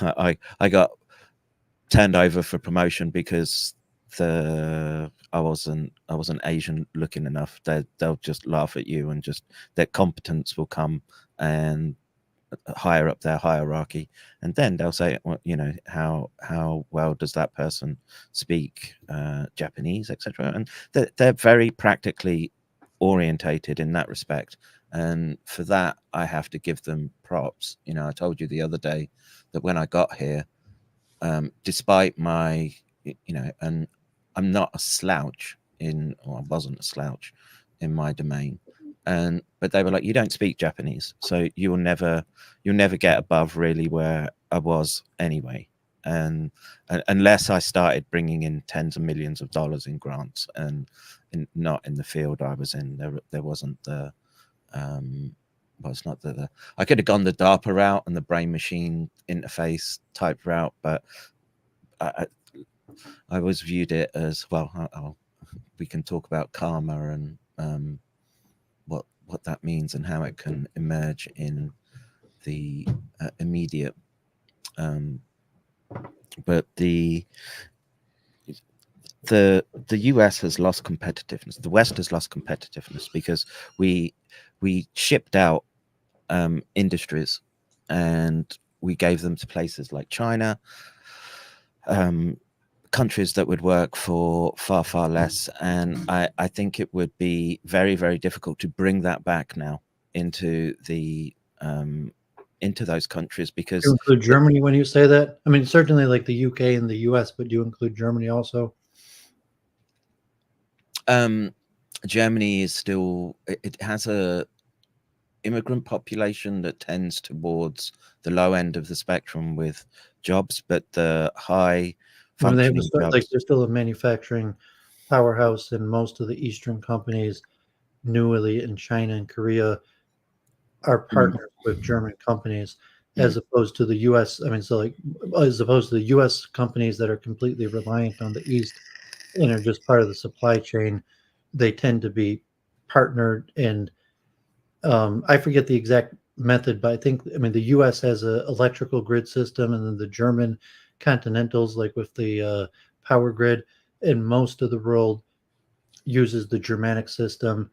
And I don't know if Japan, you see like German engineers back and forth. There's a lot of historically there was a lot of interaction. If you see like the UK, you might have a few like patents, but if you're going to be like Americans in the UK, they're going to be like business, banking, sales, other things.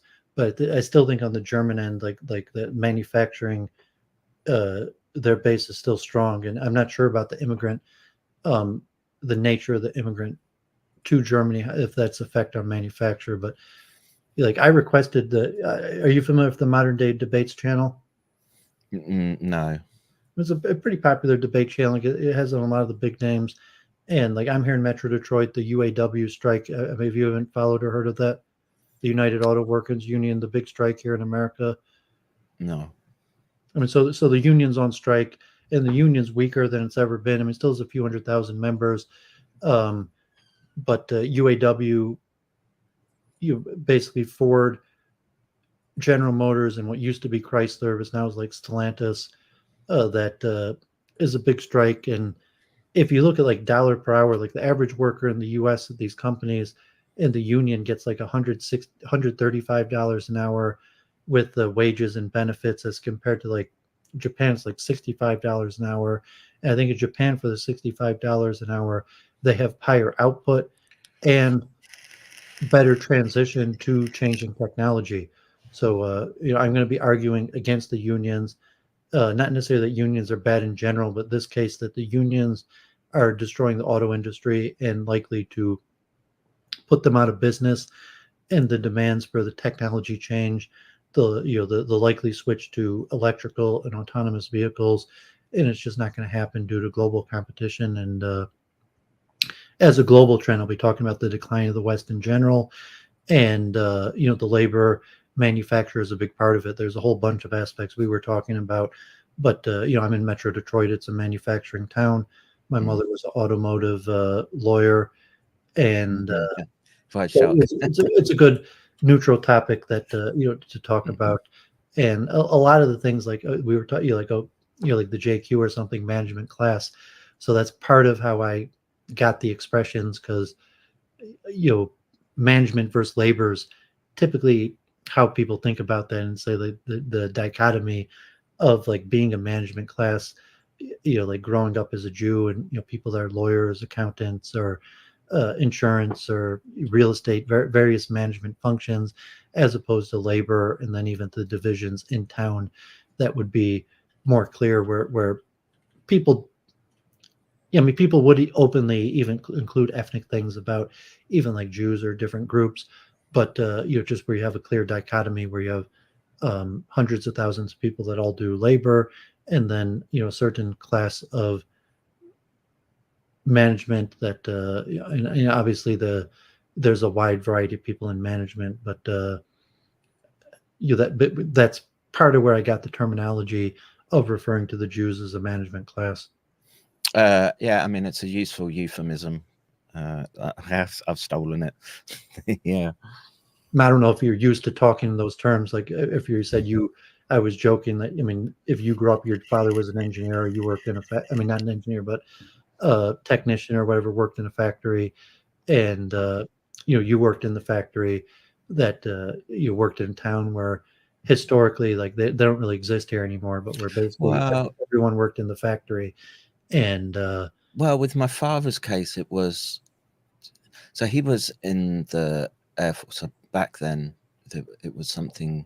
So the British used to have their own aerospace industries, more than Rolls-Royce, and this was back when they had their own nuclear deterrent, and it was called the V Bomber Force. And so they were Rolls-Royce engines in the Vulcans, and the basically we were going to go to South Africa actually, and it was imploding at that time, and so there was not much else around with respect to getting jobs for his skill set, where he'd come through military and got that training, whereas someone who he was competing with people who did go to university back then, where it meant something. And so eventually was he too got an industrial accident. I said, but this was at a time in the UK where they were deconstructing everything, right? I don't know how familiar Maggie Thatcher, right? Margaret Thatcher. Yeah. So she'd sort of glommed onto this idea that markets can fix anything and everything, and so they were just selling off all what I would call strategic infrastructure, coal mines, electric power companies, and I think that the only thing that benefited from the privatization were telecoms, because that's a very sort of tech orientated domain, and changes rapidly, and you move towards internet, cell phones, etc. There was a very sort of good trajectory where market works well in that instance. And back in the 70s and 80s, it was very, very difficult to find a job that would, again, where they weren't stripping out and saying you're going to be on temporary contracts all the time. And and this is kind of what you've seen in the US, as it were. And from like World War I to the 80s, you could get in a job as a factory and live the American dream as like a man. Your wife could be stay at home and raise the family, and you could support your family, have a house, live the American dream. It was probably similar in the UK, and it was even multi-generational. Them obviously, like Adam Smith and Henry Ford and the automation line is only like 130 years old or 150 years old, but even before there was agriculture. But there was a period for 3 generations probably where you have a factory towns. Everyone would work in the factory basically their whole life, have a good job, and give the job to their children. Is like my grandfather he was an engineer, but he worked at Caterpillar, had a good job, had a pension. He spent more years in retirement than working. He worked for, maybe 40 years. I mean, he didn't quite work 40 years, but he worked maybe 30 some years, and then he lived another 30 years in retirement with his pension. And there's still some of that, but it's been hollowed out. There's much less the benefits, the competition, and most of it in the 80s started being shipped out to the Far East, to Mexico, and they've tried to bring a little bit back, and then the COVID-19 hit, and it became how clear we haven't manufactured. And it's like we were talking about, like a management class, where America as a whole became like a management class, moving into service professions with and also welfare state, where people either move into management or service, or the welfare state is probably also happened in London. I mean, in the UK, where the hollowing out of the labor class fed into the welfare class, and then also the rapid competition with immigrants. So you have more people fighting for less jobs with more people in a foreign population, and so the systems are collapsing. The rise of the East, and then the technological change of the internet, uh, superconductors, or various things, where really what benefited Japan, like after World War II, they built all new facilities and got ahead of the US because they'd rebuilt everything. So the last 20 years, the technology has changed. So like almost everything in China and Korea, maybe not so for Japan, they could be falling behind. But like I go to these conventions, and all of these Japanese, Korean and Chinese companies are really like 10, 20 years old, and they were built with the latest integrated technology, automation, robots, and these various things. And the U.S. can't compete. We couldn't do it if we wanted to, and it's not even cheaper labor anymore. So at this point, like the Chinese labor, in some cases, isn't even cheaper. It's actually like a skill and know-how gap, and the financing to build the equipment, and so it's really a disaster here in America. And then the legacy of like kind of like Joe Biden, like, we're the richest country in the world, we could wage 2 wars at one time, we could do everything, because like the hubris of not realizing that we're past our prime, and it's hitting well, this multiple factors at time. The same thing we were talking about with geopolitics, but we're just seeing at the manufacturer level of competency. Yes, I would agree with you that the competency is a factor now, because again, it would be hard to bring back the factories into the West and expect there to be the workforce that has the technical capabilities that the, say, Korean or the Japanese or Chinese would have in, just they're soul crushing jobs still. They're still line factory jobs where they're doing,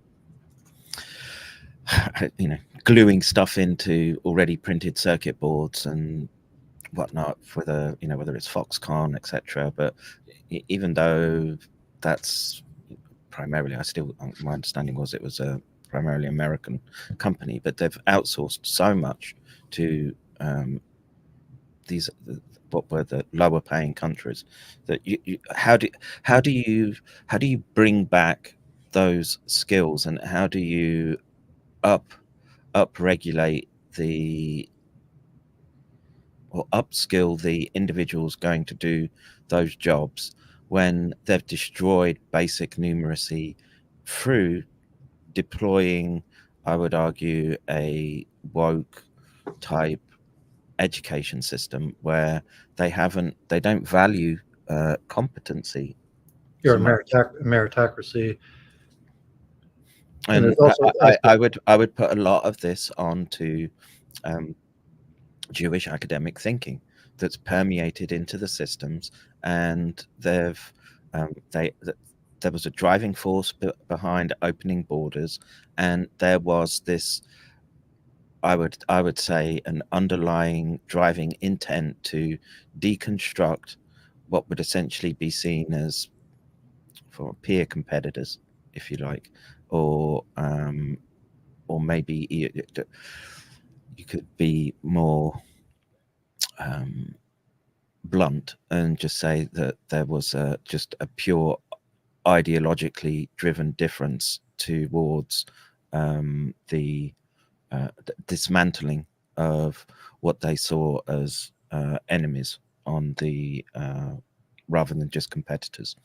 And this is now coming to fruition. It was the management class which were sold on the idea of, like magical thinking, financial instruments, shares, markets, yada yada, usury, loans, flipping houses, etc. All this started to mount up and has led to a implosion in the in Western countries. And the backbone is still there somewhat, but you can't. And it would probably respond better in European countries because the connection to the culture and the families going back is somewhat more.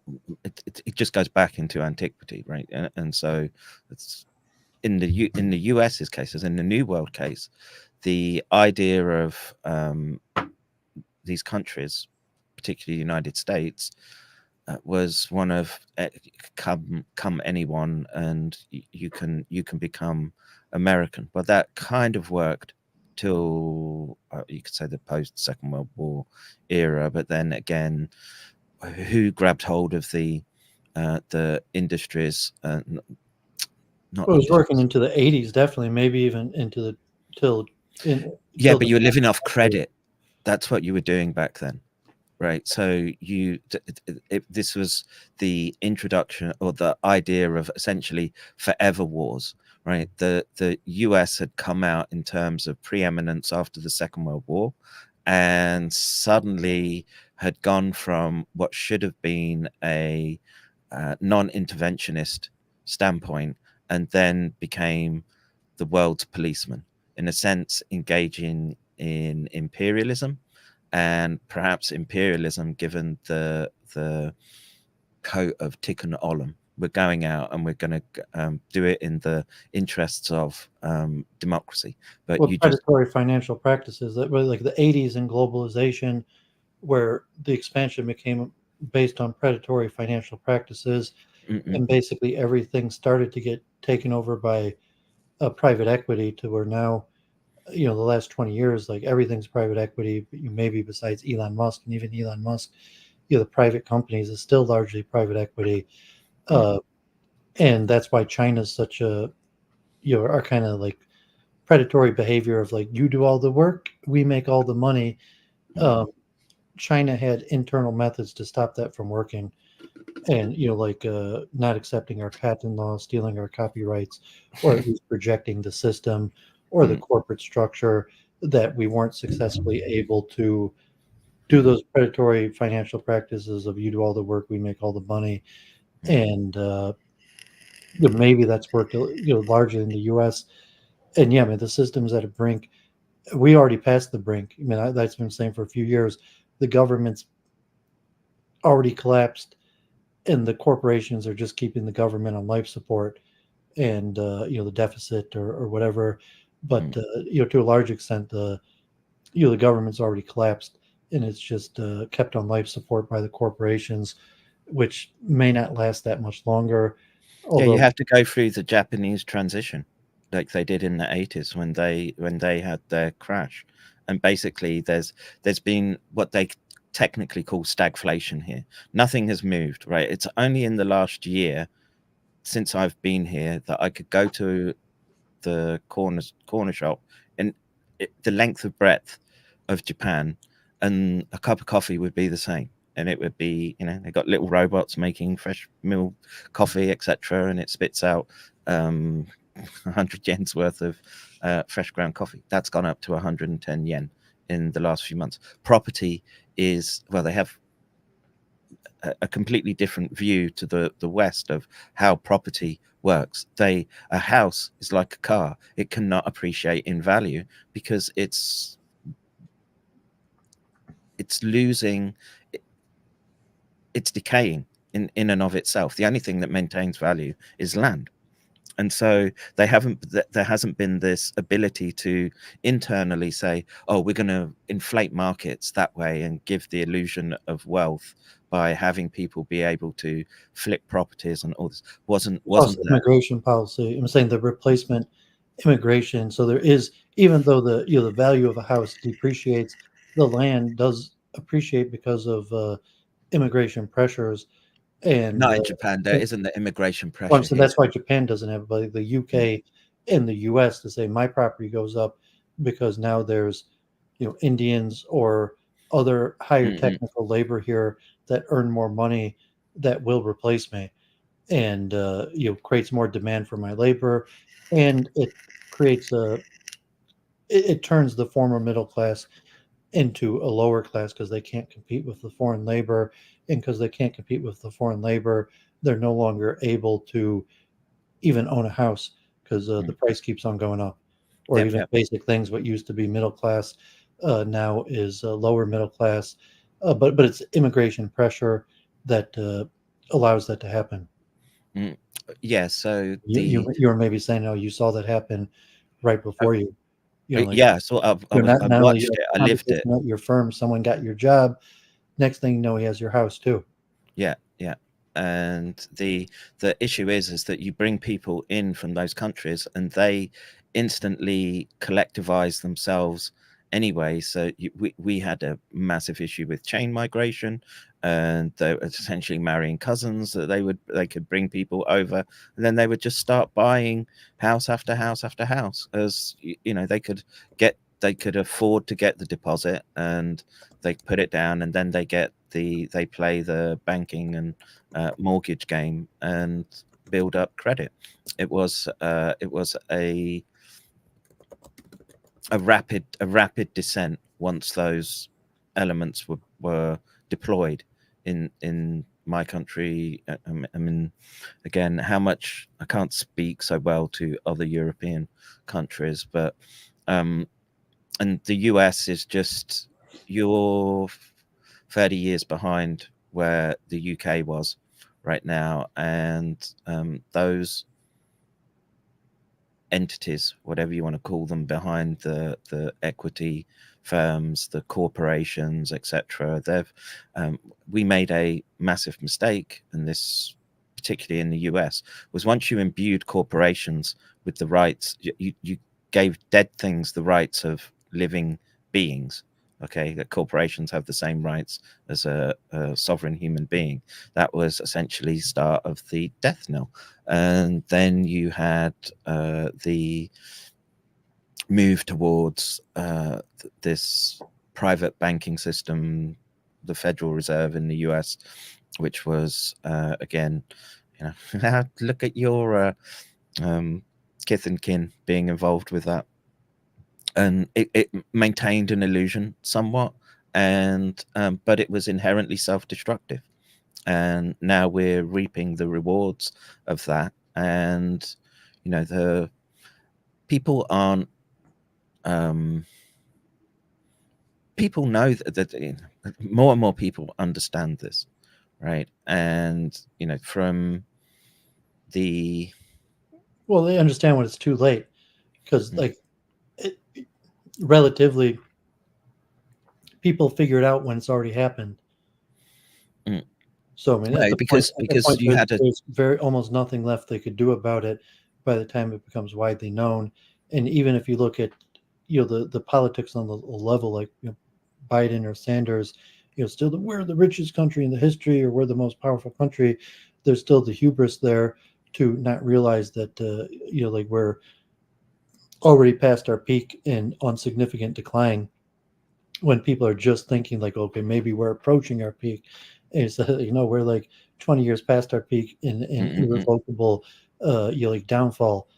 And like the markets or the indicators are saying, like, some of the, like we were talking, like higher low birth or something like that. Like if you were investing or grew up with like a MBA in economics, or a globalist personality where you were involved in a global business where you could have seen these factors, and you made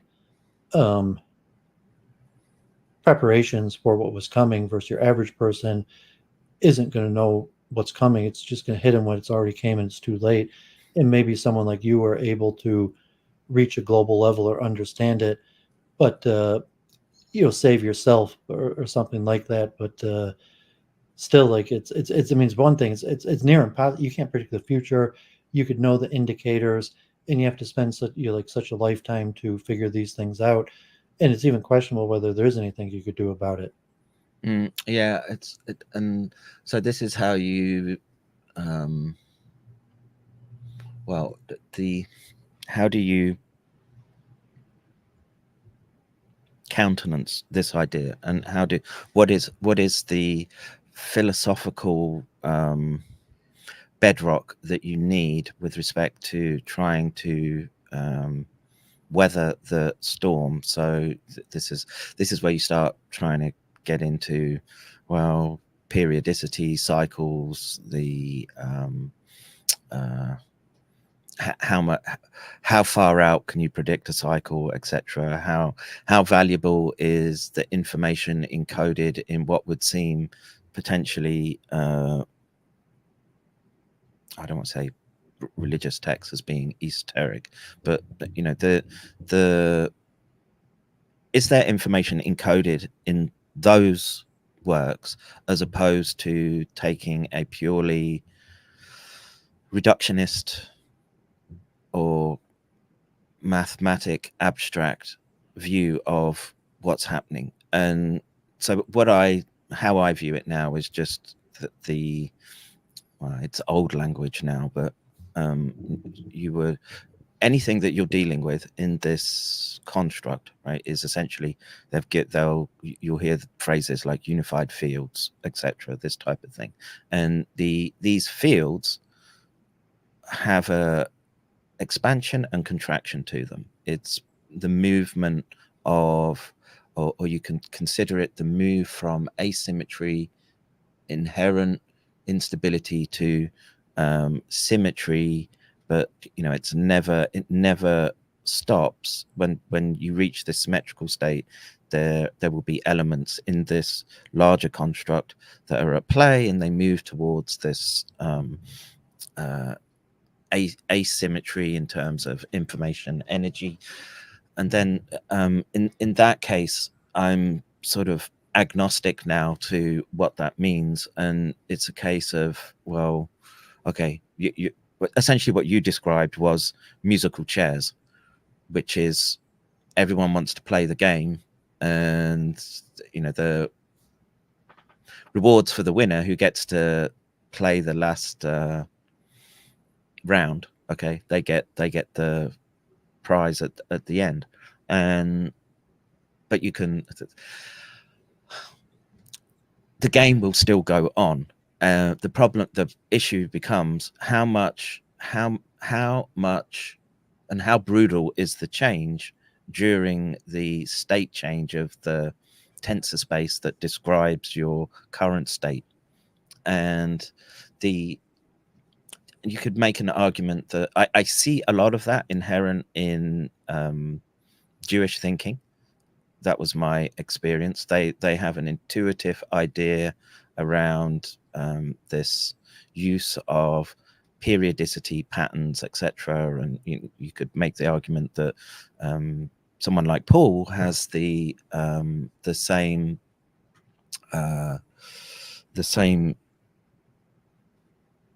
view on these complex data sets, and which one is of most value.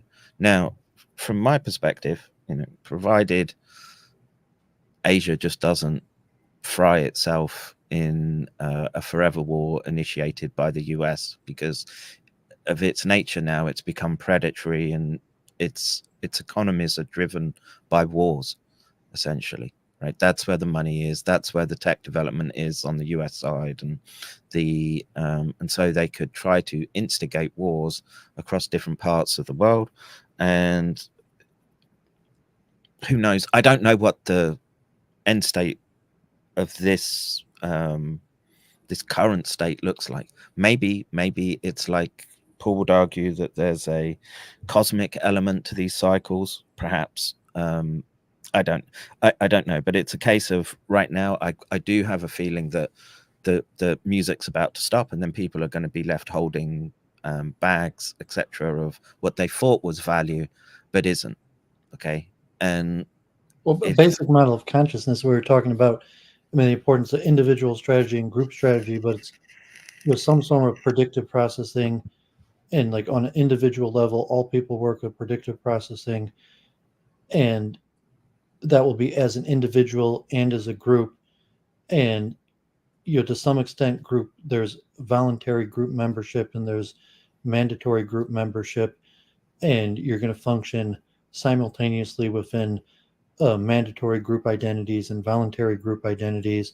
and even on an individual, and you could only do that as good as your predictive processing. So through like hard work, education, maybe luck or providence, you might have better individual predictive processing and group predictive processing, and for what you call like the periodicity to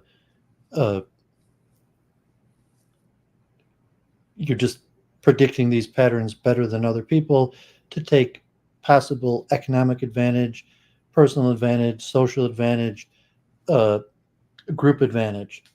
Mhm. And so even if you're entitled to some sort of wisdom, you still have to function as a voluntary and mandatory member of various. Everyone's subject to the changing of the seasons, right? Now, Well, yeah, I mean, but I say some as an individual and as a group, and like a lot of those identity factors are mandatory and voluntary, and so okay, you might have moved to Japan, but you still have mandatory group identities like your ethno-historical identity, even if you voluntarily chosen. At this point already, you might have some elements of mandatory Japanese identity. oh yeah, I have to have taken that on because my children are in Japanese schools, and So go to your predictive processing. So if you had insights, you could use that to gain social status, monetary status, your different forms of status, and then like that has to be leveraged from acting as an individual or acting as a group, because like largely power is going to be accumulated or statuses through your group membership, and so if you're all connecting this to your predictive processing and your foreknowledge, better insight into what's going to happen than other people, and a lot of these things are zero sum. That's why I argue like multiculturalism, immigration, and certain these economic factors. It's one of the worst. There has to be a winner and a loser. There's no compromise, and if you're in a group identity and you're like, well, I feel my group is on the losing end of this battle. It's like Paul or something. It's like your group, it's coming to an end, and saying, well, okay, was that voluntary group identity? And even if I say you're right, like my voluntary group, my mandatory group identity is coming to an end. What are you going to do about that? And so it's a key thing if you talk theologically about free will and collective punishment versus individual punishment. And so if it goes bad for your group, I mean, there's always going to be the level of your individual and your group status, if it's in theological terms or secular terms. Like if things turn against your group, but you have individually good karma, you're still going to be better off than with your individual good karma, even if your group has collectively bad karma. And however these calculations get made, and that's why it turned into like the dualism. If you're going to try to make a dualistic calculation or some sort of materialistic calculations, there are going to be similarities to how you do that, or just going to be like some armchair prophet of doom sitting in the East, being an armchair prophet of doom for the West. And well, what value does that have besides that? Okay, you have better predictive processing of global affairs than other people, or but even say like what predictive power is always going to be vastly limited. Even the highest processing, the greatest knowledge, you really still have very limited chance of correctly predicting the future. Yeah, so it depends what you mean by predicting the future. I mean, it's easy to say spring turns into summer, and okay, then there's some use in that prediction. But if you're unwilling to take that knowledge and use it in a useful fashion, which is okay, that means I've got to clear the dead scrub out and plant crops, etc. And unless you do that, you're unable to that you're not going to survive many cycles, particularly if you just wound the clock back. If you bring it back to the rise and fall of civilizations. So if you're here in America or the UK and you say like you're on the decline of civilization, like as an individual, you're not going to be able to change the tide of the decline of civilization. But if you have better predictive processing to recognizing the reality of the situation, it may not even benefit you. I mean, I said, like, I was a day trader in the sense, like, I had friends from Jerusalem that were making money and they saw I was smart and they wanted to make money off of me and taught me how to do it. And I made a decent amount of money. They made money off of me for the period I did it. But, just like, well, predictive processing, there's a market and you could use it to your personal advantage, just like purely like gambling on the market, let alone like, pure gambling, like people play poker or casino games, let alone like starting businesses or social advantage, like, like I was mentioning the manosphere and the pickup artistry, and better predictive processing to try to indulge in sinful behavior like illicit sexual relations or social status or ephemeral things, or if me and you were more thinkers and saying, well, like, I've kind of pulled myself out of the game. I don't want to be involved in the game, and I kind of just like understanding things for the sake of understanding things. Yeah, there's a utility in having people who are not just thinkers. Everyone thinks. Like, can you be applicable with skills, right? That's often the hallmark of, I would say, in the science domain, the PhD, and then being able to progress forward, right? You've got to be. I saw plenty of smart people come up and figure they were smart enough to take the PhD, but were no good at the practical elements of it, the getting your hands dirty, as it were. In my field, you've got to handle a monkey and you've got to do a bunch of questionable procedures if you want to get in there and poke around in something like as complex as a brain in a wake behaving organism, and so you can have too much. You need some subdivision and division of labor within a society, and so you need to. So in Japan, there's more respect for the trades than perhaps we have in the West, right? You'll respect. I got this when I was a little kid. I had a friend, and somehow like he joked or I joked, like in Japan, like like, okay, we would come over. You want to like watch TV or play a video game, and somehow like we joked, if in Japan like they asked like, you want to come over and think, and like yeah, the kids. Like, I don't know if like Japan would actually be like that, but I remember somehow that was a joke when I was young, like Japan, like you would come over, like, you want to come over to my house and think. Well, the kids play, but there's a probably less so nowadays. But the discipline that was expected of children is much, much, much higher here, right? My children got homework from day dot at school and have always had to be doing homework. They have to come home and they have to practice doing kanji and writing out, and literally it's to me, it would blow. I imagine, I can't imagine myself as a child having to do that, right? But they have to literally learn which order to do the stroke in kanji, right? You can't just, like in English language, it doesn't matter where you sort of start and write your letter, unless I guess you say you want to do cursive, but the stroke with respect to making a complex kanji is systematized, because they're even looking for detail in that to try to look for differences. And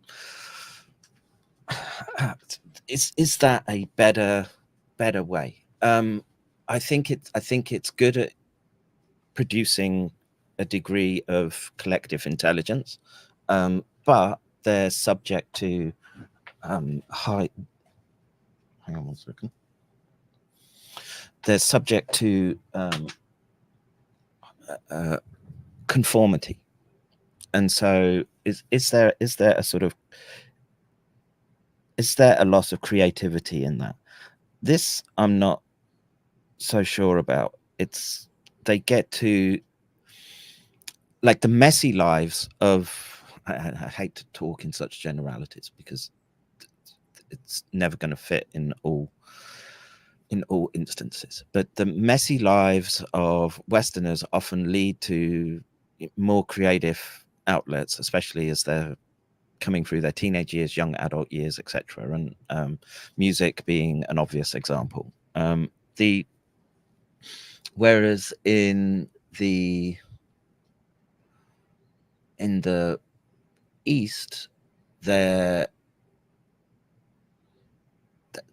conform, and in a sense, though, it becomes soul crushing. So if you're involved in the game here and the rat race, for want of a better metaphor, and you're stuck in this hierarchy with respect to working in a business, it's very formalized. You don't go home till the boss goes home, etc., etc. These things, and in this instance, Japan has a much higher suicide rate than other countries. What we're just thinking, like, okay, like I was a championship chess player, and my dad taught me chess, and my grandfather was an engineer. Like I grew up with a lot of people, maybe even you, like puzzles, logical puzzles, but also with like mental techniques. Like I learned how to speed read, different like memorization techniques, how to do like mental mathematics, and even if you like we were friends when we were younger, and I just like, oh, I found this like nice trick of how to like multiply 3-digit numbers in my head, and like, do you want to hear it, and then like to explain and then work on it or something like that. And it's pretty rare. Like, I mean, and then like I liked Asian culture. I like more Indians, but also Chinese, because they're more interested. Like you say, like you want to talk about mental techniques, how to use your mind better. I mean, besides, brother, you're talking like the discipline and conformity, and I mean, if you call it like a work ethic, discipline, but I was specifically referring to like an appreciation for using your mind better, which I mean, there's some element here in the West, but I think it's limited and decreasing. And I don't know if that's something, if you're into that, like mental techniques, problem solving techniques, where it'd just be interesting, because okay, you're a scientist and there's all sorts of problems you do, and if I could teach you a mental past all that, dude. I've reached this point in my age where and just my life where I'm like, just I could do most things if I wanted to, but just my condition is such that Was that recent, or are you saying there was a period in your youth you were like that? I was like that when I was younger. And why would you be complacent and say, okay, you still have, even if you have less than half of your life in front of you, there's something like some mental function that you perform regularly and you could perform it better, why wouldn't you want to learn it? And but well, if you're typical of like, no, I don't care, it's not interesting to me, and it's that a would be case of comparable to the decline of the West. I don't know if your average Japanese person at your age would be different, and like no, but a lot of mine's related to physical state, health, right? And so it's enough right now, it's enough that I get out of bed and I can do this, and I actually scrape enough to pay the electricity bills with it, right? That's the state that I'm in. But you can, and why is that? Well, that there was a head injury.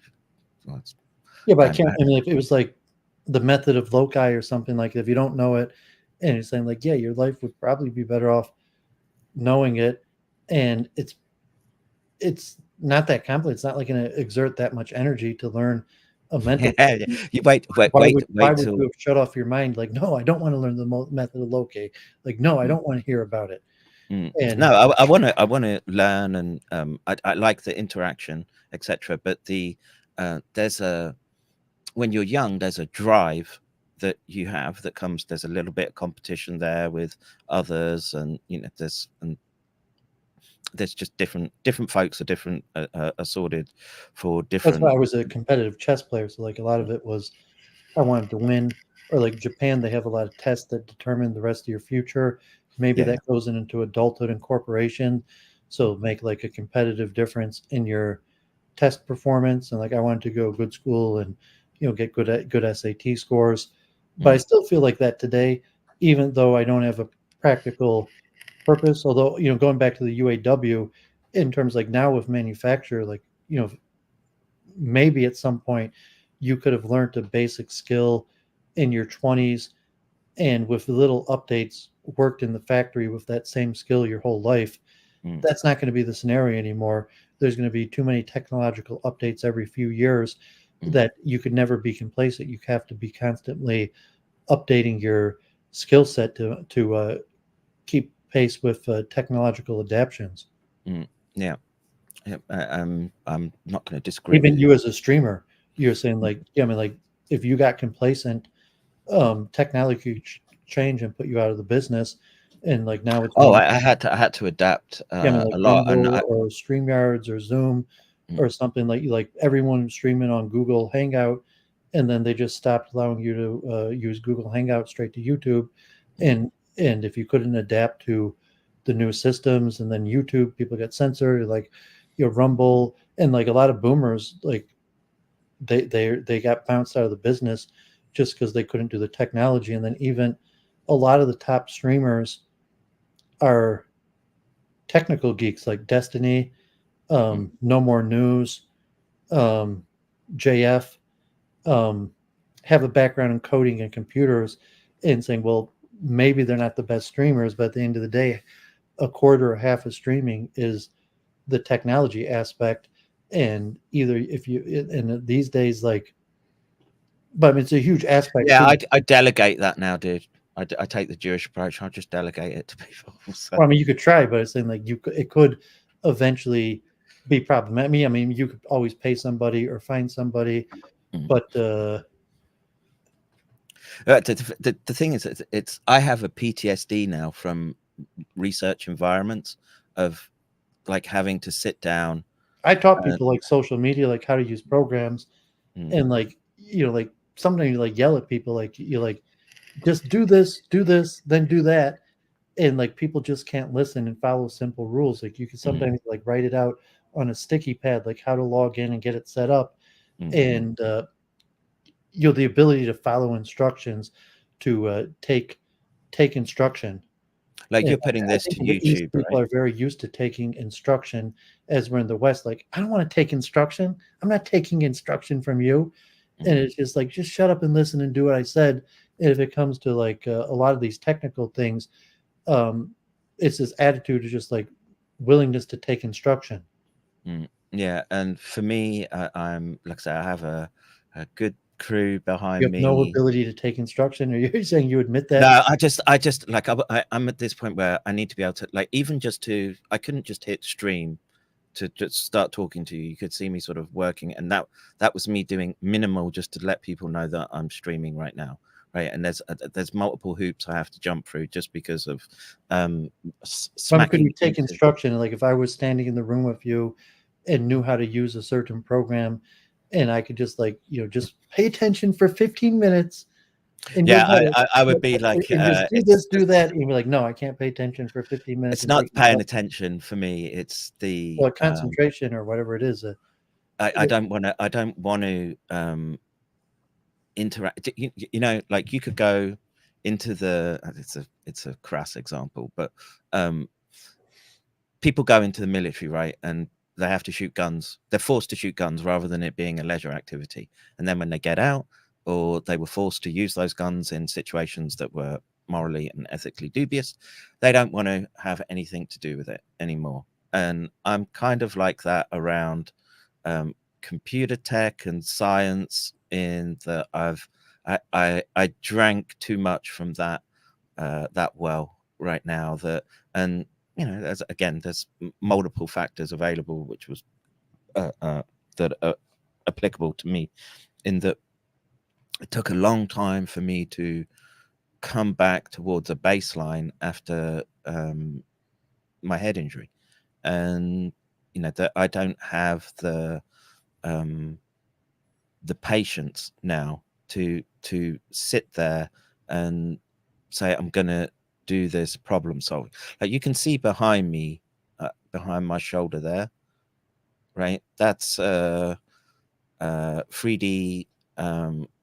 CNC milling machine, right? I've got, if you looked over my other shoulder, there's what was a fancy stereolithographic printer, and I used to get off on all that type of stuff before. It was inherently fascinating to me, building out PCs, doing.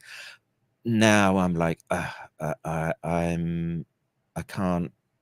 don't have the it's literally patience. I don't have the patience to do stuff where I should be like, okay, this has to be in this manner for me to do it. And I see that happen a lot in research environments, where people, they develop a sort of OCD type way to how they do experiments, because that was how they managed to get a result, and then they ossify in a way because that's all they can do, because it took so much effort to get to that point. And I was lucky in that I was I don't know, if I was to give an example, I was sort of like a skateboard surf attitude to science, which was, okay, I'll ride the edge. And I didn't need the OCD component to make sure I didn't have to have every tool in the exact same spot to get the same data that others did.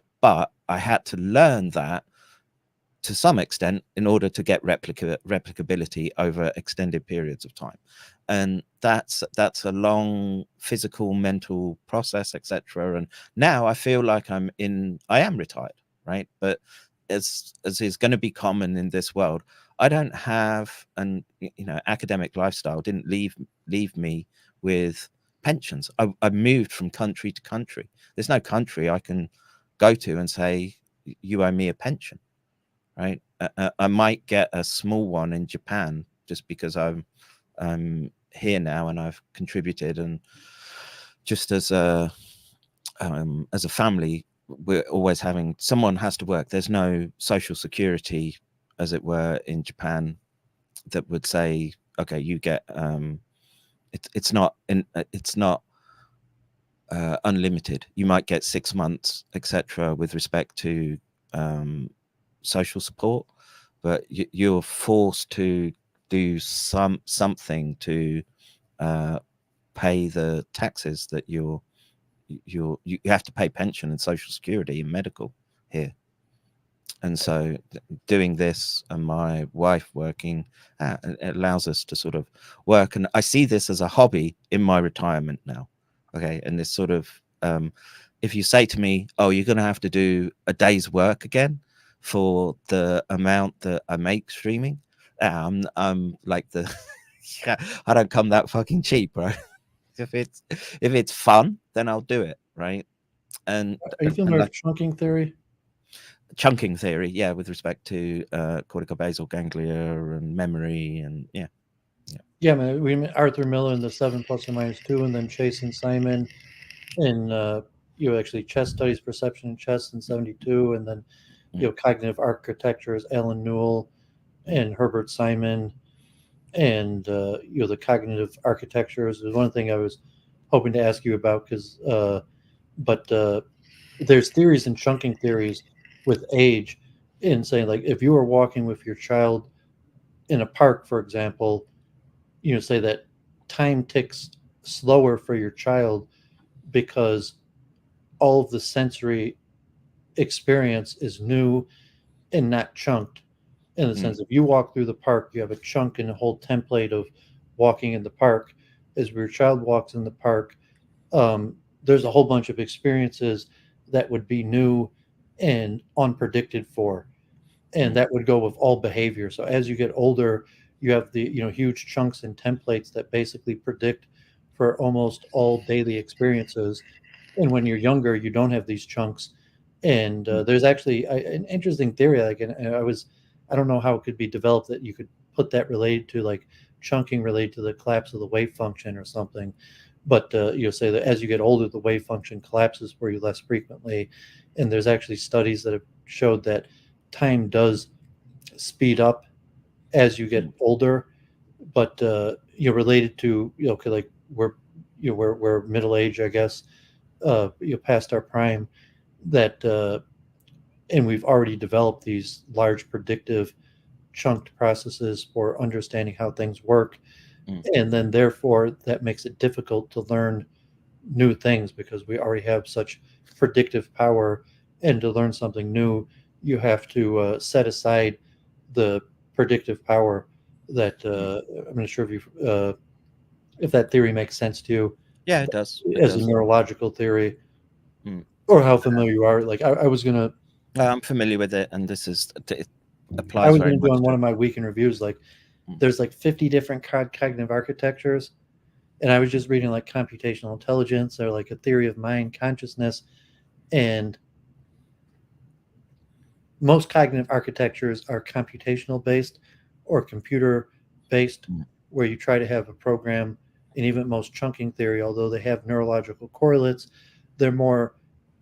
most of them are based on computer programs that could model cognitive functions, and then to try to have a cognitive architecture that could model all of the cognitive functions a man performs don't exist. That's why there's like 50 models on the market. Maybe like 20% of them are chunking theories, and then there's other theories. But if you're looking at, like just we were talking about last week, where I was claiming that event cognitive functions, I believe, are non-physical, but like I was just reading that the last few weeks, like papers on towards a universal cognitive model. And general intelligence is the sort of general intelligence is just one cognitive function. So like a cognitive architecture has to include all cognitive functioning, of which intelligence is just one. And we're very far from it. Saying there's like 50 different models that all some of what I found is that you can, so as we lean more on computation as it manifests more and more quickly in our technology and the tools that we use, and it's usual that a computational theory paradigm emerges, and we can say, oh, we can see how that could map onto the brain, and vice versa. And in this instance, it's a case of, well, which one is right? And what you'll probably find is that it's a combination of all of the above. That's been my experience as I've sort of had to work out these they're complex problems, right? You're trying to go in and say, what's the brain doing? And this is why I tried to draw you towards this idea of this what's happening at the measurable level, and what does that mean in terms of, you could argue, metaphysically, which is how do you change from one attended behavior to another?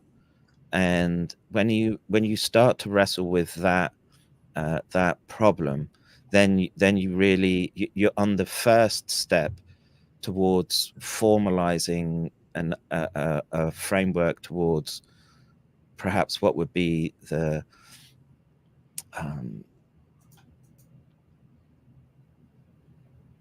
where the philosophers were with respect to, well, what does that mean with mind, brain, body, mind interactions. Where does it emerge? And it's in this movement in the material, the at its at a very fundamental level, there is a switch that occurs, and you say, well, how do you where is that emergent in the conscious process? Well, what's conscious process? And you talked about, well, there's narrative, etc. And I can look at that and say, well, okay, they're higher order functions, and in terms of the computation that's being done, it's still dependent on all other embedded architectures, and so you cannot remove one from the other. And again, is a sperm and an egg coming together conscious? I would say yes, but its degree of consciousness is less because it hasn't had chance to develop the full complexity in terms of the biological and neurological architecture that's required for all the emergent behaviors to that we would recognize as being having agency and goal-directed behavior. Now, I'm, from my perspective, I'm against abortion from the get-go, but I've had to deal with that in my lifetime, and it's one of those. It's just some of the ethical and moral quandaries that you're presented with, and if there's a ledger kept with respect to, at the end, it's how you respond to that. And I would never argue against the need. You must have a medical skill set that can enable abortion. But it should be, which comes first, the baby or the mother? And if you've got other children, the mother takes primacy in that equation. But this idea that you have right now, which is that abortion becomes a lifestyle choice, then I start to have ethical issues with it. It's the same with, and you could step that back towards things like contraception. At what cost to culture and society was it that we enabled, well, essentially barrier-free relationships where you could just toy with the hormonal profile such that the consequences of that action become less significant in someone's life? And I think that's, like I said, it's these interesting discussions where when you say what's mind, what's consciousness? And you get down to these very, very fine, nitty-gritty details. Is there consciousness outside of the sperm and the egg coming together? Yes, it's part of the extended field structure that is the tensor space, for want of a better metaphor, that is reality in the universe. But it's a potential rather than a crystallization out of that field that occurs when the gametes meet. And then what potential does that gamete have? And not weed has less conscious potential than as you go up the complexity chain. Yeah, what I was mentioning earlier about mental techniques. So, okay, like I could dream of being a great scientist and discovering some like universal law that applies to everybody, or the method of publishing and fame and academia, or even doing something for humanity, or career-wise, getting paid, function in society, or purely as a mental technique that's going to allow me to function at a higher level of competency. And if it's a general, the questions about general intelligence, whether that could be increased, but if it's just a general mental competency that might affect multiple fields. And like, one of my main areas of research is the science of expertise. And there's a lot of things like Andres Ericsson, if you're familiar with him, like peak and deliberate practice. And then there's a lot of studies in the transfer of expertise. And generally, expertise doesn't transfer. There's certain Hang on one elements. second. I've got a fighter jet going over. Oh yeah, I heard Bear, it. just bear with me. But so there's like far and near transfer. I'm not sure if you're familiar with these ideas on expertise or transfer of expertise. And I mean, there's some neurological correlates. Most of it is semi-newer field of study. But if you're just looking and say, okay, like we're talking about this, what's the purpose of it? Maybe for you, okay, you're making a living, you have an audience. I have a small audience, you have a bigger audience, but we both have audiences. There might be a performative aspect. There might be, social function to it. There might be also just a pure personal utilitarian function of increasing my own competence. Yeah, well, so to go back to your earlier question, which was, are you still sort of learning something new? So in the last 3 Andre Ericsson and deliberate practice, because like obviously you're learning things new unconsciously, whether you want to or not. And that's what Andres Ericsson says. Expertise has to be this what's called deliberate practice, and it means where it's mental efforts, where it's not fun. It has to be some sort of exertive mental effort, and that's what causes expertise. Although to some level, just because your mind's working, you're learning, and it's like, okay, you got older, you don't like the deliberate practice anymore. However, that's the only way to develop expertise is this deliberate practice, which by definition is not enjoyable. Yeah, unless you're a masochist in some respect, which is, but and again, you get onto the what does that mean at a neurological level? Well, there becomes implicit reward with that effort, and the simplest way to think about this is exercise. Well, the reward is expertise, in the sense. Yeah, but in getting to that honed state, right? There are micro steps of reward and achievement that get you to that endpoint. If a game was essentially defeating you all the time, your chances of coming back and trying again are it's going to decrease in probability. So there's intrinsic reward within the steps involved. And so, okay, let's think about, so exercise can be rewarding when it can be a struggle to get going, but once you're doing it, the blood is flowing. There's a whole bunch of physiological correlates that are emergent with that, and that in itself becomes rewarding, and that provides motivation for the next round of the game. You can then deliberate practice. I mean, if that's the technical term, and you're saying, well, why a person does deliberate practice, how they motivate themselves to do deliberate practice, or whether you could enjoy them. I mean, so it could be like, okay, if you ordered the new 3D printer, and maybe your kid could, just like, wow, the new 3D printer, and they could play around and with it for hundreds of hours and just trial and error, and just doing a whole bunch of things, and it's fun. Even though a lot of it would be, some of it would be deliberate practice, some of it would be fun, some of it would be, now I'm going to spend hours and hours just doing something that is preparatory behavior for future superior behavior. As where, at your age, where your kid, they might naturally be willing to do that with the latest gadget.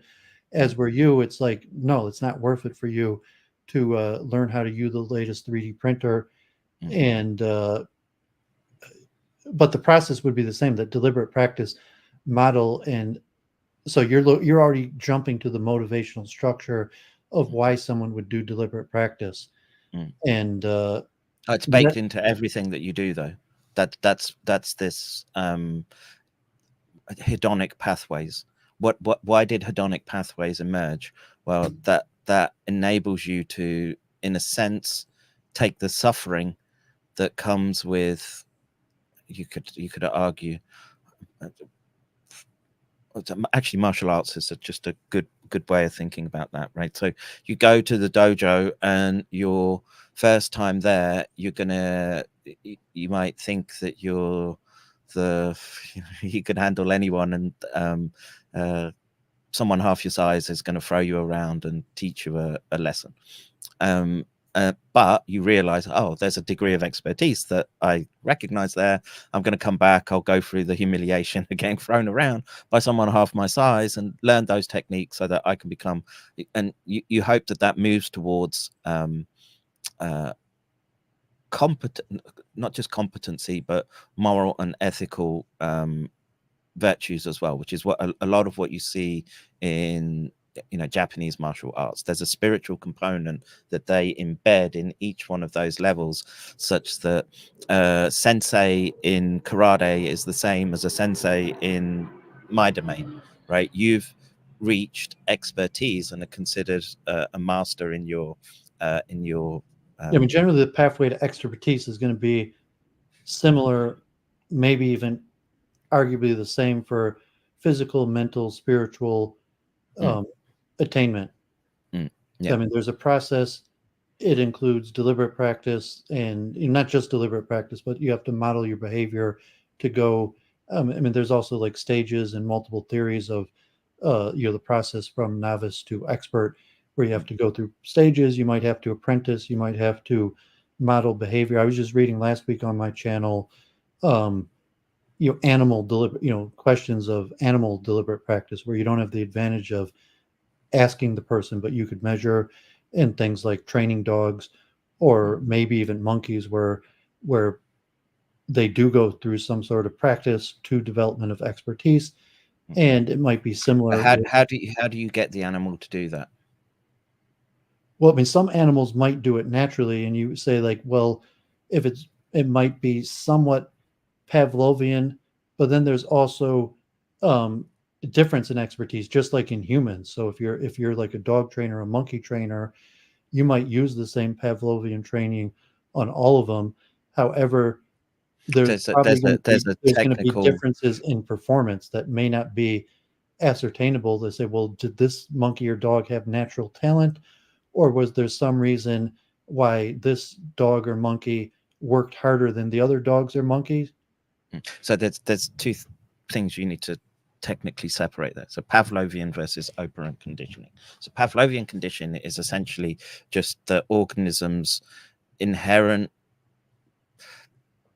prediction to what signals that the reward is coming, right? And that's what Pavlov sort of hijacked onto. I didn't speak precisely. I mean, if it's a stimulus response or operant conditions, I sorry, I wasn't precise in my language. And so, is there more potential? There's more potential in a Labrador than a Chihuahua, right?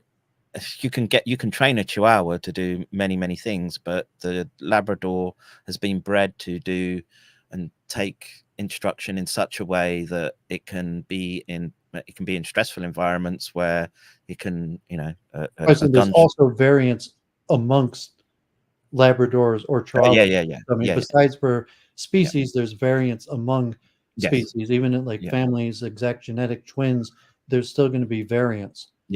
So that's why it's psychologically interesting, and but the deliberate practice has been studied in animals, and I was just reading it in variance in animals, and then even like among dogs, you have prizes for service dogs, police dogs, sniffing dogs, dogs for the handicapped, and then they'll even be rewarded for exceptional behavior. And I went actually to my local training dog for the blind and toured their training facility, and so they'll have like certification and testing, and not all the dogs will be certified. So like they might train all of them, they might be from the same breed. Some of them will be exceptional, some will meet the minimum standard to be given to a person, but some of them won't actually make the cut and will be deemed not quite competent for service. And I'm not sure if you did that much in monkeys to Oh yeah. There was a whole bunch that we would just reject because they would just be too dumb. Or not dumb, but they didn't have the levels of performance that we would require to for whatever reason, if it was some form of development of expertise in deliberate practice, and one monkey took to doing the deliberate practice to develop expertise, and the other didn't. Yeah, and why they did or didn't became an anatomy experiment. Yeah, why they did or didn't may be, even in humans, it's like it's like the question of whether there's natural talent, or Andres Ericsson was on the pure environmentalist side that said it was all hard work and no talent, and then most people now have a multimodal model that includes natural talent, practice, coaching, ecological factors, and so on. But again, it's that thing of all of the above. Well, yeah, it's still a mystery relative to science, and most of those don't actually have neurological models. There's much more evidence on a psychometric basis than a neurological basis, although there is some neurological basis. So one of the things that I toyed with was, could we improve the performance by increasing the value, the reward signal, beyond the hedonic component of the reward that it's working for in the operant conditioned task? And you could maybe argue that you could do that by going in and stimulating these hedonic pathways. The problem you have with that is that to do that, you penetrate the blood-brain barrier, and you've made some change to the system that you're trying to measure and take a performance metric off, and or generate hypotheses of. And in this set of, or in my environment, it was just, there were too many complications in trying to do that for training. Better to work through multiple subjects and pick the better ones than try to go in and fix the bad ones by using stimulation in these hedonic pathways. So the, are there psychological tricks to increase the hedonic value of stimuli for human beings? Yes, there are. We have language, right, which we can use to help rationalize why you would be trying to engage in some behavior or not. And this becomes a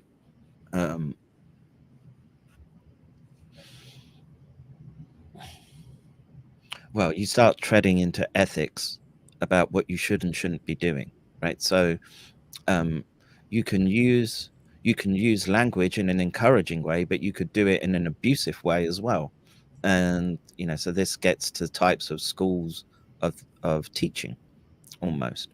And I'm of the opinion that things need to be fun, and you want to guide, but have the subject find out for themselves, such that they get essentially what's euphemistically called an aha moment, right? That they're like, oh, I get it, and then they can go away and reflect on that and think of it in terms of their own experiential library. And so you're working with multiple scales of biology. It's ironic you say that, because my philosophy is generally counter that. I was more into Hinduism, and like their terminology, it's probably similar in Japan. Like you talked about like dharma and duty, and you say like, well, no, I mean it shouldn't be fun. Not necessarily fun, but you should have a higher reward center for the fulfillment of duty than the achievement of pleasure. And like there's a ancient rabbinic statement, like the secret for a good life is loving work. But Hinduism would have the doctrine of dharma. That didn't work well with the Jews then, did it? Well, no, a lot of Jews, in terms of labor, but I'm saying, no, I'm saying like relatively, like I credit most of my studious behavior. Like my rabbi in Jerusalem said, like you should have three study sessions of 4 hours a day in studious behaviors of like, you said, how is it possible I sit this long? It was like in Jerusalem, and like it was taught high level intellectual achievement, the ability to concentrate, and even physical control, and just say, I'm going to study this text for 4 hours straight every day. And you were talking like Japan, like memorization of biblical text, but I'm saying like, I mean, certainly in many aspects, Jews value hard work, and especially on the intellectual level. Just not the type that blows out your lower back. Well, yeah, I mean physical labor, but I would say intellectual labor. But in even Judaism has a duty central, where it's not pleasure central; it's more duty central. So, I mean, that's probably a similarity where you say like, well, I'm going to do my duty, not what's pleasurable. If there's a contradiction between what's fun and what's dutiful, I'm going to choose my duty. Yeah, well, And it's almost again, like a lowly character. Like, I mean, definitely among Orthodox Jews, say like those bound by the law, saying like he's saying like a free person who doesn't feel like he's bound by the law, but saying like, no, I mean, look at this pathetic person who just follows his pleasure, as opposed to the person who can restrain himself and do what's dutiful. Hang on 1 second. What did you say, sweetheart? Eddie-chan, what's the matter? Were you calling me? And just mention that Kevin's opinion. I've had this argument with like 90% of the people I've streamed with, because but I've mentioned like some people in Eastern culture seem to have this strong aspect of duty. Like Chinese cultural filial piety, serving your parents, serving your elders, cultural duties, and even this aspect of like fun. What's fun? Like the tiger parenting is most famous in the U.S., where like these pathetic Americans. No wonder you're getting your butt kicked and being replaced, because like you're just out there trying to have fun. Well, the Asian immigrants fulfill their duty and work hard. And I don't know if they have like the phenomenon, if you've seen like here in my area, they have like these math centers and like youth intellectual enrichment, and they're almost like all Asian. Like I was a chess coach, I still am. I work with mostly African Americans, but in a lot of this like tournaments, you work with monkeys too, huh? Well, almost half of them are Asian, and just this thing like, would you take your kids in America like after school, instead of like going to sports, to like some sort of like math enrichment training center? And but I mean, is this important aspect of fun versus duty? Yeah, again, it's how to strike a healthy balance in it. And so with my kids are thrown in at the deep end every day by having to go to Japanese school and operate in a completely different cultural environment that already puts a lot of constraints on them. And my concern with them is I don't want them crushed by that system in such a way that they don't reach their full potential. And so I'm very hands off with my kids, whereas perhaps if I was I have more family around me, I could delegate or you could give them to grandparents that would have a different worldview and try to instill their wisdom in them, etc. For my kids, they're doing well enough within the Japanese context because, well, they're sharp with computers already, and they're multilingual already. And in this respect, I'm like, okay, in terms of achievements, I wouldn't ask for any more than what they're doing right now. I'm not going to sit there cracking the whip, expecting them to dominate in a Japanese corporation, because that it would be inherently that the odds would be stacked against them anyway, that they would always come off second best in the interview to Japanese, probably except where English would be a first requirement. And so for me, in my situation, it's more important that I get a stable family platform on which to build off. And I would rather keep my kids close than, and I would be, the next generation and the generations after can think more about these, the stricter disciplines that you could perhaps say employ, you know, whatever, Judaism studies for your bar mitzvah, to chess club, to learning math so you can compete with the Asian import that's come in and the tiger mom is driving them, etc. So I'm immersed in an environment where my choices would be different compared to someone in where they might own race and culture in their own home country. And you know this, and but then you get into issues of what happens when the culture has been hijacked and subverted such that you have behaviors injected in that hijack that hedonic pathway. And the and you know, you can think the most basic example are things, you know, like drugs. And so, you know, I've tried all drugs, right? But I was less inclined towards the hedonic type drugs and more towards ones that were cognitively interesting with respect to how I perceive the world and myself. And they were clues to the bigger nature of reality. So again, what works in one instance doesn't work in another, and you can find successes and failings in all strata of any endeavor. And the bigger question is why is there this, why are there things where we need endeavor anyway? Why is there a consciousness field? Why is there this ability to adapt in these environments? And how come human beings are so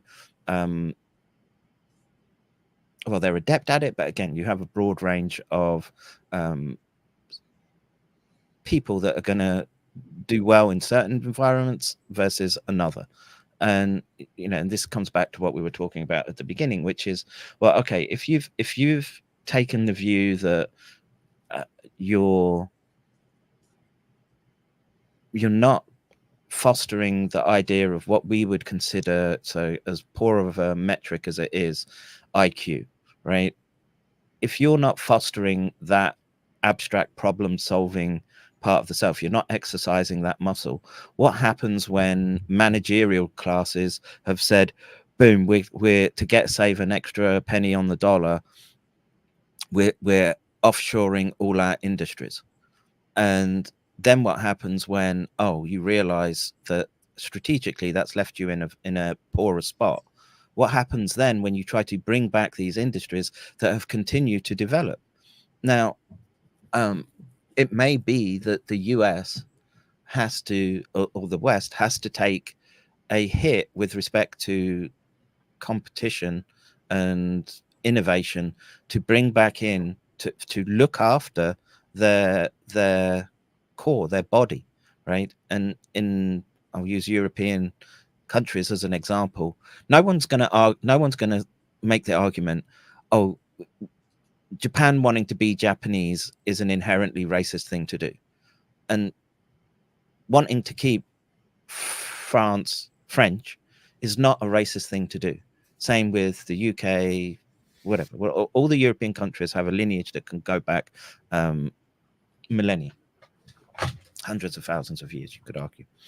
And so it may be worth taking the hit right now and concentrating more on trying to instill more of these values back into the indigenous populations in those countries, and to expel the migrant classes, or make it such that they're not given favor over indigenous because you're trying to reach some sort of meritocracy. That's not a racist position to be taking. Okay. And you could perhaps argue that would apply to the US as well, and US citizens, and you've got to lock up the borders somehow. But again, the US is so big and so diverse now that it's hard to have a center of gravity when the racial makeup is so diverse. Were it the 50s and it was 80-90% Anglo types, you could perhaps have fell back on that type of strategy. So, but maybe the training process for the US is going to be different, because you do have that diversity, so you can bring back those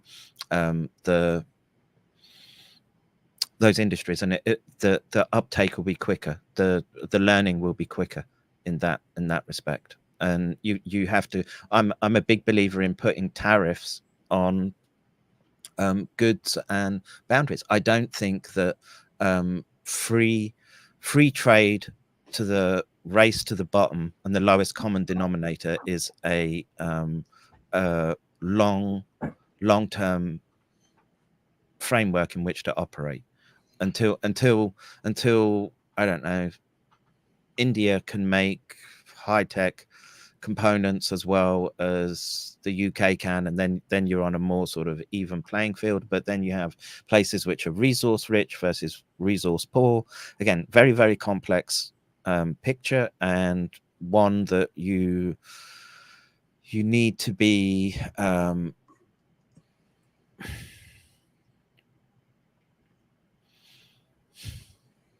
very, very careful. Right, this is the problem. There's been too much rush in of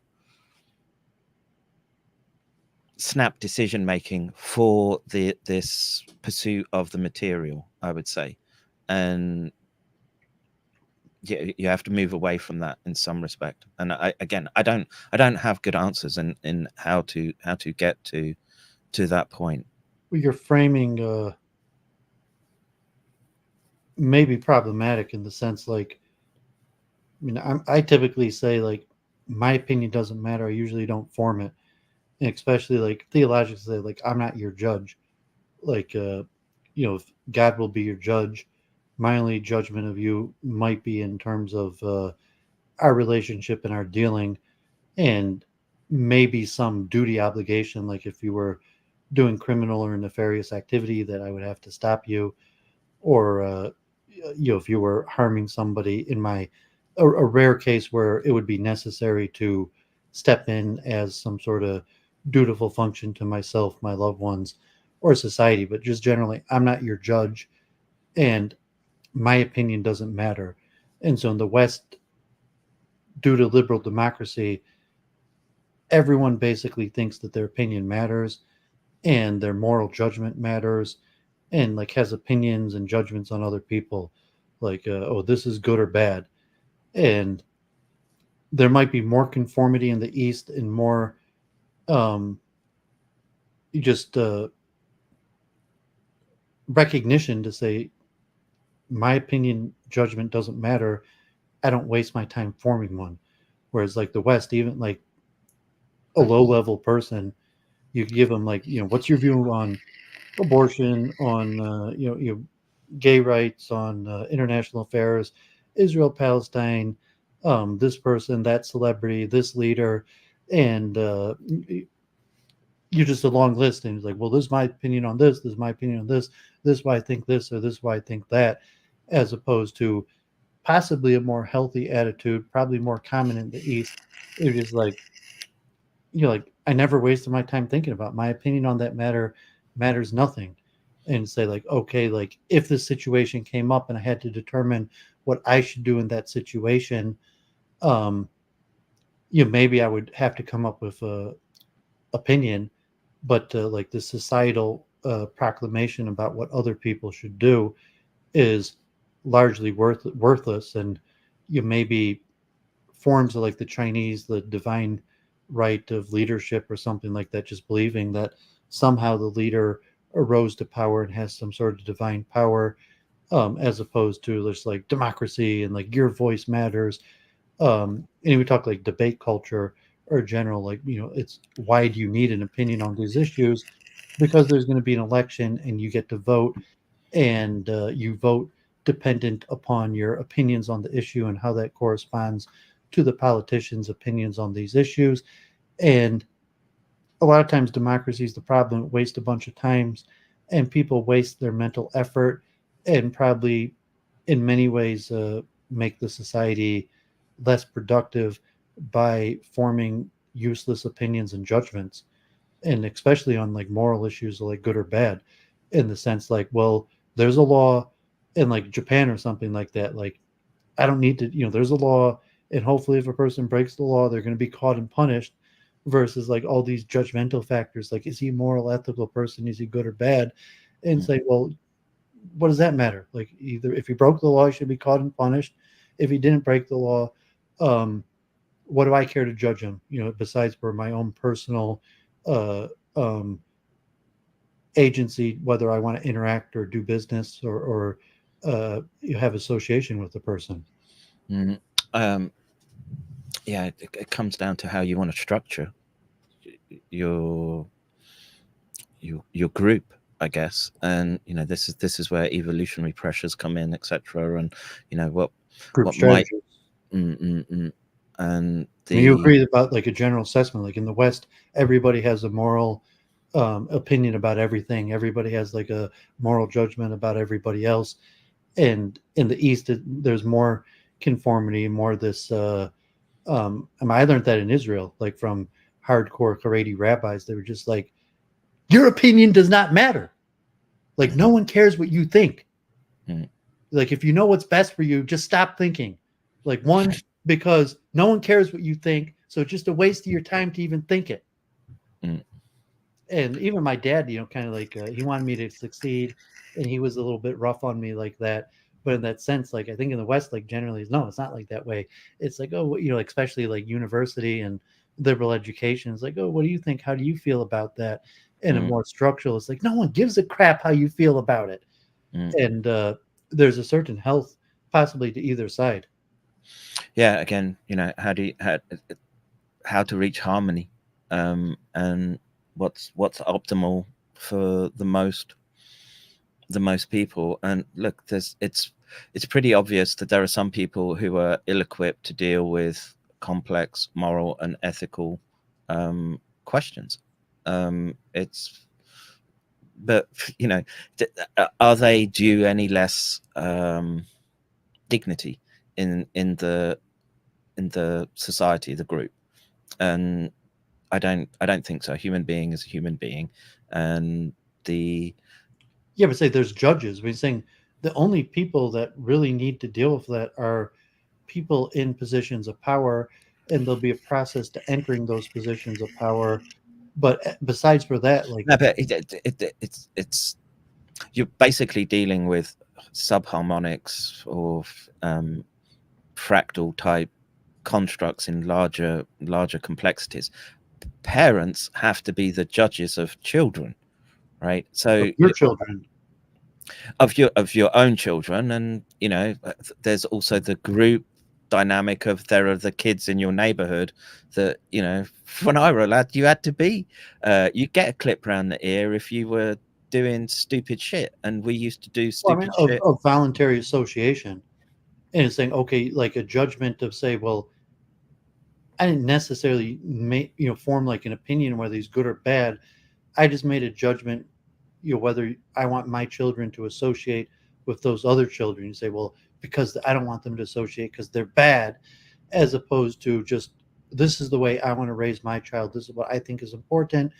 And it's going to influence them away from the way I want to raise my child to associate with these other people without forming, saying, well, I'm not this other kid's judge. My only judgment is whether I want my kid associating with them. Well, this. And even just the where language, does it, good or bad, or a moral judgment, saying that's misplaced. The judgment is amoral, and it's a practical of whether you want your kid associating with them or not your moral judgment of them. Yeah, but if you're in a situation where you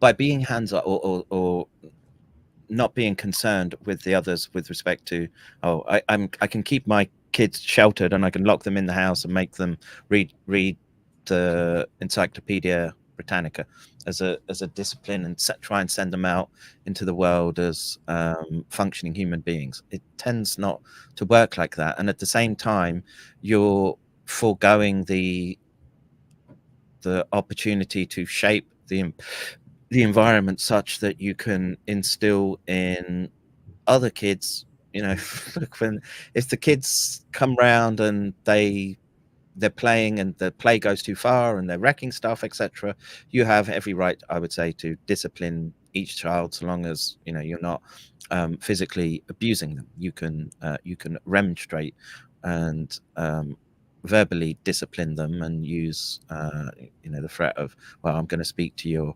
parents, etc. But we're inherently group animals. Some tend to be more Well, I didn't necessarily disagree with that. I'm just saying that the nature of forming an opinion, or especially like a moral judgment, and just if you're talking about behavior standards, corrective behavior standards, it's not necessarily an opinion. Like I said, like, okay, what does it mean, good monkey, bad monkey? You might say good monkey, but if you're going to say to your other lab mate, you're going to say this is a good monkey, this is a bad monkey, it's probably, you probably might be more technical and descriptive. It's not like a good monkey. This monkey has this behavioral standard or this behavioral deficiency, as opposed to some sort of... that other monkey out in the wild may do better than the one that responds better to the lab environment. And this is where you see this argument around IQ. So you can take the most basic form, which is the sub-Saharan Africans are generally tend towards the lower end of the IQ spectrum, and you take them and you put them into a high technical society and expect them to thrive. They're not going to. It's not a reflection on their abstract solving skills, because you could take the Tokyo salaryman and put them in Serengeti and they're not going to survive it either, right? And so it's adaptation in this instance. And so should you be taking organisms from one that's adapted to one environment, put them in the other, and expect them to I don't want to say conform, but behave in such a manner that they adapt all the mores of that culture and Well, to just go back to the opinion nature, you're likely only going to form an opinion if you think your opinion's valuable. So say like, or if you have a system that has a predictive value, that's your metaphysical or even just sociological understanding of the world, how you make predictions of this assessment of other people and categorization or issues, that it's a different paradigm. And if you're in the paradigm where you're saying like, well, opinions aren't valuable, therefore it's a waste of time forming them. So it's like, what's your opinion on abortion? And you're like, well, I have a whole book of information. I've spent 1,000 hours thinking about abortion, and let me tell you all my arguments and this and that. And maybe the other person's like, my opinion on it doesn't matter. You're like, it's a woman's issue, or you're like, whatever, like it's not my issue. I never really thought about it. I don't have an opinion on the matter. Or like in America, God forbid, which would be the wasted of excess of entertainment culture, where your people mind basically runs at all times. And so even people who have maybe meager minds, they still run at all times, and they still think about something. So like you should say like um you like lowly people probably have a lot of opinions about the sexual appearance of women, celebrity culture, entertainment culture, gossip, or things like that. So you said like, okay, like I try to avoid degenerate behavior, and a common thing is people will sexualize women, and maybe people will even spend 25-50% of their day conversation. Like, what do people talk about? They get together and they talk about the sexualization of the women they mutually know. And then I mean, you get like Talmudic on that, where the Talmud says at the end of days, um, the Messiah will come and he'll slaughter the evil impulse, and the righteous will see that their evil impulse was the size of mountains, and the wicked will see that their evil impulse was the size of a tiny piece of rice, and something like that, where the evil person wrestled with fantasies of revenge and forbidden sexual relations, and that was basically it. They wasted their days, fantasizing about forbidden sexual relations and revenge fantasies. And the righteous person didn't waste any of their I've time. done all those things though, dude. So, Well, I mean, it's an aspect of controlling your mind and using your potential. So you say, well, what did that benefit you? To say, okay, well, like from a theological, because I'm gaining a little bit this from a theological perspective, because Talmudic aspect, but could be applied to psychology or neuroscience in general. But so, okay, we're going to pass away, we're going to stand judgment, and God is going to look at our mind and what we spent our mind thinking about our whole life. And like if it's the replay of your mind from the time we were born, so to say, every thought, every fantasy, every desire of the heart. And for his thing, like, okay, I want to purify my heart, I want to purify my mind, and I don't want to I mean, for a theological perspective, for standing judgment before my creator, but even just for the actualization of my life potential, that I did not waste half of my life fantasizing about forbidden sexual relations or like revenge fantasies or something like that. And that's why I was able to read thousands of books and come up with thoughts and theories on complicated issues, and maybe even reach higher echelons of societal value to be sought for counsel on decisions for things that matter for society. And because I didn't waste my mind on useless things. Yeah. You say, well, okay, does it make me a better person? The good or bad is a judgment call, but it's saying there's a factual element of how a person uses their mind, and it's related to this opinion issue, where saying, well, my opinion, like, I mean, there's probably a common statement you've heard, like, I forget the exact expression, but low level people think about people, higher level people think about ideas. Sometimes use like men and women. Women think about people, men think about ideas. But some level to say, well, what do you struggle with at night? And like, why struggle with deep problems of philosophy and science? And like, what do you struggle with at night? I struggle with fantasizing over forbidden sexual activity. Yep. Well, that's different strokes for different folks, dude. I don't know what to tell you in that respect. And it's about what you're exposed to as well. And we're living in a time, particularly in the West, where the hedonic aspect has been hijacked to the point where you can have things like a celebrity culture. Who gives a fuck what someone who's good at singing has to say about consciousness or metaphysics or quantum physics? It's of little input. It's like the rustling of leaves. in my mind, and they're leaves. You need them, etc. And I'm very rarely that's what they talk about, but saying like, who gives a really like their opinion on anything, even like entertainment culture.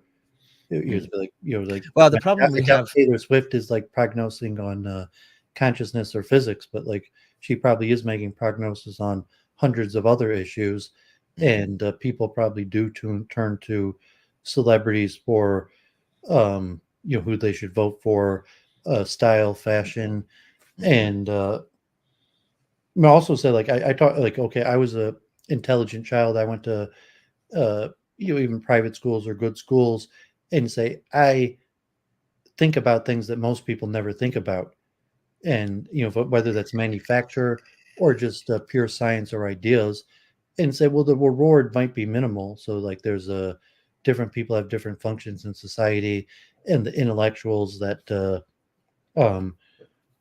in some ways might achieve high reward for intellectual performance, but a lot of times not. Maybe you appear slightly higher on the social economic status, like you have a PhD or come to something, and you might make a little bit more money than the next guy, but not really. Most people don't care about what you researched. Most people, and you probably I actually get more interaction doing this than I've ever got through the dedication and the effort that I put into scientific research and publication. And I mentioned Andres Erickson, like also Malcolm Gladwell, in the deliberate practice, but like the 10,000 hour rule to obtain mastery, and you say, well, yeah, you got a PhD, you probably put 10,000 hours to obtain mastery in a subject. Okay, you found me, I care about it. That's probably why we're talking so long, because you've already put 10,000 hours into this just to find someone else who cares, or just to ramble into the computer screen hoping that there's other people out there. Or maybe like you're like a Noam Chomsky wannabe, where you've achieved your level and then you just want to have an audience to pontificate about it, whatever. People are just going to be interested in your insight on whatever. But there's that, like, yeah, you probably did spend 10,000 hours developing mastery, and your mind probably till the day you die will spend an inexorbitant amount of time still thinking about this issue, and just to come across somebody else who has also spent that much amount of time, or even a sufficient, like, okay, maybe I've only spent 3,000 hours thinking about it, but at least that makes me conversant with the majority of the major ideas that that's part of why I got into streaming the internet. You go, okay, you build up an audience and you're making money and have a fan base, or pontificate, give the people what you want, but also just to say like, yeah, there's no one in my local vicinity that finds these things interesting. Therefore, I just talk into the computer screen, and so I found this guy in Japan that was thinking about the same issues. Again, the why and the where, what have you. There are some things you can say that's sort of the mystery of existence and consciousness, and there's we peer through it darkly, and but one of the things that I've I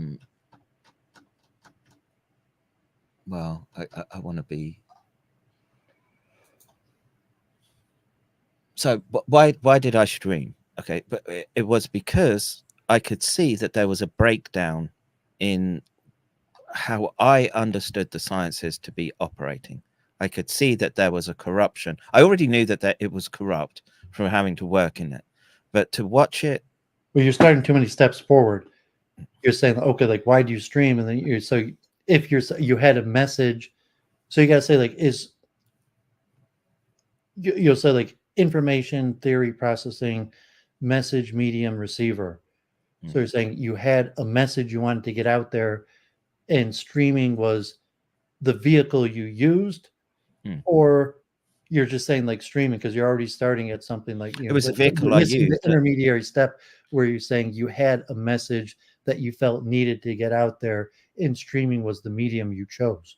Yeah, I had a message to get out there, and the scientific apparatus with respect to getting the word out there. I could have wrote a hypothetical paper about neuroinvasiveness of SARS, but it wouldn't have amounted to much, and there were more immediate fires that needed addressing. And so in a sense what happened was that I'd seen, and this is where I would point to like the emergent creativity that has come out on the internet, which are things like internet blood sport type kill stream approaches, which is, hey, you've got a class of people here, and the simple fact is that modern culture has essentially deified scientists when they're not deserving of deification. In fact, they should be subject to even more criticism than the average Joe, because they're being... Do you think scientists, like, God forbid, like, no, I mean, like, modern society is not deified scientists. Scientists have a pretty low level of on the social hierarchy, like in terms of expertise, that there's a certain level of No, but we have replaced the rounded the idea. I think you're using the wrong word. I mean, because like in celebrity culture, scientists are not celebrities. Yes, they are. Like even Dr. Fauci. They are. That's what we saw happen. That's what we saw happen. So what was in terms of like legalities, we're prognosizing certain important issues and the acceptance of expertise that this is an important issue and we have to follow. But I would strongly like the deification, because like I know scientists might, yeah, I mean, you could argue that that's a turn of phrase. Like, okay, like no, I mean most of them, we have celebrity culture, like they're not like celebrities, there's no like stadiums where people pile in to listen to. Okay, so I can give you a modern example of that, which is that would you agree with me that the celebrity culture is a type of mind control for a large number of people in order that they sort of maintain a trajectory for the management classes? Does that make sense to you? Well, I mean, you're going to take, I'm not sure. I mean, because you have to, celebrity culture based on sports, music, everything, Greek or Roman culture, and it has slightly different purposes. And I mean, if you're talking like athletics or entertainments or plays, and like I'm into Freemasonic conspiracies, so generally, like I would look to the Greek models of the plays and modeling behavior, and you basically classify most celebrities as Freemasons, even if that's athletes or actors, influencers, and it's part of modeling behavior, if that's what you meant. I mean, you're saying that the purpose of celebrities is to model behavior, and we don't model the distract and stop people questioning beyond the distract or model behavior. It depends. Like modeling behavior means something completely different to me, which is to I should be able to predict what the monkey's going to do in the next clock cycles of. Okay, I mean, if you're talking like Taylor Swift, maybe she's a distraction. Maybe music. I would say entertainment in general might be a distraction. Aristotle, like looks at like I'm semi like famous for arguing against humor, and saying like humor is a. Well, I mean, Aristotle, just like humor is a form of. That's funny, dude.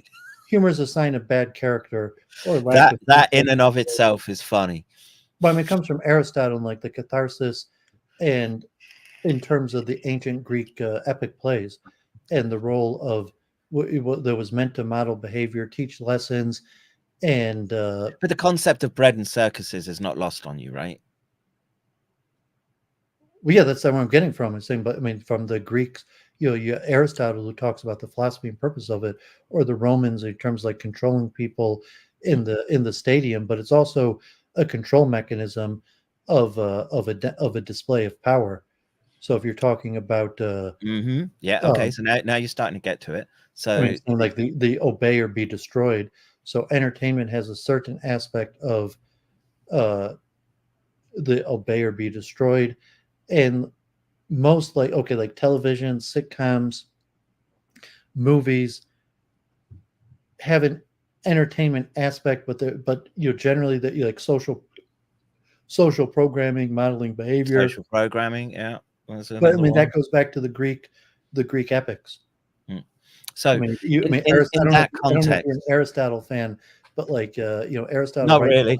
I've all that stuff to me is look. I get the academic use of it, and it can for some people they will approach that, and it provides them a lens and framework with which to look at culture and society and history, etc. And how did we get here? This but what we need to deal with right now is the modern incarnations of those principles, which we can all agree were discussed back then, because we've got the dialogues, etc., and the hang on one second. No, get down.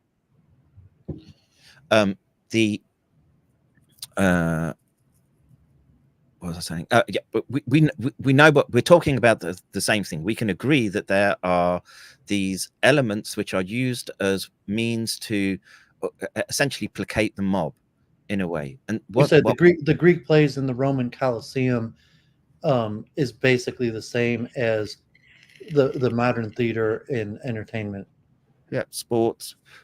And look, there's nothing inherently wrong with doing sports and getting fit, and those are ways to self-improvement. Again, none of these things by themselves are inherently good or bad. It's how they get utilized, especially in this modern matrix, for want of a better word, which is how do you control mass numbers of people, particularly when you want to pull off a gargantuan lie.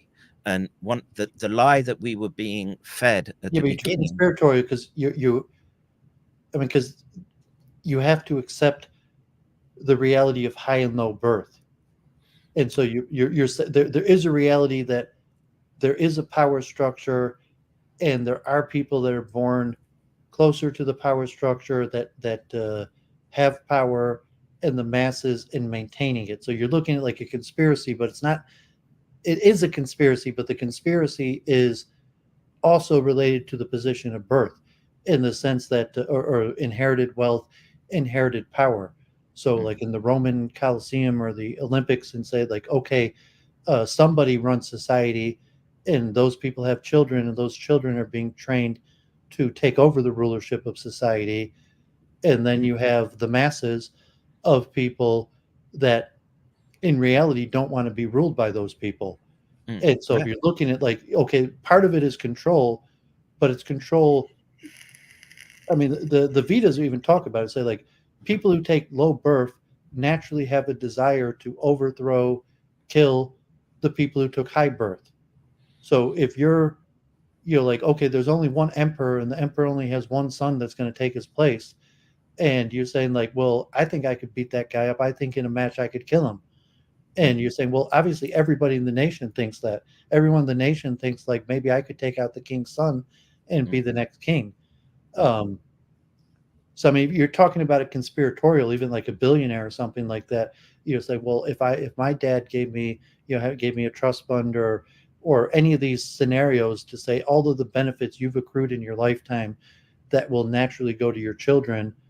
But it's an important issue that I think you should you're better off putting it in those terminology than like a conspiracy, because it's the conspiracy largely of people who took high birth.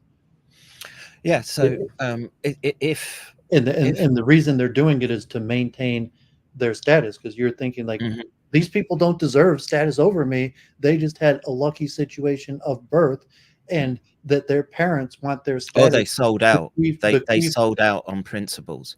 And this is where you get to. But it's natural. We're saying, so to say, if you took low birth, that hypocrisy being the natural.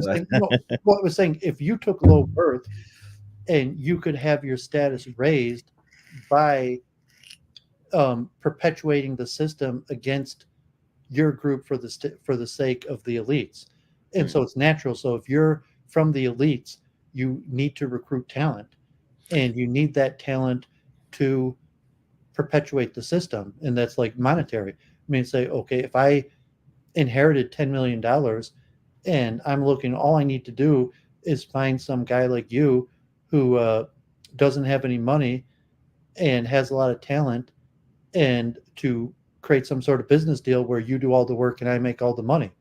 And you say, well, that's not fair. Well, it's like, no, that's the way it works. Like, you need an investor, and you're not going to be able to do it without the investor, and that's the way it's going to work. You're going to do all the work, and I'm going to make all the money. And you say, well, no, I refuse to enter that type of deal. But it's the nature of high and low birth. Well, again, it depends how much you want to deify the material in this instance. Well, I mean, deify is a strong word. I don't even know why you're using that. I mean, if you're going to say the king is considered deified, it's elevation above all others, right? Okay, you're British and you have royalty, and you're saying it's presumed the status ordained by God. And that, I don't think that, bro. But I mean, it's put into the system. Like, I know. I mean, the Japanese have a royalty. There's the leadership, or say that's somehow ordained by God, and that status mean to say that. Well, it's saying, why don't you think that? Because you have these egalitarian liberal principles where you're rejecting. Because you're rejecting that God, for whatever reason, put someone because you would be anthropomorphizing. I mean, the idea of God. I mean, I like using second is that I know human nature, and someone who climbs that material pole and lusts after those traits. Well, of course, you lust after it. Has generally been, maybe not in this generation, in previous generations, has been some form of scumbag, degenerate filth that will play the system and is essentially on the dark triad spectrum. And I would be God forbid, because you can't accept that you just took lower birth. So you like, if you're saying, okay, like, are you lower birth? Well, it's relative. But say, like, yeah, there's people who took higher birth than me. I'm not a royal. I'm not aristocrat. I'm not a billionaire's son. It's relative. But you're saying, like, you're going to look at, like, the royalty or the people who came from higher classes, I wouldn't want what and you think that they're due to nefarious reasons, as opposed to God gave more grace to them, or whatever system. Show me grace in those circles, bro, and I'll show you pedos, sadists, all manner. Well, yeah, because they have the opportunity to do things that you don't. I mean, saying, if you were born I've had plenty of opportunity to be a sadist, dude. I tried not to. No, I'm saying, like saying you don't have, like, women lining up to bear your child. If you were a royal, there'd probably be thousands of women lining up to bear your child. Yeah, that's hypergamy. That's evolution in action. Well, I mean, it's a high birth status that you don't get. Like, we don't get to experience that our whole life. Where he's saying the king's son has a large portion of the kingdom. The women want to bear his child because he's the king's son. And saying, okay, I'm not the king's son. There's not a long line of women who want to bear my child. I have difficulty just finding one woman to bear my child, let alone have long lines of people want to bear my child. Yeah. And you're saying it's nefarious. Oh, the king's son, he's there because of bad character traits. And these women if they got there through, again, manipulation of. But they didn't. They got there through birth, through status of birth, and then they were given. If their father was a sadist and a warlord and an unjust one, and he got there in that, what's going to happen is that you'll have a bigger version of the chimpanzees, right? And then the lower chimpanzees are going to say, well, we'll take the bigger one out because of this. They're being unfair and having an abuse of power. And I would say that goes back to what we're talking about, Paul, in terms of a belief in the order of karma and punishment for the wicked and reward for the righteous. So he's like, well, God's system is just, and the wealthy are wealthy, the powerful are powerful because they're more just, and the poor are poor. Yeah, I don't think that's the case. Just look at most people and how quickly they'll all the pretense to morals and ethics, they will dispense with them as soon as it's their skin in the game, it's their bank account on the But I mean, line. you're hypocritical in that sense where you're rejecting the feudal order when it's good for you, and you're supporting the feudal order when it's bad for you. You're saying like, I mean, because you just accept there is a feudal order, you have your status in it, and the general baseline assumption is that the people who have a higher place in the feudal orders because they deserve it. And you're gonna say like, no, I don't accept that any of the people who have a higher status than me are there because they deserve but it. I would recognize As competency. opposed to a healthier attitude. I'm assuming that everybody with a higher status there is because they deserve it more than me. You believe that? That's an operational framework you go by every day. That's well, even to say I don't have an opinion on that. It doesn't matter for me to think it that I'm gonna develop an opinion. So I say, okay, God put me in the status where that's why I use the framework of high or low birth. Maybe, I mean, look, maybe God put me in this status because I wouldn't have been able to cope with the types of temptations that come across from being in by playing those dark triad games. Or maybe because you only care about yourself. The fact is, people who take higher status actually do care more about societal problems and duty. Yeah, it's been my experience that they care more about. How's your experience? So you're saying you're not an elite. How do you have experience? I've met plenty. Well, you met plenty, but like relatively, you met people according to your status. The majority of the people that you've dealt with are around your same status. So you say, so like, I could see the competence. I mean, you didn't grow up in the castle. Like, how do you have any idea at all about what happens in the castle? You didn't grow up there. You didn't spend any time there. Because I can see the fruits of it. Well, how can you see the fruits of it even? I mean, you see it from a distance. Yeah. How do you know your perception is clear? So we know well, I'll take the UK. I can at least say I went to elite schools. Like, okay, I got to a period where in high school I was in elite schools together, and my parents were already upper middle class, but like I was together with some of the children of the upper class. And yeah, but again, by the time you got to university, to say where you're looking at your birth status compared to the birth status of your compatriots, and as you become an adult or more accomplished, it might become less saying you still never became a member of the Royal Society. Because I met people with, I've had submissions to the Royal Society. Are you a member? No, I mean, basically, the world took a turn just as that was sort of going through, and the submission, and I became a gobby shit on the internet, and I'm just saying your level of accomplishment to someone is factual. So I mean, you could say, okay, maybe you made a submission and it was published. I mean, whatever it is, your level. It would have. I think it would have gone through. Is somewhat objective. It would have gone through if I'd still decided to play in the game up until 2019, and that was work I was doing where with the proto language and etc. and trying to refine the ideas around evolutionary theory. But you didn't. No, and this is fate. You could come up with your excuse is somewhat irrelevant. I mean, maybe you have a good excuse, and to someone it's irrelevant to the extent where there's probably people who took higher birth than you. Dude, I've got to get to the post office soon, so we're gonna think. I got to think about wrapping this up. So maybe sort of. I mean, closing. we're dual streaming, so you're actually on my link here. Okay. But, yeah, I mean, that's fine. Yeah, as been this like these societal things are difficult, and it's a theological basis because it's based on reincarnation, the concept of higher low birth, and to say that the status that you're now is determined by. I think I'm right either I the need karma to be. of your parents or your actions in a previous lifetime, and then your selective position compared to people who have higher or lower status than you. And if you think like, well, do you think that the people in Africa or third world countries are just as good as you? I would give them the dignity of being human beings and conscious. But I'm saying that really they're just as good as you and could have accomplished just as much as you.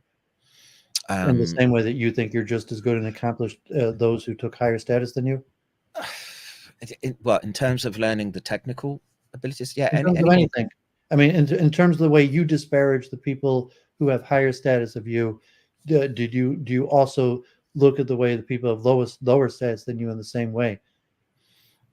You're like, I'm no better or worse than anybody, or you say like, well, no, I'm better than the people I'm better than, but the people that think that they're or apparently are better than me, they're not actually better than. I would say there's an ethical and moral difference between myself and someone who's perpetuating, for want of a better expression, dark triad traits that lead to multi-generational harm. And like I say, I can point to multiple manifestations of that within the British context. Okay, I don't know enough about Japan to say what's good or bad here, and I'm left alone here, and so it doesn't bother me. I'm okay with my own thoughts and looking at my own children grow and hopefully prosper. But do I think someone from South America could learn to handle monkeys and sit there and think about brain and consciousness? Yeah, given the right opportunities. No, I mean, be objective and say the same thing you said about the people who took higher status than you, and that they're there because of nefarious reasons, that in reality the person in most in cases America 99 say that about you. Everything you have is nefarious compared to them.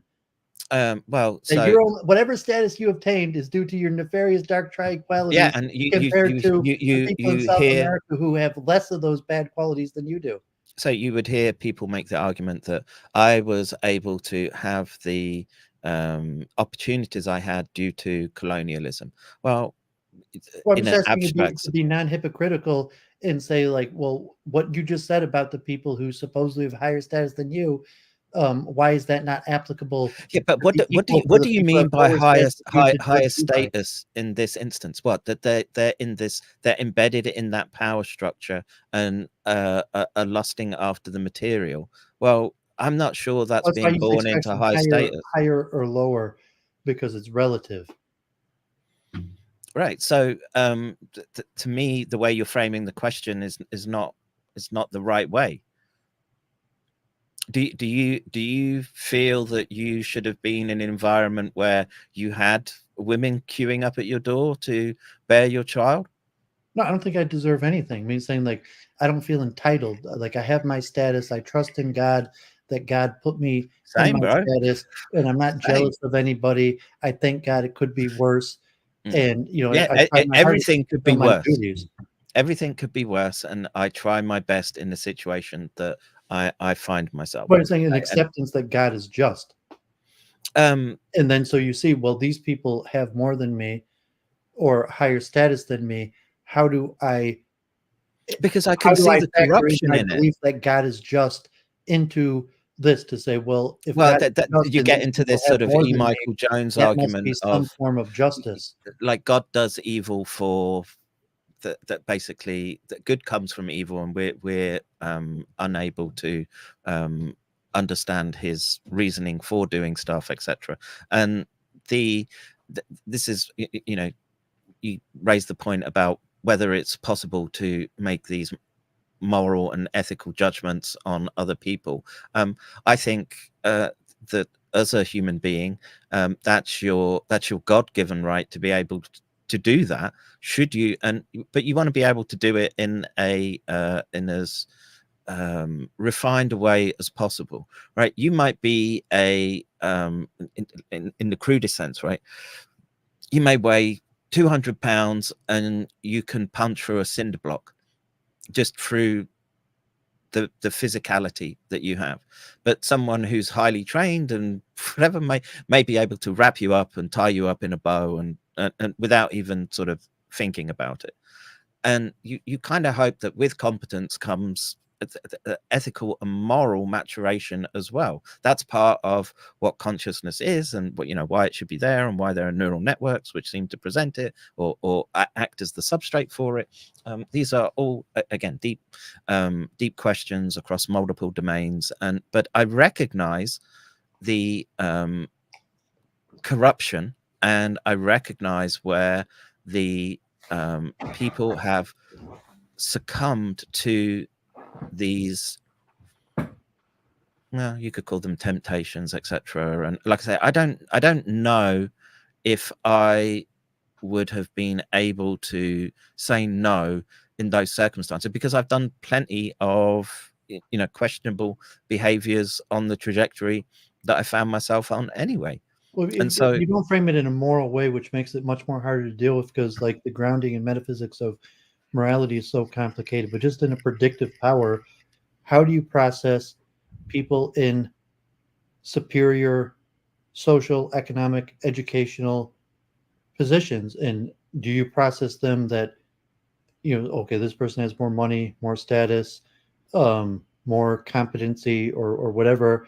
How do you predictively process that versus someone who has lower status, competency? And if it's well, because I worked hard, or I had good luck or fortune, and this person's in a better status because probably they worked harder or had better luck or fortune, or so a case of all like of this the guy above. has more money than me, he's probably nefarious, as opposed A to case this of guy all the above. But when I see how do you predictively process that? So if I see over ostentatious materialism, then I'm inclined to think that, as a prediction, were we to be able to forensically dissect that person's life, that they've probably engaged in some degree of moral failing. And maybe there are those who haven't.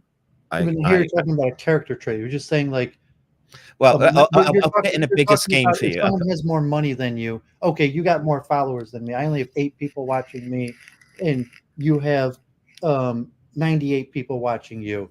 So I say, like, well, obviously the only reason you have 98 people watching you is because you probably engaged in frivolous, immoral behavior. It's because I'm funny, dude. Well, That's why. what would predictive power say? Like, no, I mean, you probably like worked harder or better entertainment or built up your stream. But it's saying, like, no, I mean, obviously the reason you have 98 people, like 90 more people watching than me, is because you're nefarious. In a sense, if it's just money, you bumped into somebody and like it turned out like, okay, like, maybe you like whatever much money you have, and they got 1 million more than you. So some sort of predictive power, like, how do you get that money? And you say, well, okay, like, well, I had this job.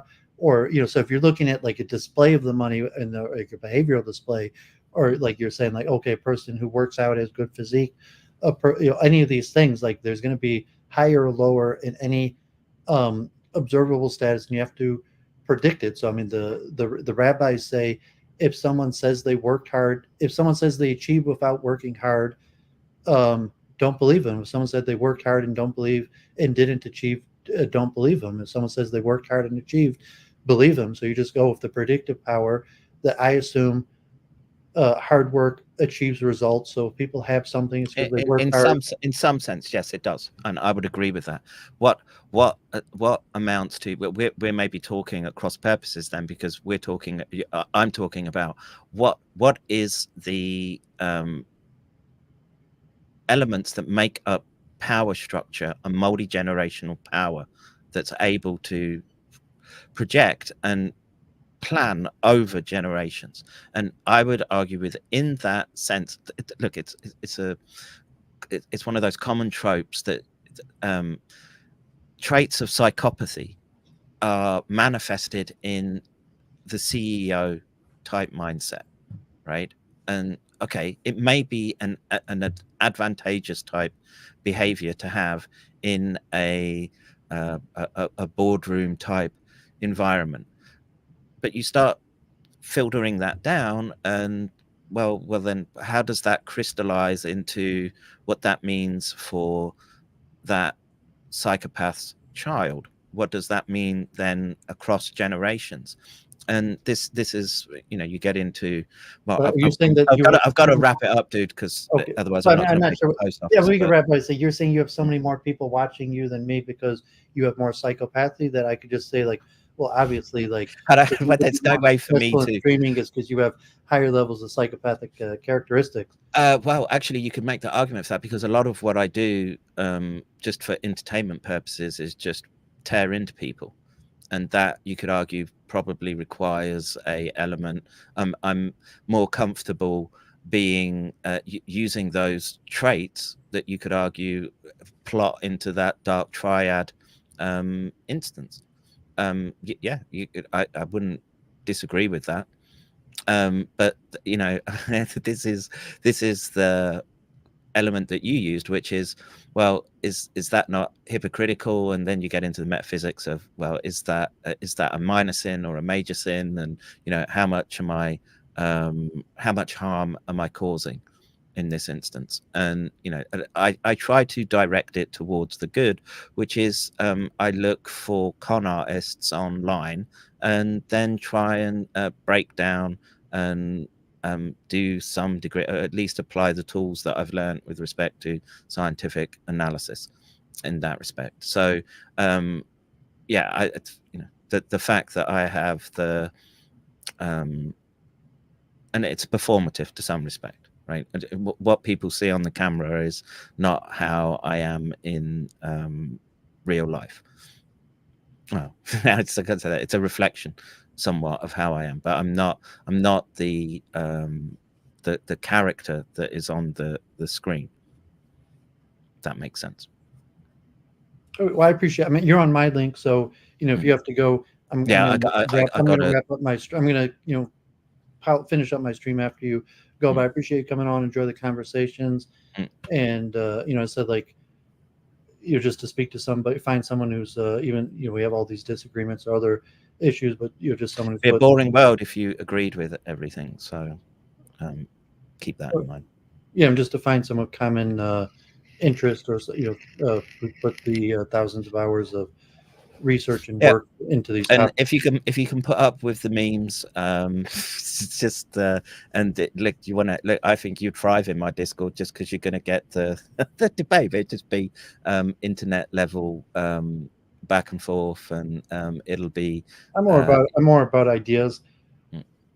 So like, but the people will see you as the Jew first, and the Jew that has you admit it, a third soul that they don't have. So, you know, be aware. Well, I do these I'm saying I'm more interested in finding people interested in similar ideas to talk about. Like, I don't want to debate I do debates on this, or talk about it, but like, yeah, I don't want to have the same like repetitive conversations. Part of the streaming is to say like, okay, we stream, we talk about it. Like, you just watch the stream, as opposed to having the like. I hate repetitive arguments. And one of the advantages of streaming is, you know, say I cover that. You watch the stream, and you know, so I'm looking to, even with you, like you know, if we continue these conversations, I'd actually like to push, you know, research, and we have to, you know, figure out what we know, and you know, and to say, you know, okay, you're a published author, and the due diligence to say what's the extent of human knowledge on the subject, and can we legitimately you push forward the amount of knowledge that is known, you know, within the current state of human knowledge. Yeah, I think so. The problem you're going to find is that there are people that are gatekeepers with that knowledge, which is what you saw happen around COVID, as they gaslit everyone into that was something that came out of a bat cave in deepest China. No, that wasn't. That was the product of bioweapons development and medical countermeasures industries. Well, the democracy is streaming, though, and say, okay, like, well, I'm not published, I'm not writing, I'm just talking to people, I'm just thinking, I want to know, you know, at this point, I've been streaming for so long, reading, and so much, you know, like, I have a reasonable feel for the extent of human knowledge, even if I'm not published, and you know, saying streaming is somewhat democratizing. Yeah, I agree. Like I say, I reach more people doing this than I ever did publishing. Okay, I got the accolade of my peers and considered an expert in my field, but that's a fucking small field, right? That's like, you know, if it was 100 people active in that field, well, especially now, I would be surprised. And at least this way, I know a few thousand every day will watch the stream because they derive something from it, useful from it. And yeah, okay, that's a win in my book. So I got to go, dude. Otherwise, okay. Yeah, appreciate you coming on. Thanks for You're welcome, bro. God bless. Have a great week. Yeah. All right. Take care, everyone. God bless. How do I get out of here? You just close the window on the stream. Oh, I see. Leave studio. For my stream. All right. Laters, bro. Make some final comments. Okay, so appreciate Kevin coming on my stream. So you're definitely a lot of knowledge, especially in my area of interest. So we've had a lot of debates, and it's kind of fun because me and Church of Entropy or whatever, like we used to argue for hours and hours. So Kevin, we've kind of been sparring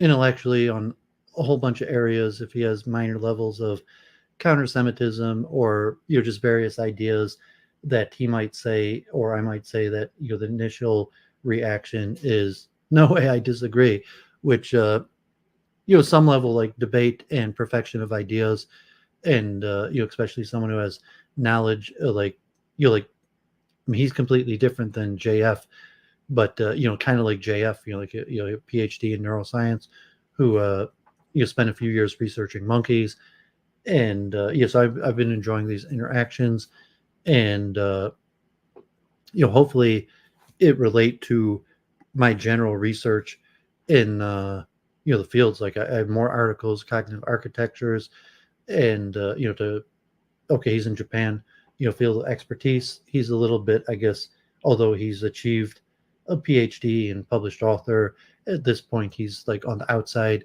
So I guess he's a dissident, and Duvid is kind of a dissident. Like I have some mainstream credentials, but like I'm a dissident. That's why I'm streaming. Most people who are streaming are doing it because we're dissidents. And then it's difficult to find camaraderie among dissidents, and so you could because like people are dissidents and they're doing it for a while, you form a bond of, I mean, God forbid to say, okay, there's no real trust among thieves, because thieves are thieves, and even though there might be a temporary agreement among thieves, but being a dissident is not necessarily the same thing as being like a nefarious, or but we say, okay, like I'm a dissident for a different reason than he's a dissident, different reason than Jennifer or Claire or Luke Ford or Charles Moskowitz or Destiny or No More News is a dissident. And then you build up an audience of, well, okay, like I have a few people listening to me, I have a little bit of an audience, I have a little bit of a channel, I have a little bit of a network. There's Kevin's got a bigger network, Destiny's got a much bigger network, but we're all somewhat dissidents, and that's part of the professionalism of the streaming business.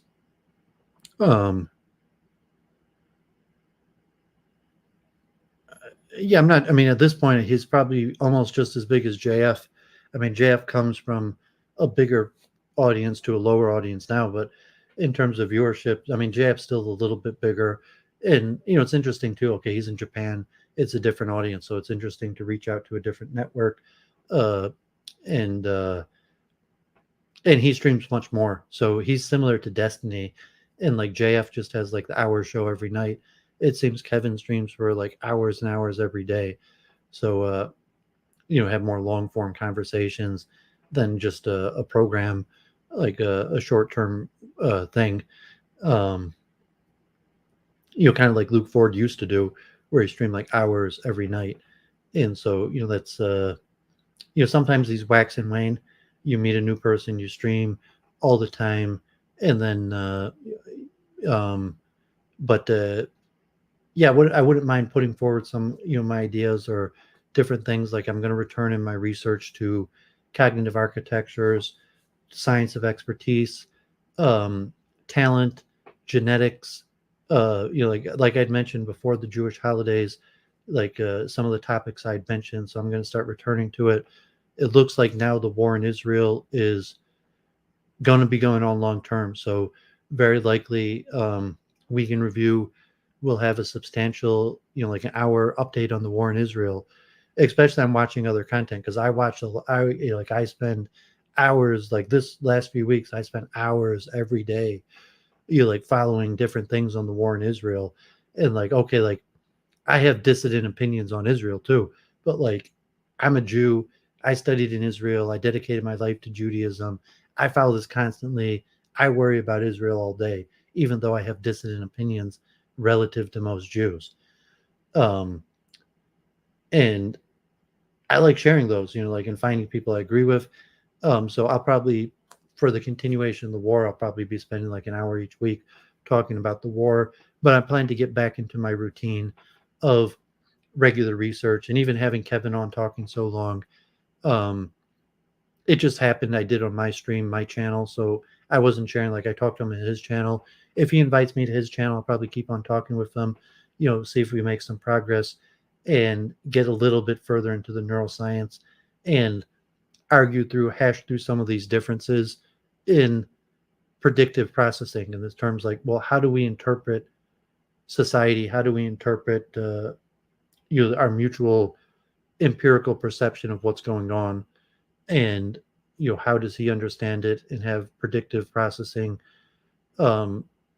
towards his observation, and then even being across the planet, where he's on the other side of the planet, observing some of the similar things, and even like what's happening in Israel, what's happening in America, the outside perspective from Japan, a UK guy, and he studied in Israel too, so like a non-Jew who went to university in Israel, did research in Israel, so he's got an interesting perspective, a lot of knowledge. So I appreciate him coming on. God bless him. Wish him success in his streaming, and he enjoys this, kind of like blood sports, intellectual sparring. So I kind of enjoy that. More like, I guess like the Crucible Andrew Wilson style is more like teasing. Like I like it a little bit more intellectual because, like, to me, it's not personal. Or you could include like psychology and psychoanalysis, but for me, I'm not really about people. I'm more about ideas, and I'm not that much like social or judging people moralities. More just about ideas, and even like analysis. Like I said, like generally, I don't think my opinion matters that much. Obviously I created my own channel, and my opinion maybe matters to people who think my opinion matters, and that's about it. And but I think I have good analysis, and so I'll keep on giving my analysis. So I'm gonna sign off. Long stream today, and tomorrow I might have Zobita on my channel. We'll talk about the war in Israel, and obviously like Zobita is a big time Palestinian activist in London. Like she's in the center, speaker's corner. She's in the center of these protests. Like she's got TikTok, videos like straight pro-Palestinian activism. So possibly tomorrow or this week, I'll invite Zobita on my channel. She's on TikTok now. She used to be on YouTube, and I'm not sure if she still has YouTube or her channel. And I was on her channel many times. But I think she moved to TikTok, and I don't have TikTok, so I told her maybe stream on my channel. So we'll see if that happens tomorrow or sometimes this week. Hopefully I'll post it, or it could just be I'll be live. If you follow me on YouTube, you get the notification. I'll post it on Twitter if I have if it's tomorrow. I'll try to post it like an hour or two before, but it's possible to just like go live. And but I can't guarantee that. And hopefully Wednesday at 8 o'clock, I will be on Modern Day Debate. I think it's going to be Destiny, although I don't know. I told him I'd debate anybody, and he wanted to get like a big leftist debater, and so it could be Destiny. And I don't know if he's ever debated the topic before.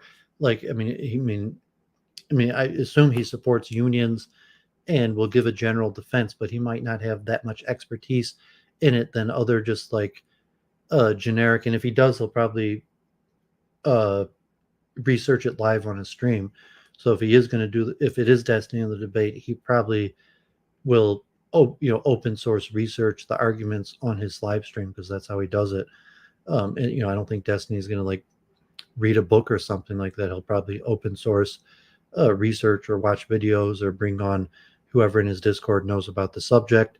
So I think I actually have good chances to, I don't know, win's the right word, but to perform well against Destiny, because he's probably not an expert in the topic of the unions or the UAW, and especially if I prepare technological arguments about he knows economics and things like that, but so hopefully I'll be able to prepare good arguments.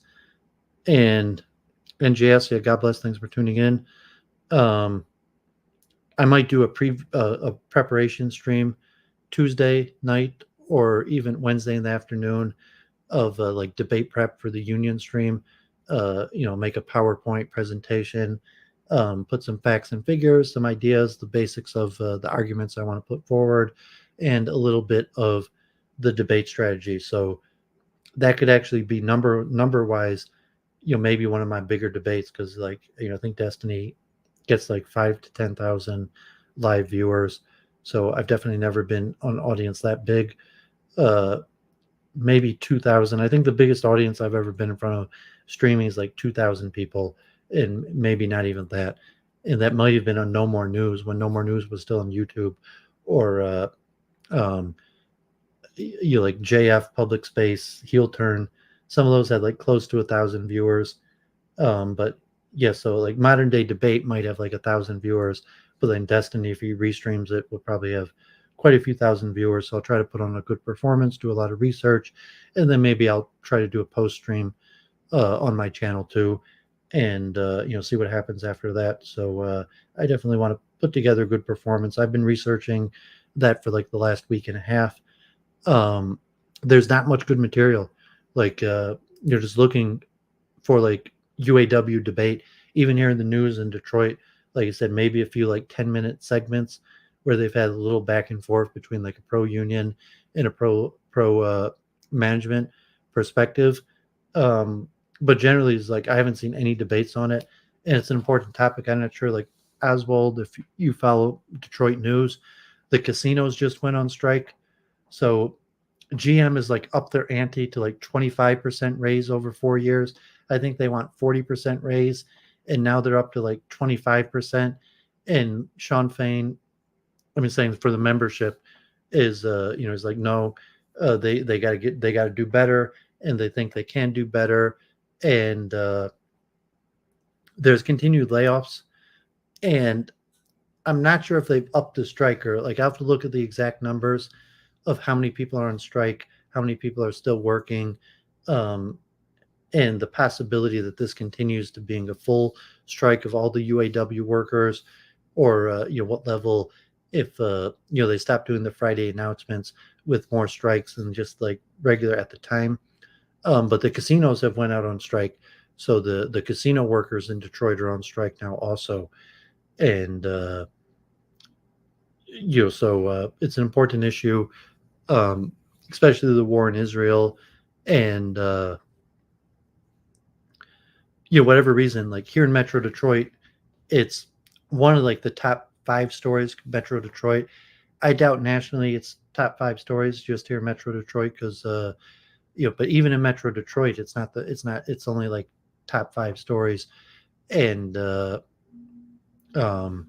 so signing off, God bless.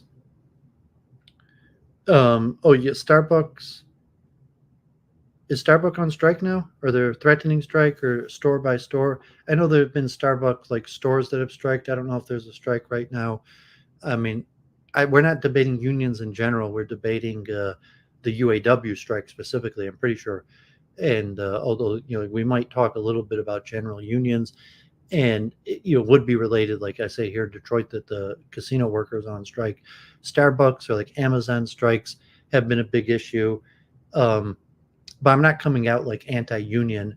I'm just want to specifically talk about the challenges facing the auto industry, and that the strikers are the labor on this perspective is likely going to lead to the destruction of the big three. And we talked a little bit about that with Kevin, but that the so I'm going to focus more on the direction of the auto industry, training programs, the direction of to switching to electronic vehicles and mobility, Tesla management, Toyota management, Asian production style versus U.S. production style. So most of the issues that I'll be arguing against the UAW are specific to the auto industry, not unions in general. So I think that might give me an advantage. If Destiny is the opponent, that might give me an advantage because he might be making arguments that are generally for unions in general, as opposed to specifically to the auto industry. And there's a lot of things about manufacture. There's a lot of things about manufacture in general that are different than any of the other, like Amazon, Starbucks, the casinos. And within manufacture, there's a lot of things unique about the automobile industry. So I would be trying to focus on that as opposed to arguing that unions across the board are a bad thing. And so I'm not like anti-union. It's just specific for the auto industry that the auto industry unions are likely to completely, bankrupt the auto industry. And I'll try to give a good presentation, numbers, facts. I went a little bit over that last week, but I'll try to give a good presentation of facts and numbers, and hopefully it'll be interesting. Hopefully if it is Destiny, hopefully it'll be interesting for him and his viewership too, just to think about some things. I know I did a stream a few years ago, and about automation.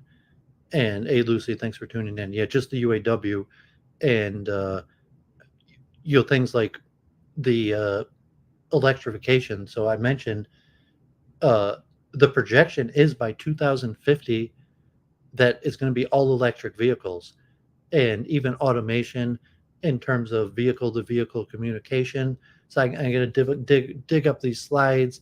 I'll talk about Tesla, manufacturing processes, old equipment, old practices versus the global competition. And Lucy, like, God forbid, I don't want to make a fool of myself, and I don't want to put myself out there to be debating something I don't know what I'm talking about. So, but I have been following it. I've been following it since the beginning. I follow the unions, and I've made an explicit point over the last week to specifically research, although the war in Israel has distracted me. So, Wednesday, if he confirms it, tomorrow, I will be like in overdrive, spending, like a good 4 to 6 hours doing my homework the next few days. I'm gonna specifically the most thing is, because okay, I'm a debater, I could argue, but I want to make a good presentation. If it's a 10-minute introduction, I'm gonna have a PowerPoint. I'm gonna have a lot of data, and to express my arguments in a visual way, and then to be prepared for many of the back and forth scenarios. And then you got to see which direction it's going to go. If it is Destiny, it might go to semi-irrelated things of general economics as opposed to the points I'm making. So if it's a technical debate where we're actually debating these manufacturing training statistics, or if it's likely to be general union. And so I have to come up with a debate strategy for what happens if we're what happens if it turns to a general union debate. Do I concede and be well, I'm not against unions, and unions could be a good thing, it's just not in this case? What if he gives the Bernie Sanders answer that we're the richest country in the world and they're making record profits, and record deal for record profits? That I think I could provide the data and say, well, no, we're really not doing record profits for a record deal. And if there are record profits, it's because the auto industry is engaging in self-destructive practices of really pumping out gas guzzling big, like the big trucks that for whatever reason are popular, even though like Trump or whatever. So if he's coming in favor of unions, like, is he going to go against electrical cars at the same time? So if I'm arguing we need to go electric, we need to have higher manufacturer standards, and we need to go for vehicle to vehicle communication, automation, and Tesla and the Asian corporations, manufacturers are setting the standard, and he's going to be like, no, gas guzzlers, like the mega Jeeps and Broncos and cars, like that's what people want. That's the way to make the money. I don't think he's going to argue that in like in the Trump arguments in terms of that. And is he going to be in a difficult situation defending the union and the record profits that are based on poor practices? And so I'll have to find out like the numbers and articulate it. And well, I mean, the reason people are buying American cars is because they're buying these trucks, or like the Jeeps, or okay, I drive a Jeep, like a Chrysler, but like they're buying the like the Ford 150s, or like the Chevy Suburbans or Denalos or whatever, pickups, and you have to get the terminology right and the numbers, but it's saying like they're making the record profits because they're buying the cars that are most meant to be phased out. And yeah, that's the cars that Americans want. And if they weren't buying those cars, and they were doing what they're supposed to do to be on pace with the electrification and automation, then they wouldn't be making the record profits. And they're really just sucking the last life out of the auto industry. And things like gas prices, like if gas prices go up, or the global supply chain crisis, that those record profits may not be there. And the union could suck the life out, and we'll go over the stock prices in terms of really the investors are basically pricing those stocks so low that they're predicting they're not gonna be in business much longer, and that they're likely to just sell off their assets. So well, thanks for your insight, Lucy and NJS. So I've been streaming a long time. It's pretty late. Sam Woll, rest in peace. God bless him. It's horrible. I'm really sorry that happened to you. I'm sorry. God bless your soul. You were a good person. You were a good friend. You did a lot of good. We disagreed on some politics, but that didn't matter. Didn't mean you deserve anything bad to come to you. So unfortunate. And so signing off, pray for peace, and check out social media for maybe the stream of Zobita tomorrow or the next day, and hopefully modern day debates on Wednesday night, and maybe a preparation stream before that.